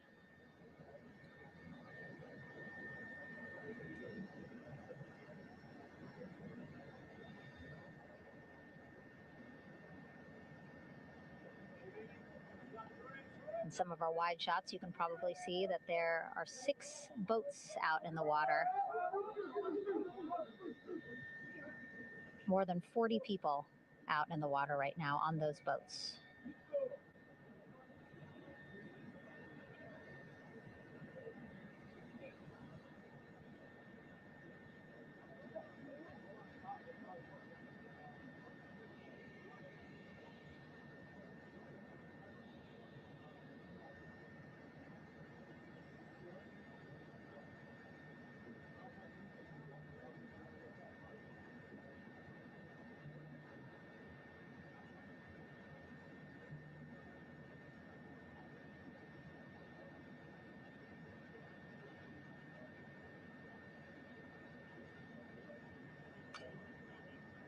First order of business is to set up the front porch and the stabilization collar. You might also hear it referred to as a stab collar. Basically just to make sure that Orion stays upright, doesn't sway in the water too much, again, to make it easier for recovery forces to get the astronauts out.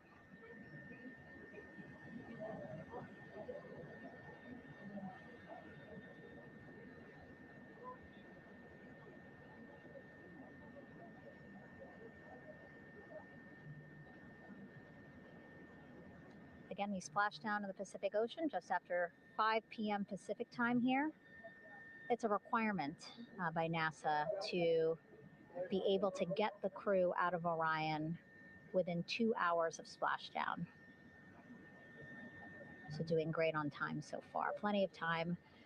No rush either. I was speaking to NASA flight surgeon Rick Schuring earlier in this broadcast, and he said to me, no rush to get the crew out. Just want to make sure that they're feeling good, and whenever they're ready to take their step out of Orion and onto that large raft, the front porch, folks will be ready.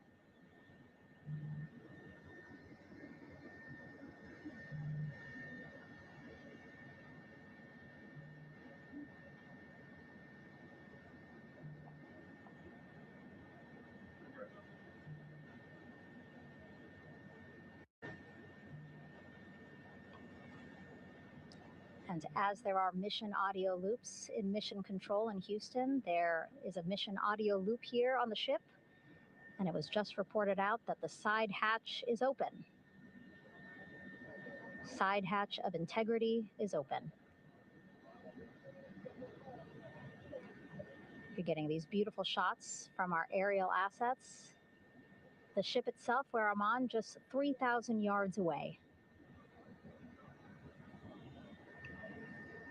Again, plenty of people on the boat here, glued to the side closest to where they can see all this action. And again, with just 3,000 yards separating us, great views from the bow here. You can see now that side hatch is open. One of the Navy personnel is about to get inside there.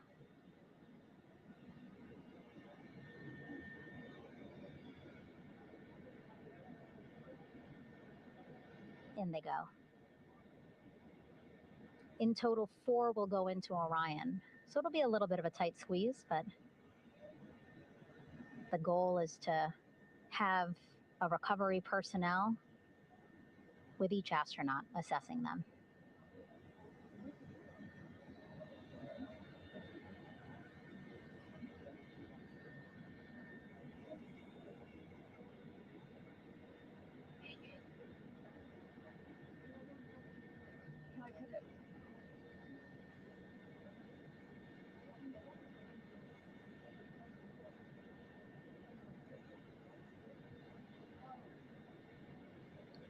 Boat's getting closer now.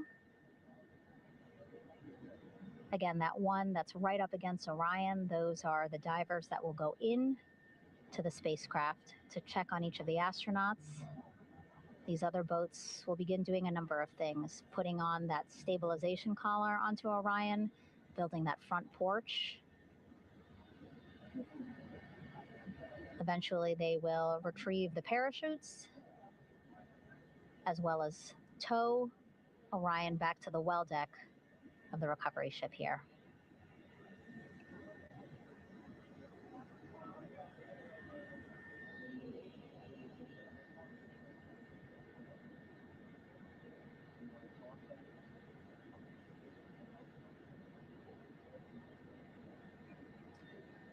And so as we wait for the Navy and NASA personnel to get their assessment of the crew inside of Orion, why don't we toss it back to Rob for an update? Yeah, thank you, Megan. Here in Mission Control, Flight Director Rick Henfling and the entry team of flight controllers still on duty. The vehicle has been powered down for some time now. There are no hazardous gases emanating from integrity. That, of course, allowed the recovery personnel to approach the vehicle and then open the hatch to begin the initial medical assessment of the crew, as you just indicated.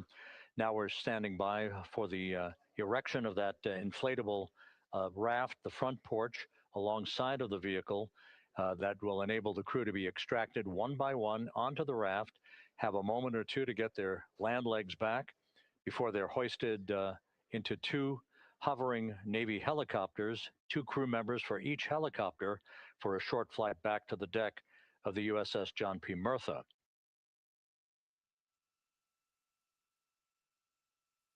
All of Integrity's systems operated flawlessly throughout the course of the approach to the Earth, the entry into the Earth's atmosphere, and all of the key milestones that followed in this high-speed return to Earth for integrity.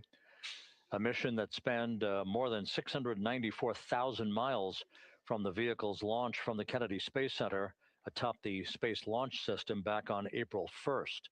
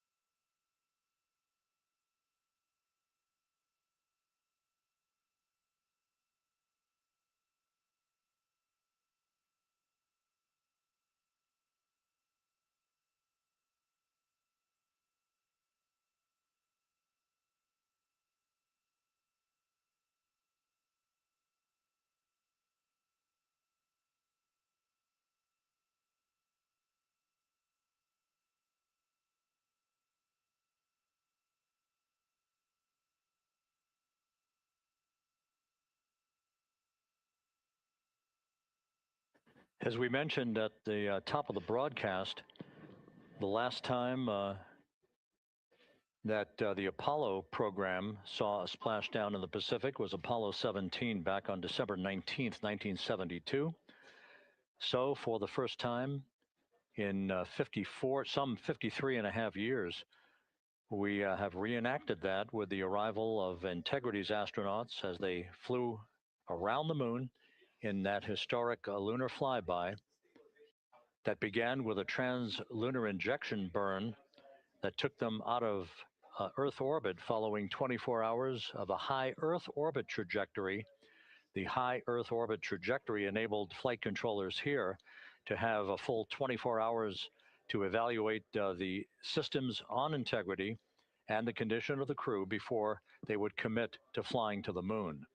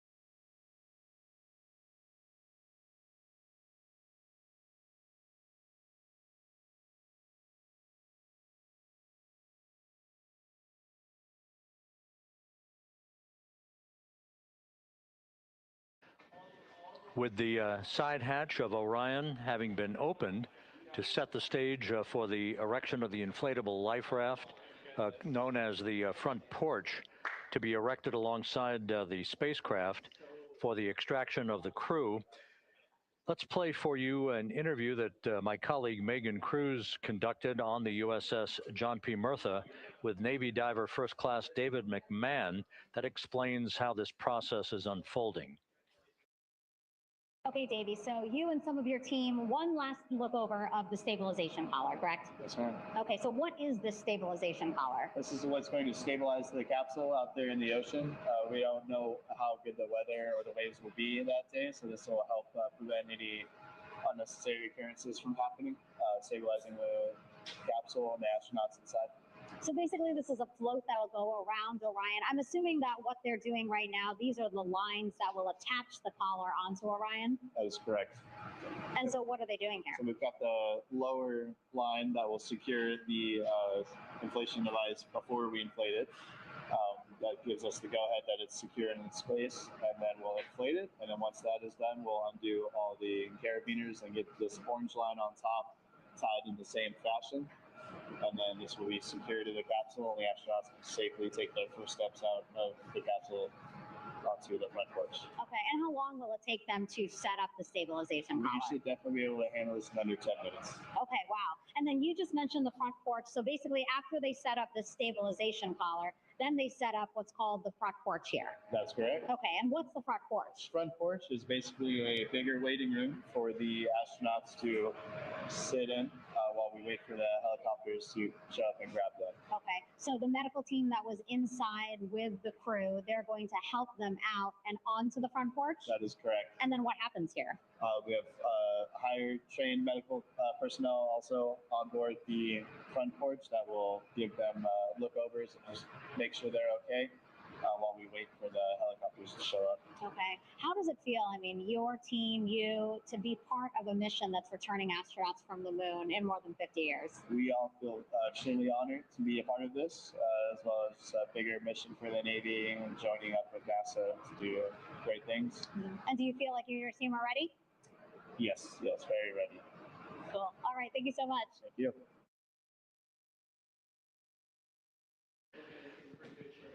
Once again, the recovery operations are continuing out in the Pacific. We shortly should see that life raft, the front porch, erected alongside the side hatch of the vehicle.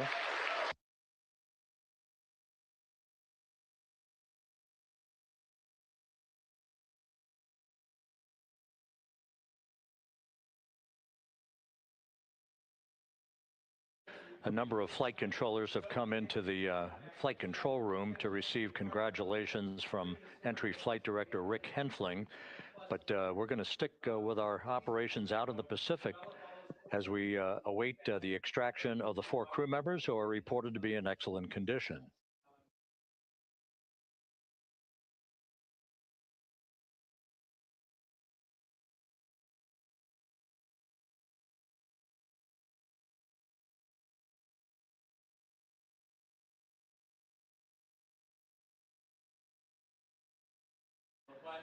Again, while we stand by for that front porch to be erected alongside of the side hatch of the vehicle, let's go back to the USS John P. Murtha and Megan Cruz. Megan?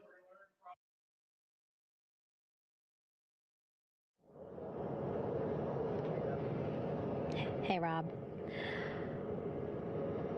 Pausing now to listen to some internal audio loops. Again, the operations team here on the ship communicating with everyone out on the water.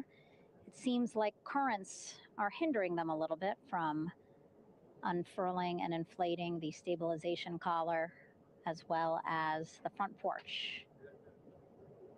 But again, the requirement to get the crew out within 2 hours of splashdown, plenty of time. So no concerns just yet.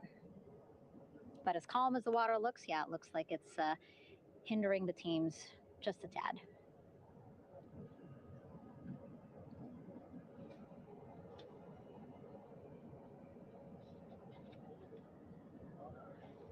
You can see in some of our shots that side hatch still open.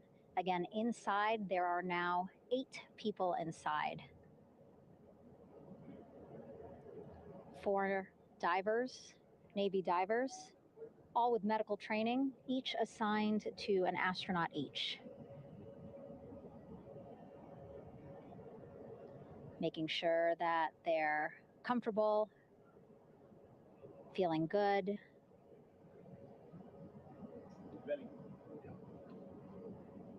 As you've heard us say in the broadcast, you know, they expect a little bit of discomfort. Again, these astronauts just traveled back to Earth at 25,000 miles an hour, a nearly 695,000 mile journey around the moon. If you think you get car sick.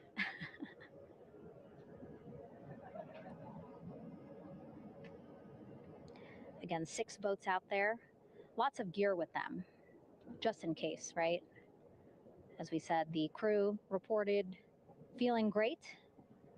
But again, all those folks out there in case they weren't, right? NASA is all about making sure we think about every situation that can happen. And so, of course, wanted to be ready in case any of our astronauts needed more medical attention while out there in the water.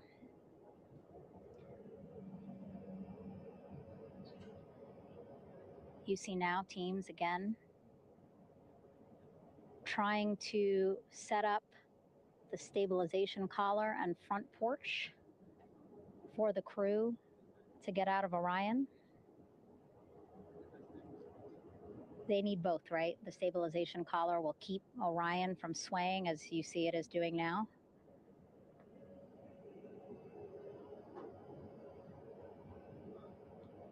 And then they will connect to the front porch to the stabilization collar so that the crew can take 2 steps and they will be in the front porch.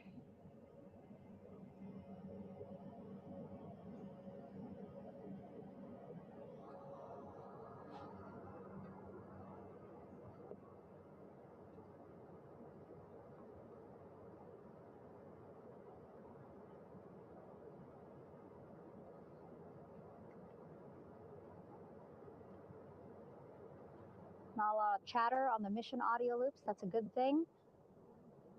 Again, things proceeding pretty nominally, even if they're fighting some currents out there on the Pacific Ocean.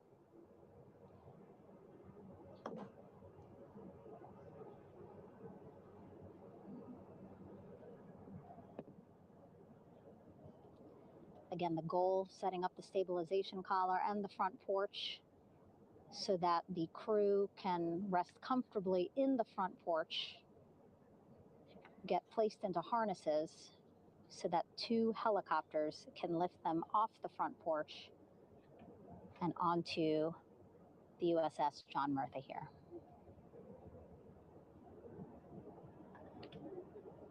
The helicopters are going to take turns picking up an astronaut. So again, Helo 1 and Helo 2.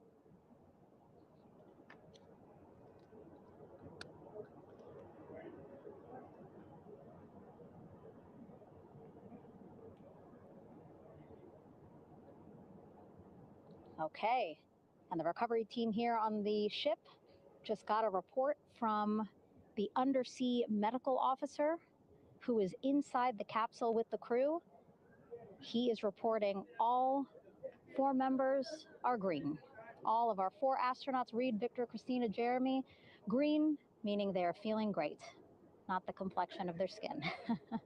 They are feeling great, happy to be home, and ready to be extracted as soon as possible.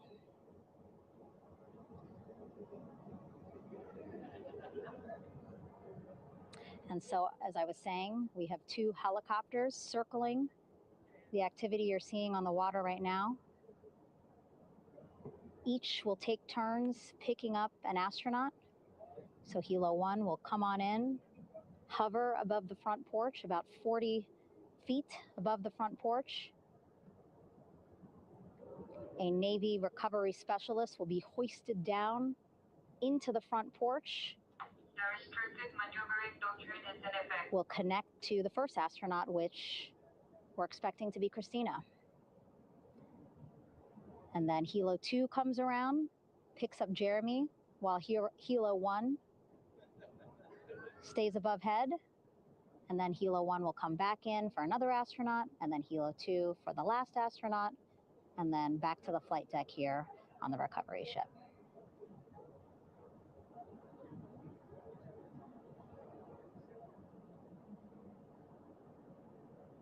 I was talking to Assistant Artemis Recovery Director Paul Sierpinski.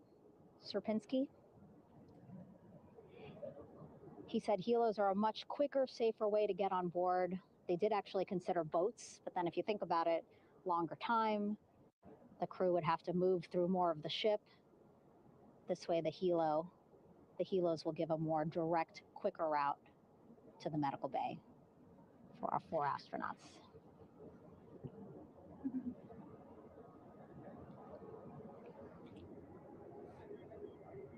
Beautiful shots from our aerial and imagery teams.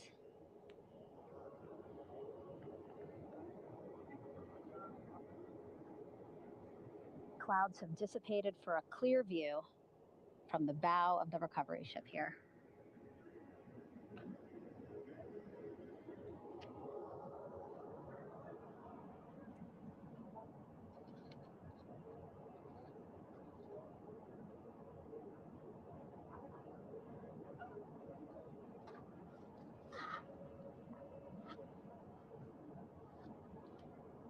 You can still see divers in the water there. Encircling Orion, that is that stabilization collar we've been telling you about. As you saw in that interview just a few minutes ago, they have to first connect it to Orion, and then once it's secured onto Orion, they can inflate it, and then they'll further secure it with other harnesses and lines.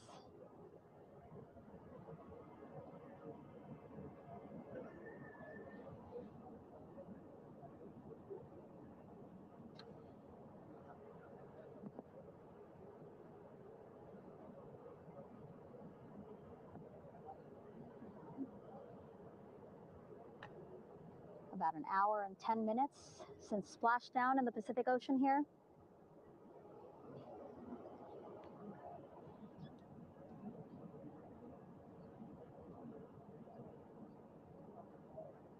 Reed, Victor, Christina, and Jeremy back home after a history-making mission to the moon and back.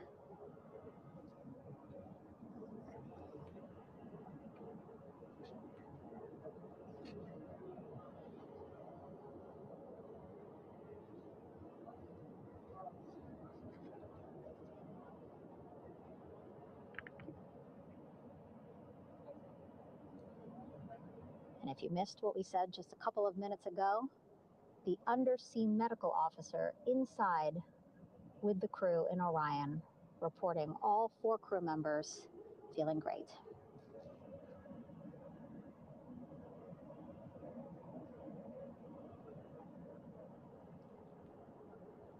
Progress being made there on the stabilization collar. It looks like they are beginning to inflate it.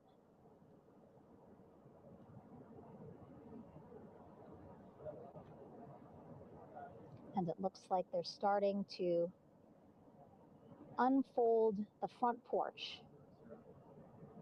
in order to get that into the water here shortly and inflate that as well.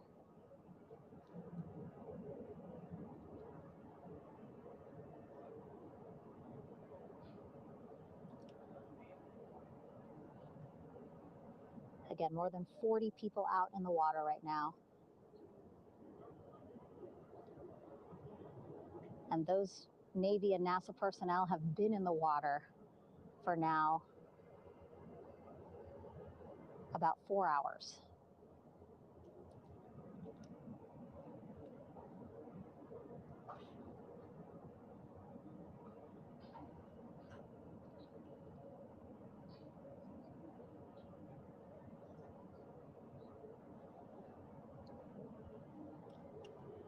The reason why they had to get out so early is just to stage everything. And actually here on the ship, when there are flight operations happening, you can't have anything else, right? Just because the flight deck can be a dangerous place, so they just want to focus on planes coming and going from the ship, so that's why they wanted to get the boats in the water to make sure that they have all the time they needed for the flight ops. And then the same crew here out in the water, they will stay out in the water for a number of hours after we recover the crew and get them back on the ship, because then they have to recover Orion.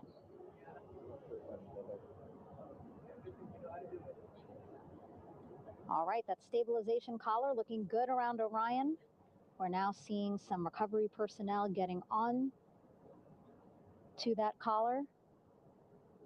Again, they need to further attach it to Orion to make sure that it can really prop up the spacecraft. It's basically lifting it up off of the water just a tad. Again, so it's not so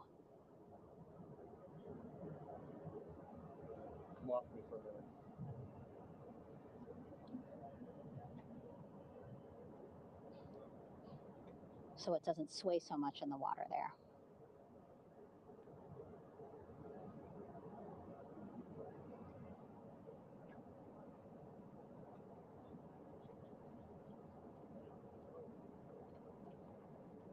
And now that front porch looks like it's nearly fully inflated as well. You can see a much larger surface area.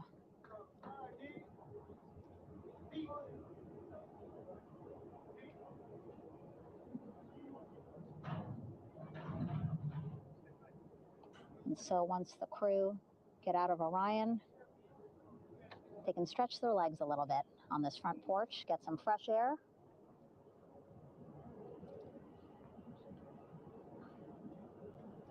And enjoy this beautiful day here on their home planet.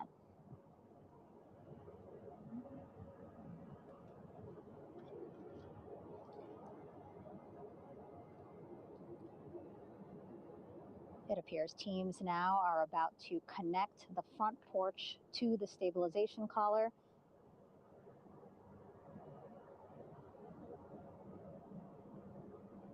And at that point, when both are secure, we should soon see astronauts come out of Orion.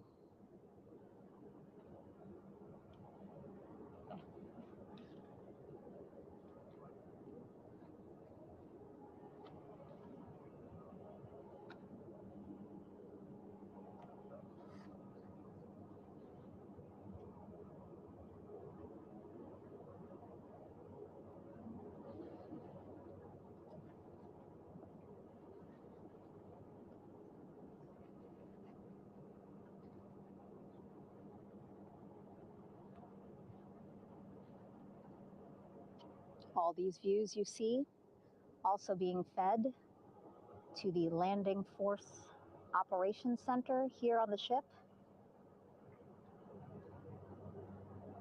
Of course, it is very important for our recovery teams leading the mission to have all the views that you're seeing as well. Again, listening to their communication loop here on the ship. Very quiet, which is a good thing. It means things are going pretty nominally, meaning as expected.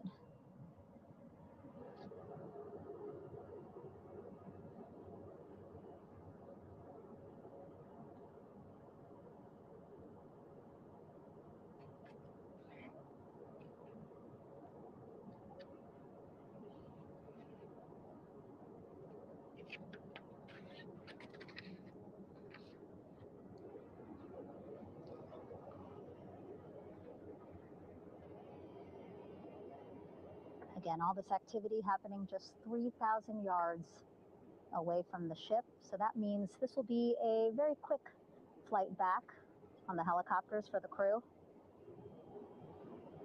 2-3 minutes, and then we'll be back here on the ship.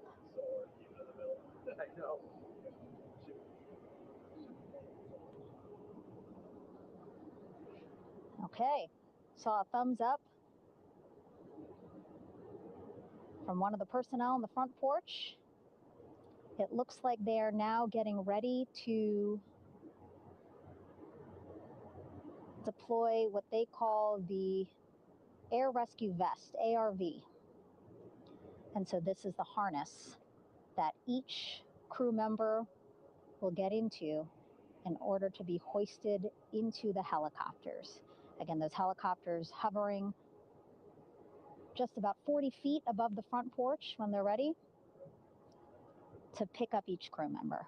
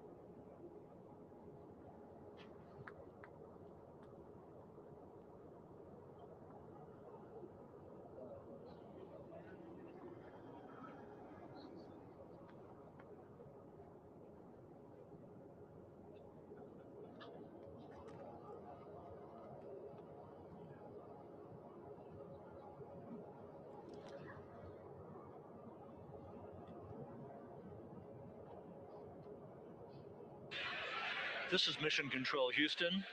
Behind me, a fairly raucous scene as hundreds of flight controllers have poured into the flight control room here. This is reminiscent of the scene after the final shuttle mission of STS-135, although that was the end of a program. This is only the beginning of a program with the textbook splashdown of Integrity and its 4 astronauts. We're standing by for the crew to be extracted from the spacecraft. Entry Flight Director Rick Henfling invited all of these flight controllers who have contributed to this mission to enter the flight control room to have an opportunity to receive well wishes and to share the mutual glow that exists in the wake of a textbook mission for Integrity. On the front screen here in Mission Control, a sign that says "Welcome Home, Integrity, taking humanity back to the moon, going further, and returning safely to Earth."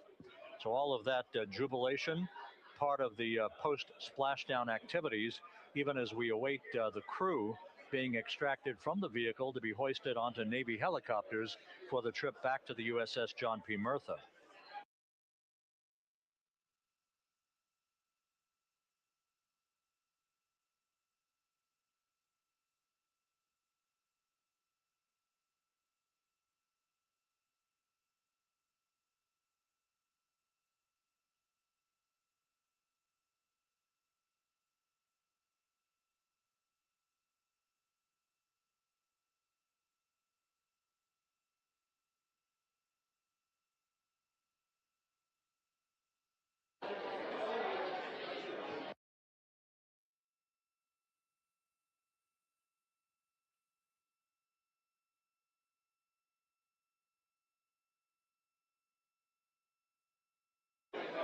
Once again here in Mission Control, this view of the Artemis flight control room, known as the White Flight Control Room. This is the old shuttle flight control room, and now is the home of Artemis missions to the moon and beyond. Once again, quite a few flight controllers were invited in by Entry Flight Director Rick Henfling to share in the jubilation following the successful splashdown of Integrity. That splashdown occurring an hour and 22 minutes ago, as we stand by for the completion of the extraction of the crew and ultimately their hoisting onto Navy helicopters for a short flight back to the USS John P. Murtha. Splashdown occurred at 7:07 and 27 seconds p.m. Central Time.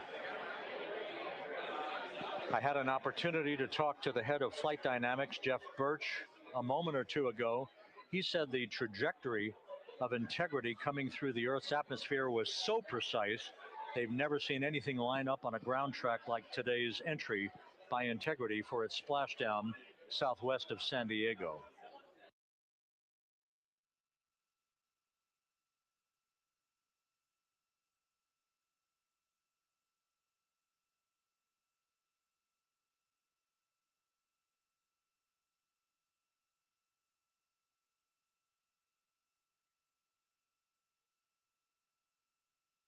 And the initial, you can hear it.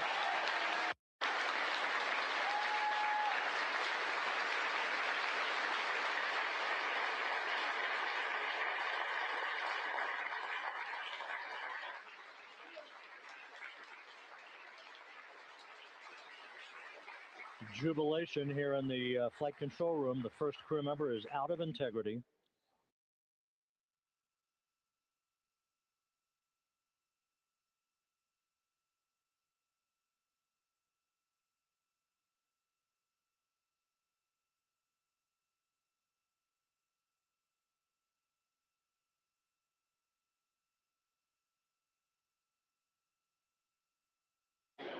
We are expecting the other crew members momentarily to be extracted.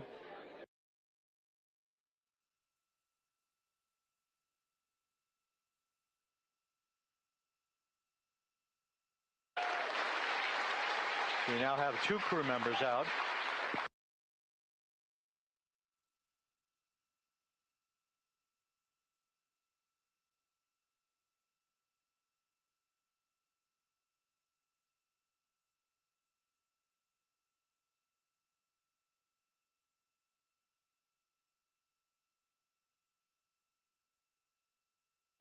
Two crew members out, 2 to go.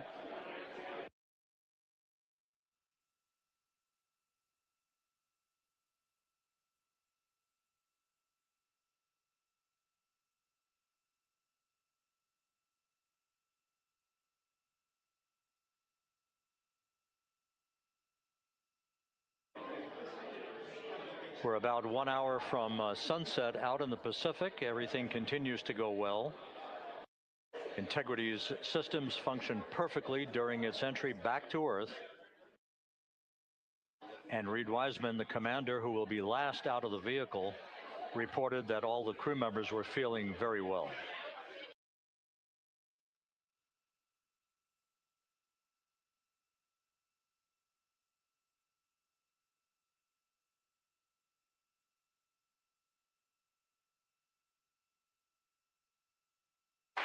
Crew member number 3 now out.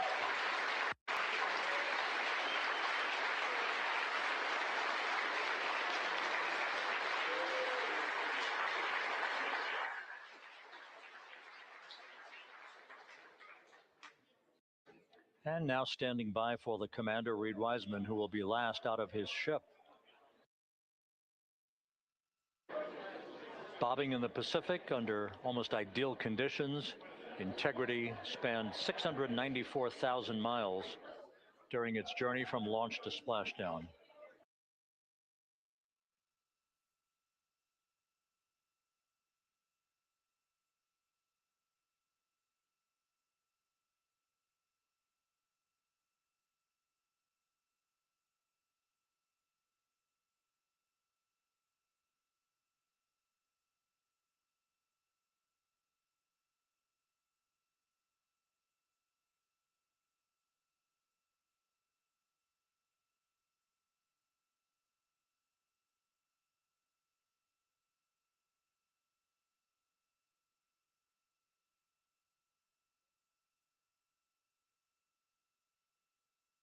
And we now have Reed Wiseman out of the vehicle, all 4 crew members now out of Integrity.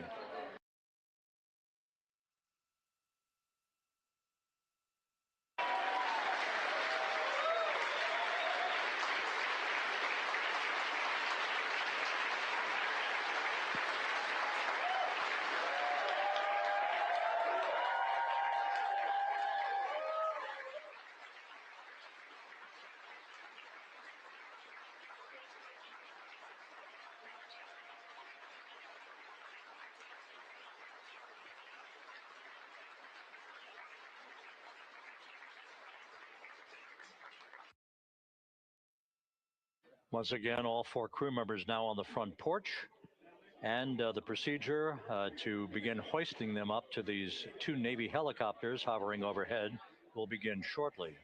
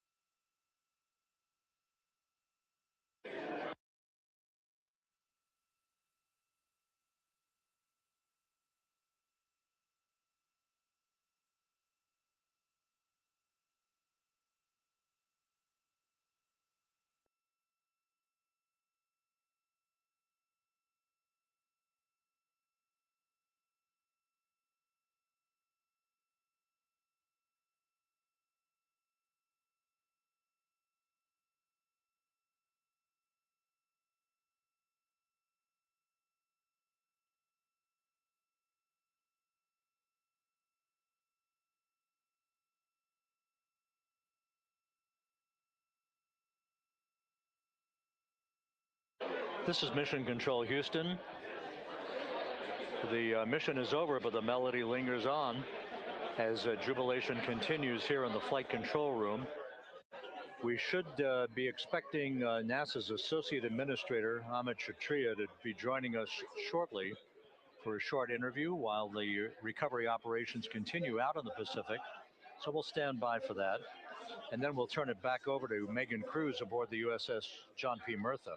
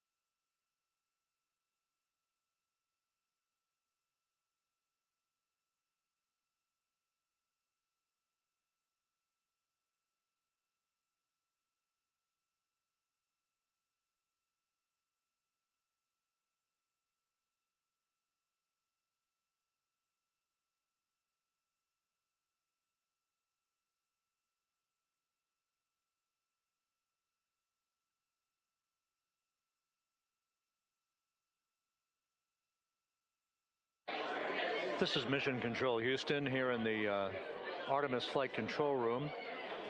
A number of flight controllers basking in the glory of the successful end of this mission that carried 4 astronauts around the moon on a lunar flyby, and the first test flight of Orion with crew members on board. Splashdown occurring an hour and 32 minutes ago after a flawless descent back into the Earth's atmosphere for the vehicle. Its 4 crew members in good shape, simply enjoying their time right now on the front porch, as it were, the inflatable raft alongside of their Integrity spacecraft. We're expecting Amit Kshatriya, the NASA Associate Administrator, to join us here momentarily for a brief interview. before we turn it back over to Megan Cruz aboard the USS John P. Murtha, the recovery ship.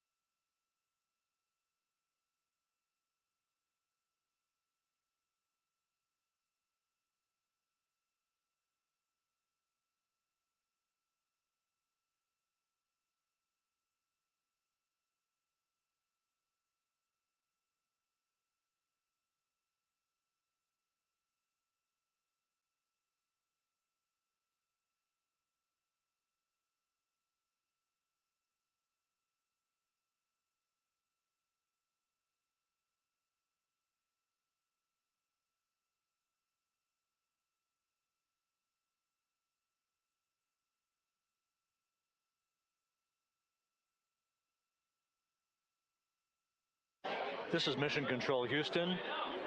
We're about an hour and 34 minutes since the textbook splashdown of integrity in the Pacific to bring home our astronauts. And with us now is Amit Kshatriya, the NASA Associate Administrator. Amit, a little bit of history made tonight, a little bit of history made over the past few weeks. Your thoughts as this team here basks in the glow of what they just accomplished? Yeah, Rob, we're here in the control center, and it's kind of overrun with jubilant folks from the Mission Control Houston, as well as engineering, and folks that just want to be here, part of it, as we watch our crew get extracted from the vehicle. And, you know, my thought is always about these teams, the team that's in the water right now, pulling the crew out, the team here in Houston that worked so hard over the last 10 days, no sleep to get this done. You know, we still have some work to do to get the crew to the med bay here on the ship. They all look great coming out, so hopefully that won't be too long. You know, I think we saw the administrator on the boat too, giving his thanks to the Navy team on the Murtha, which they're just an incredible group of sailors. I was able to visit with them a couple weeks ago. And then if you pull it all the way back to the workers and the folks that joined the rocket at Michoud, that made the heat shield tiles, that held together tonight, that that stacked the vehicle in Florida, that integrated the vehicle in Denver, that fired the engines in Stennis, that fired the boosters in Promontory. I mean, this is the entire team, coming together and being tested by the environment that this machine went through, and they did it right. The work was good. They did it right.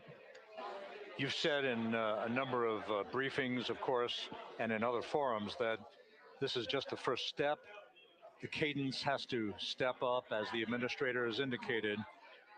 Now, it's a little early for the full report card on how integrity did, but did this mission ultimately, from your eyes view, exceed expectations? It absolutely did. I mean, I was waiting to talk about this until we're in the water, and I think we still have, again, work to do to bring it in and really kind of go through it bolt by bolt and see what we learned. But I mean, so far, given what we learned during the mission and given how we performed on ascent, on entry, I always think about energy in terms of the states that you worry about the most. And every time we put these machines through these incredibly energetic states, they came through. So I'm fairly confident that we made a big step tonight to get us on the path towards the surface. I think the path to the surface is open now. We do have to do all the work, and we'll make sure we talk about that as cleanly as we can. We learned a few things during the mission, but I have to tell you, this was an incredible test of an incredible machine. From an American psyche standpoint, the Empire State Building was lit up red, white, and blue tonight. Our coverage was seen on baseball stadiums around the major leagues. How captivating was this experience for the American people, for the world, in fact, as we return to the moon? I have not been able to watch a lot of the coverage as we've progressed through the mission. I will tell you, just from my witness in Florida before launch, and then seeing the people's faces here, and then reading where I can about how things are going. I think this has been a gift to the world from NASA. NASA has given the world a gift, proving to folks all over the place, especially young people, and that to me is what this is really about. Young people, when they see what we can do when we work together, when we have teams that collaborate, that it doesn't matter how hard the problems are, we can solve them. I'm hopeful that Artemis II, as folks witness what we were able to do with this incredible crew, this incredible team that we've birthed into the world, scientists and engineers and artists that have been inspired by this. And even if they don't come work in the program, which separately they should come work in the program because Lord knows we need the help. But even if they don't want to come work in the program, hopefully they grow up to recognize they can do amazing things when they work together and contribute to society and be good citizens and really change the way, the challenges that are coming in the world are overcomable if we work together like this. And one final question, flying to the moon, we did it. We've done it again this past week and a half or so. But the engineering that went behind the design of this mission and the precision, the pinpoint precision of this vehicle entering that entry corridor, it's almost mind-boggling. Yeah, it is incredible when you think about the energies involved and the uncertainties involved. That when we inserted the vehicle into orbit, it was 99.2% down the middle. When we dropped the vehicle right on top of the fleet here, our guys knew exactly where to go, but the guidance was perfect. And it's interesting. I've got this question a lot over the last few weeks about, we did this before 53 years ago, and that. I think, it is a reasonable thing to contemplate, like what's gone on since then. And what I'd tell you is, when we did Apollo, which again, the more we learn about what they did, the more magical it seems what they were able to accomplish given the technology and the learnings that they had. But when we did Apollo, the architects of Apollo, Gilbert, Seaman, von Braun, Mueller, what they really, really wanted to do, as they were contemplating what it meant to expand our range of action to the lunar surface, what they wanted to do was learn how to live and work in space for a long time. They wanted to do that first before they were confident they could expand their range of action to the moon. Now, of course, the politics of the time and the mission at the time was different, and so they had to go straight to the moon and bring people home. And then after that, the program kind of lost its momentum. But after that, NASA kept moving along those paths, right? So we recognized during Apollo that reusability was going to be important. We spent a lot of money on those machines, and we spent a lot of money on these machines here. Even though, but we recognized that reusability was important, which is why we built a winged space plane called Space Shuttle, and then we used that reusable machine to build a space station. And we learned for 25 years how to live and work in space, and have been able to develop technologies that can enable exploration. So really, what I think is now, 53 years later, we're at the point where the architects of Apollo would have been pleased that we're now ready to actually go back to the moon and go back to stay, because we've learned all the things we needed to learn. There's a lot of people pleased here tonight, and we really thank you for joining us. Amit Kshatriya, NASA's Associate Administrator, as we begin to hoist the crew onto the helicopters to head back to the recovery ship. Thank you very much, and congratulations, Amit.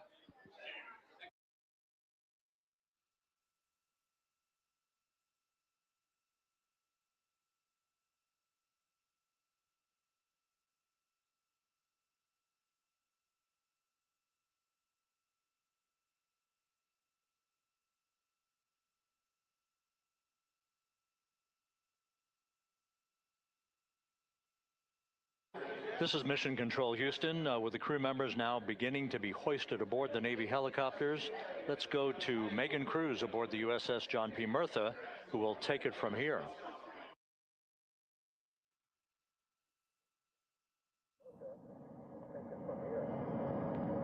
Hey, Rob, yeah, back on the bow of the ship here, we are seeing the helicopters circling Orion, the first one there, having just completed picking up the first astronaut. Helo 2 now, hovering just 40 feet above the front porch, lowering a recovery specialist out of the helicopter. That person will touch down in the front porch just there.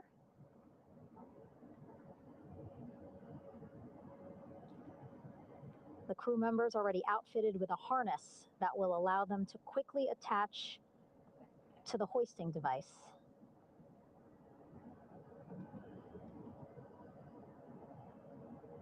Look at the power of those blades throwing water out at the center there, the front porch,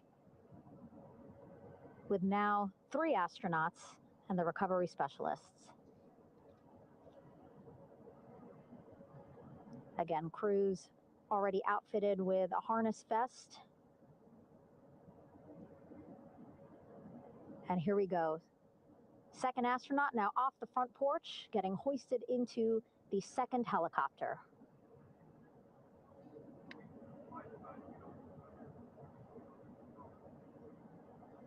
That helicopter will now hover just a distance away to give room for the first helicopter to come back and pick up the third astronaut.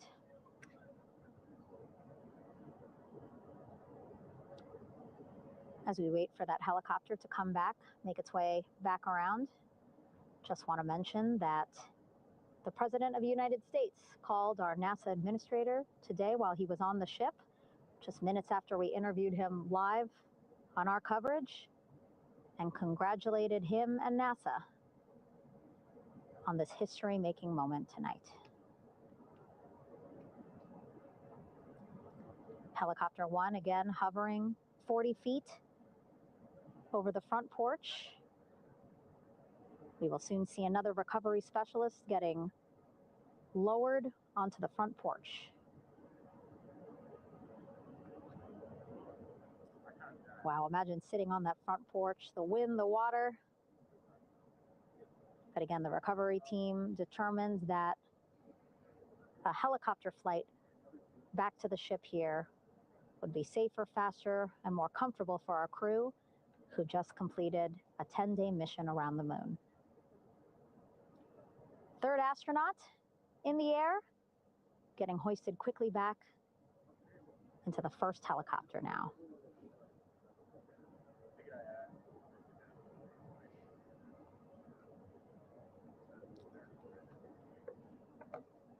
That first helicopter now on its way back to the ship here. We will soon see it land in just a few minutes. Again, all this action happening just 3,000 yards away from us, so a very quick flight back to the flight deck.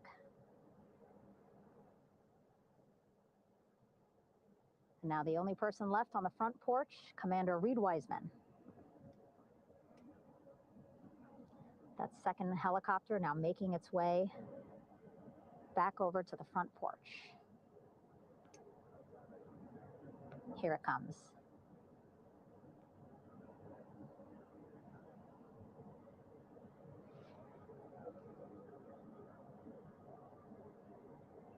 Making its final approach here.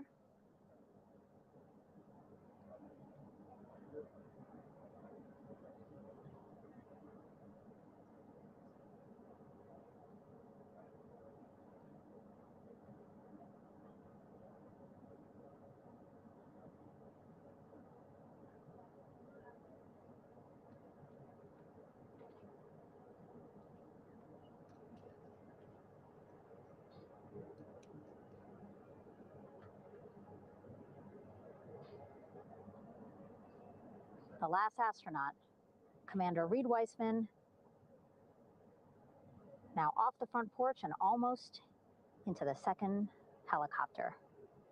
Both now on their way back to the ship where we are, the USS John P. Murtha, just west of San Diego in the Pacific Ocean.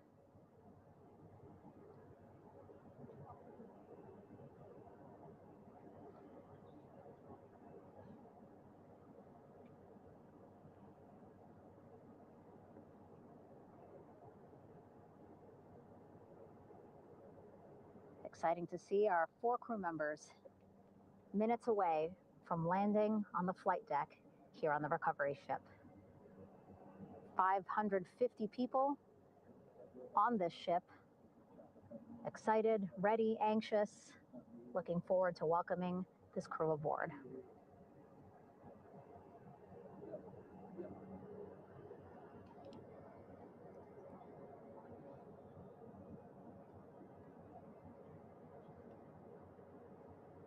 watching them now with our own eyes. Close to the ship here. Hearing them begin to hover on the flight deck, which is just across from us here on the bow.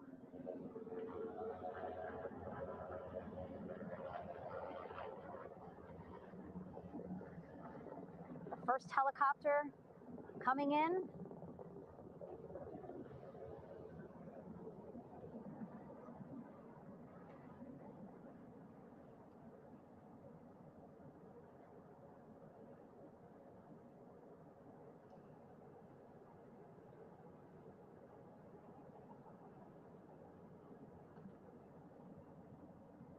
And wheels down.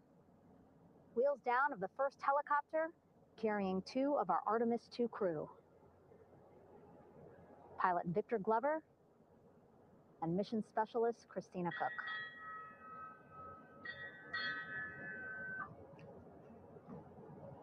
Kilo 1 on deck reported on the recovery loop.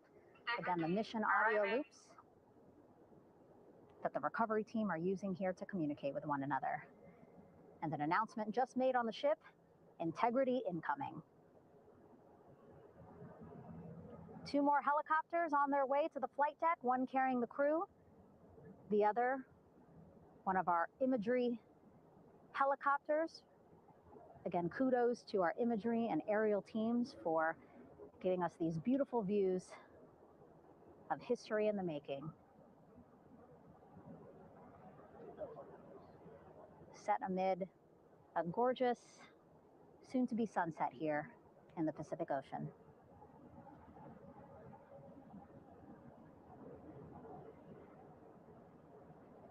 Second helicopter.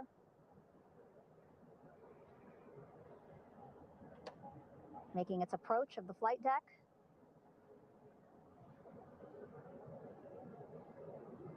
Plenty of people here on the bow with their cell phones out, filming this moment.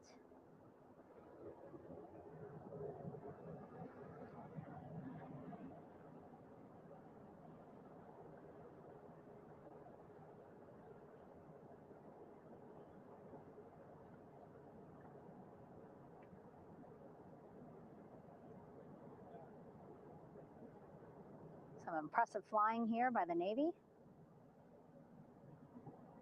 as we are seconds away from wheels down.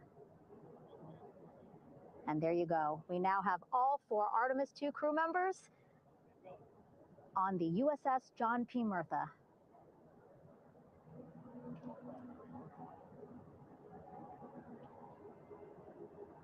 I'm sure they're happy to be out of the water and on this recovery ship with, again, 550 people on board, ready to welcome them home. But first, as we've been saying throughout the broadcast, just making sure the crew feel good. We reported that they were feeling good when they were in Orion, but those were just initial, quick, verbal assessments of how they're feeling. Their destination tonight, the medical bay here on the ship, right after we power down the helicopters here.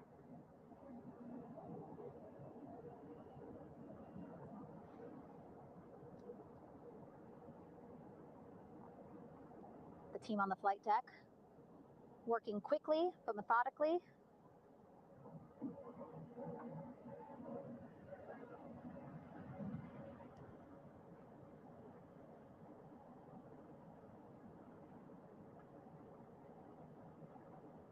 Waiting for just one more helicopter to touch down.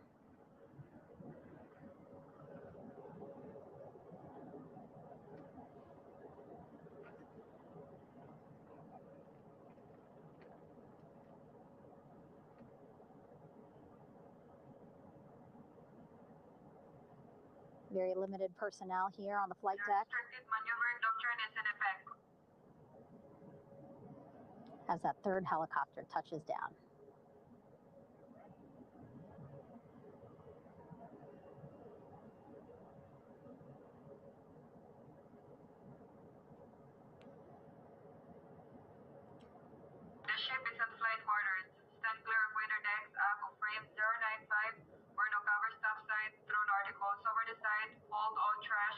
reach on station. Flight quarters. While just a few folks on the flight deck itself, there are plenty more on some upper decks. You'll see in some of our views a very packed crowd overhead. Announcements being made over the ship's loudspeaker system, reminding folks to stay clear of operational areas like the flight deck, so that teams can work quickly to get the crew off of the helicopters and into the medical bay.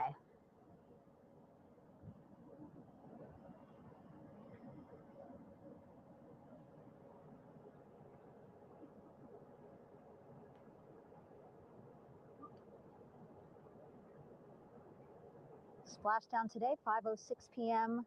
Pacific time. We are within 2 hours of that splashdown time, and already we have all 4 crew members on the flight deck of the USS John P. Murtha.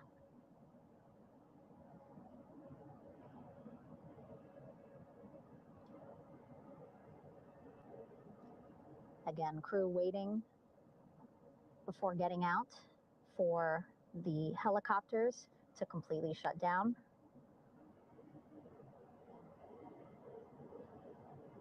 Safety, of course, very important to NASA and the U.S. military.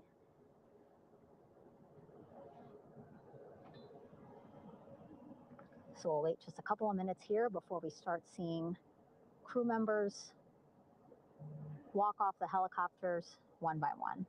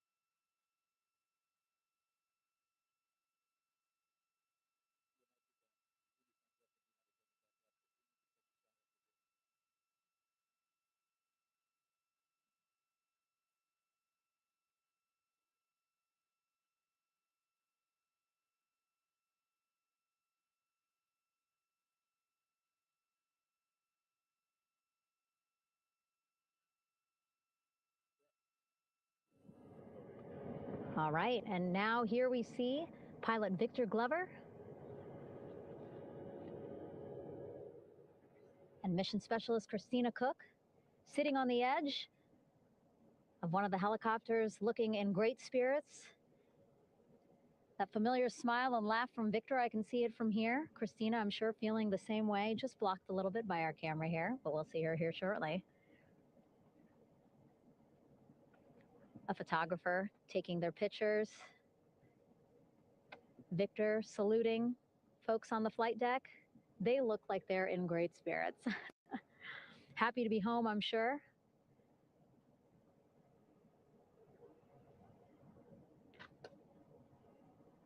If you're sitting at home, I hope you too are wondering, what would you want to ask them if you got a chance to talk to them? Because that is what I'm thinking about. Getting the opportunity to talk to or ask questions of these 4 astronauts who just made history as the first crew to return to the moon since 1972.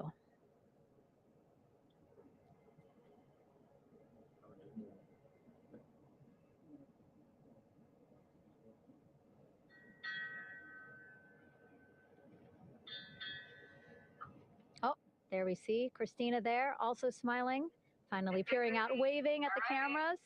Hello to you too, Christina, yes. Welcome back. Welcome, welcome home. A loudspeaker announcement on the ship saying, "Welcome home, Integrity."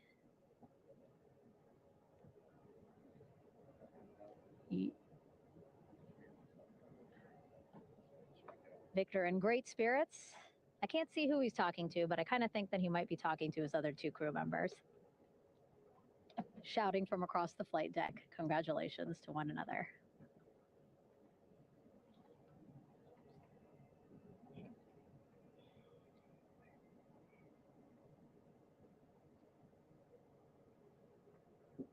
And so now we see some Navy personnel walking up to the helicopter. This is again the first helicopter carrying pilot Victor Glover and mission specialist Christina Cook. Both have taken off their helmets now.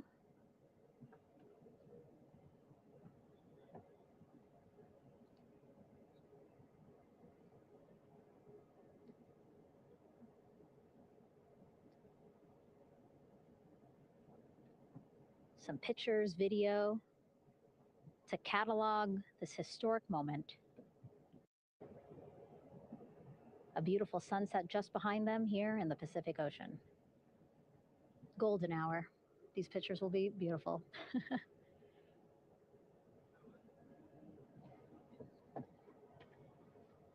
Now we see NASA Administrator Jared Isaacman. He is on the flight deck, as well as flight surgeon Rick Schuring walking over to Victor and Christina first. We saw the administrator walk over to the other helicopter, which is carrying Commander Reed Weissman and mission specialist Jeremy Hansen. We heard from Rick earlier in the broadcast. Again, he said he's going to be out there on the flight deck to do another initial assessment of the crew, ask them how they're feeling, anything bothering them. But again, from what I'm seeing, they look like they're in great spirits and feeling pretty good for folks who just traveled 695,000 miles from Florida to the moon and now here to the Pacific Ocean.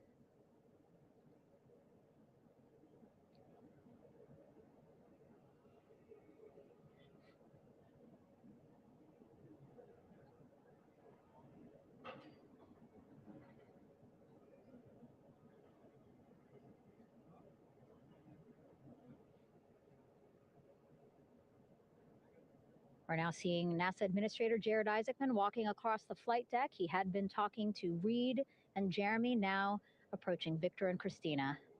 A hug from Victor, a hug from Christina. What a moment that we're getting to experience together.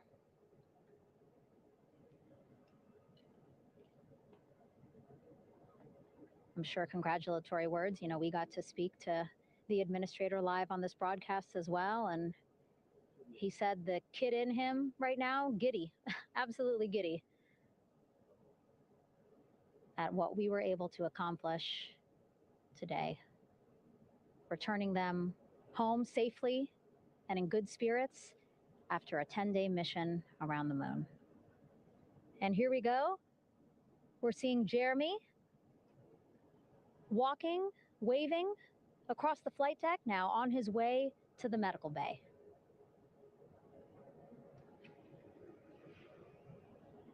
It's a short walk, less than a minute. Again, that's why the recovery team decided to use helicopters to get them on the flight deck for that short walk to medical bay. And now on the flight deck, we see the chief of the astronaut office, Scott Tingle. Rick Schuring switching places. He's going over to the other helicopter. Big hugs from Victor, Christina to Scott. Again, a gorgeous sunset setting the stage for this recovery tonight.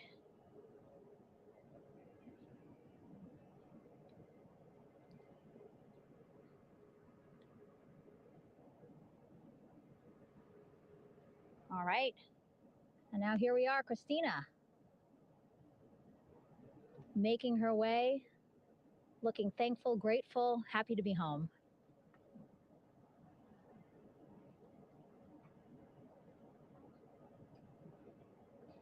You can see she's looking up. Again, lots of people, just a few levels up off the flight deck, welcoming her home.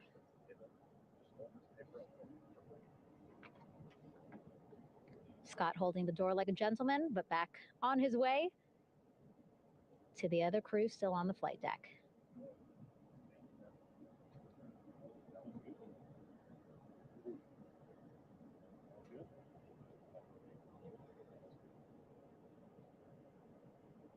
So still on the flight deck, Victor Glover and Reed Weissman.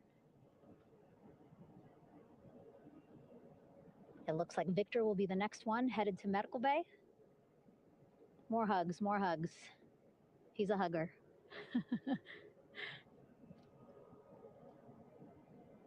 Victor looking good as he walks across the flight deck. NASA administrator applauding. Victor applauding for all the folks on the ship with him who played a role in their safe return today.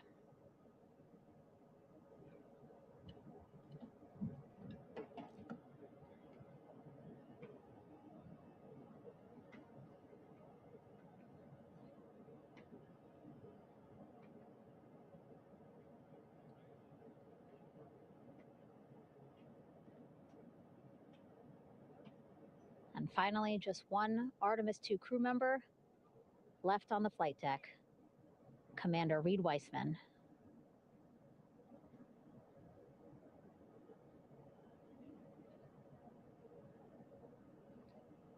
Applause from the group there on the flight deck, I'm sure, as well as on the level just above them, packed with people. Reed looking good as he takes his steps towards the medical bay.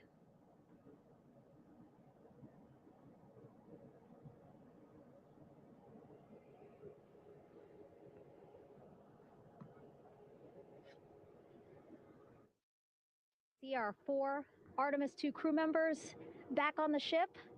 Again, now they will head into medical bay, where they will be assessed by flight surgeons from both NASA as well as the Canadian Space Agency.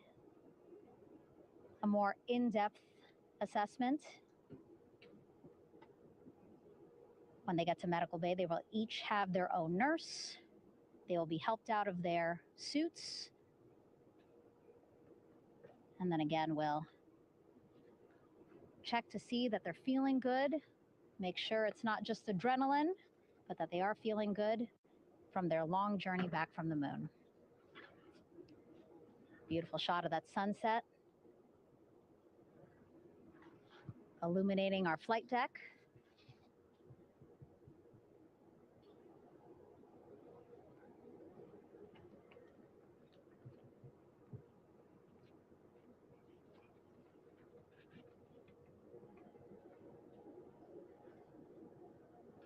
All right, and now with our astronauts safely on board, I want to welcome on Artemis Recovery Director Lily Villarreal. Lily, I don't know how you must be feeling right now. Ecstatic, relieved? So ecstatic, relieved. Of course, we still have to bring the capsule into the well deck of the ship, but this is a major milestone to have the crew here on the ship and in medbay. You know, our team has been preparing and working really hard, and I'm just so proud of them all. Everything went very well, just as planned. Our teammates in Houston, the flight control team was just amazing. We were able to have great conversations and communications about everything. And I don't know what else to say. I'm just so excited. It's such a wonderful feeling to get to this point. Again, we still have to get the capsule, but this is huge for all of us in landing recovery. And I couldn't do this without my team. And of course, the full support of the U.S. military. There's going to be lots of, high fives when we get the capsule back in. And I'm so happy that the crew's doing well. Ryan's doing well. And, thank you for, for everybody watching. Yeah, it was great to watch the crew come back to the ship with you. How were you feeling when you were seeing them looking so happy to be home and feeling really good? You know, the funny thing is that we had video of them from inside the Orion vehicle. They were like that from the beginning. When we opened the hatch, they were already out of their seats, having a good time, waiting for us to open the hatch. And they opened the hatch, and of course, we did the first medical assessment. Everybody was doing very well, and they were just having such a great time with the medical team that was inside the capsule. I think they were all taking selfies with the phones that they have, probably talking about what they saw, and it was just smiles all around. They were having such a great time. And then we put them on the front porch when we were ready to put them on the front porch. And again, you could see they were just so ecstatic to be home and talking to everybody. So we were very happy to see all of that in the control room of the LFOC. How remarkable is that? Again, if we think about their journey, the 695,000-mile journey around the moon and back, coming back at 30 times faster than the speed of sound. I mean, how remarkable is that they are in such good spirits? I mean, this is an amazing crew. I think you guys have seen it for the past 10 days. They're wonderful people, and we're so happy that they brought us along on that ride. And I can't wait to see all the additional videos and pictures that they have that, we'll get a hold of now that they're back on the ground. And I can't wait to hear how, a little more than what we saw on the press briefings from the crew about what they saw. It's just fantastic. Some of my favorite people around this 10 days was a science team and how excited they were. And so this is exactly how we feel in the landing recovery team when the science team went, oh my goodness, when they heard all the discussions about the moon. This is exactly how we feel now in the landing recovery team. We're so ecstatic. Yeah. Again, we have to recover the capsule. I want to make sure we don't forget about our Orion. Lily's all about business. She's thinking about what's next. But yeah, speaking of these 10 days, I mean, we have been along for the journey with them, live with them 24/7 for 10 days, and just really seeing the engagement that we've gotten from around the world. What do you hope people take away from this mission? I think that's fantastic. So, my story was that I went to the Kennedy Space Center. I was born in Colombia. I was 10 years old when we moved to the United States, but when I was 7, my family took me to the visitor center, and that's when I learned about Apollo. And we went to the moon, and I learned about astronauts, and that story was what really fueled me to want to do STEM and want to be an astronaut. And I think that this Artemis program is going to do exactly what what girls, my age back then is 7, young people right now, girls and even like young men, obviously. But we want to empower people to know that you can do this, right? If you want to come and work for NASA, if I did it, they can do it. And Artemis program's just going to inspire everybody. And I'm so happy about that. Yeah. Like Apollo inspired me. Thank you so much, Lily. Really appreciate you being here. As you said, still a lot of work to do, 5 to 6 more hours to recover Orion that's still out in the water. So I'll let you get back to it. But you had beautiful words to say again. We hope that this inspires people. We hope that you come and join us at NASA and accomplish great things with us in the future. Back to you, Rob. Thank you, Megan, and safe sailing out there in the Pacific. Here in Mission Control, it is now all quiet. The team of flight controllers and all their support personnel have left the room to enjoy the aftermath of a textbook touchdown by Integrity that splashed down in the Pacific right on target to complete this historic flyby of the moon, the Artemis II mission. With that, we'll wrap up our coverage for the night and point you to a post-splashdown news conference in 15 minutes at 9:35 p.m. Central Time, 10:35 p.m. Eastern Time, where managers will discuss the return of the Integrity spacecraft and the completion of the Artemis II mission. With that, we'll wrap up our coverage for this evening and historic mission in the history books. This is Mission Control Houston.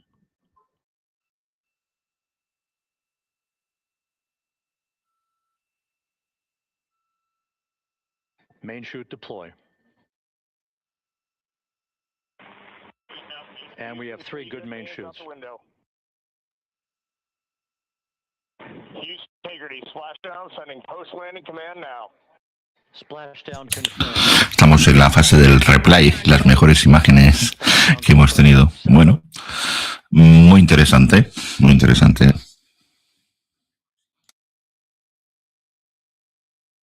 7 p.m. Central Time, 5:07 p.m. Pacific Time.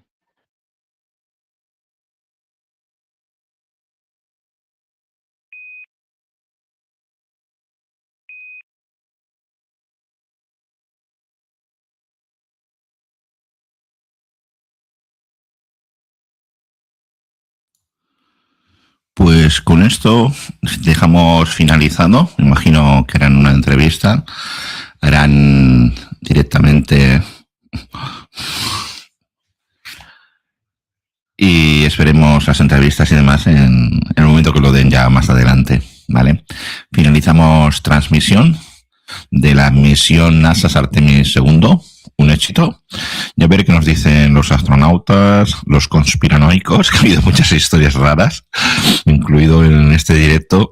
El ChatGPT decía que no existía la misión, una cosa muy extraña, ¿vale? Pero ha sido bastante espectacular, fotografía, puesta en escena, todo correcto, y ahora falta ver todos los resultados. Gracias, namaste, hasta el próximo directo. Xavier García y agradecido. Chao.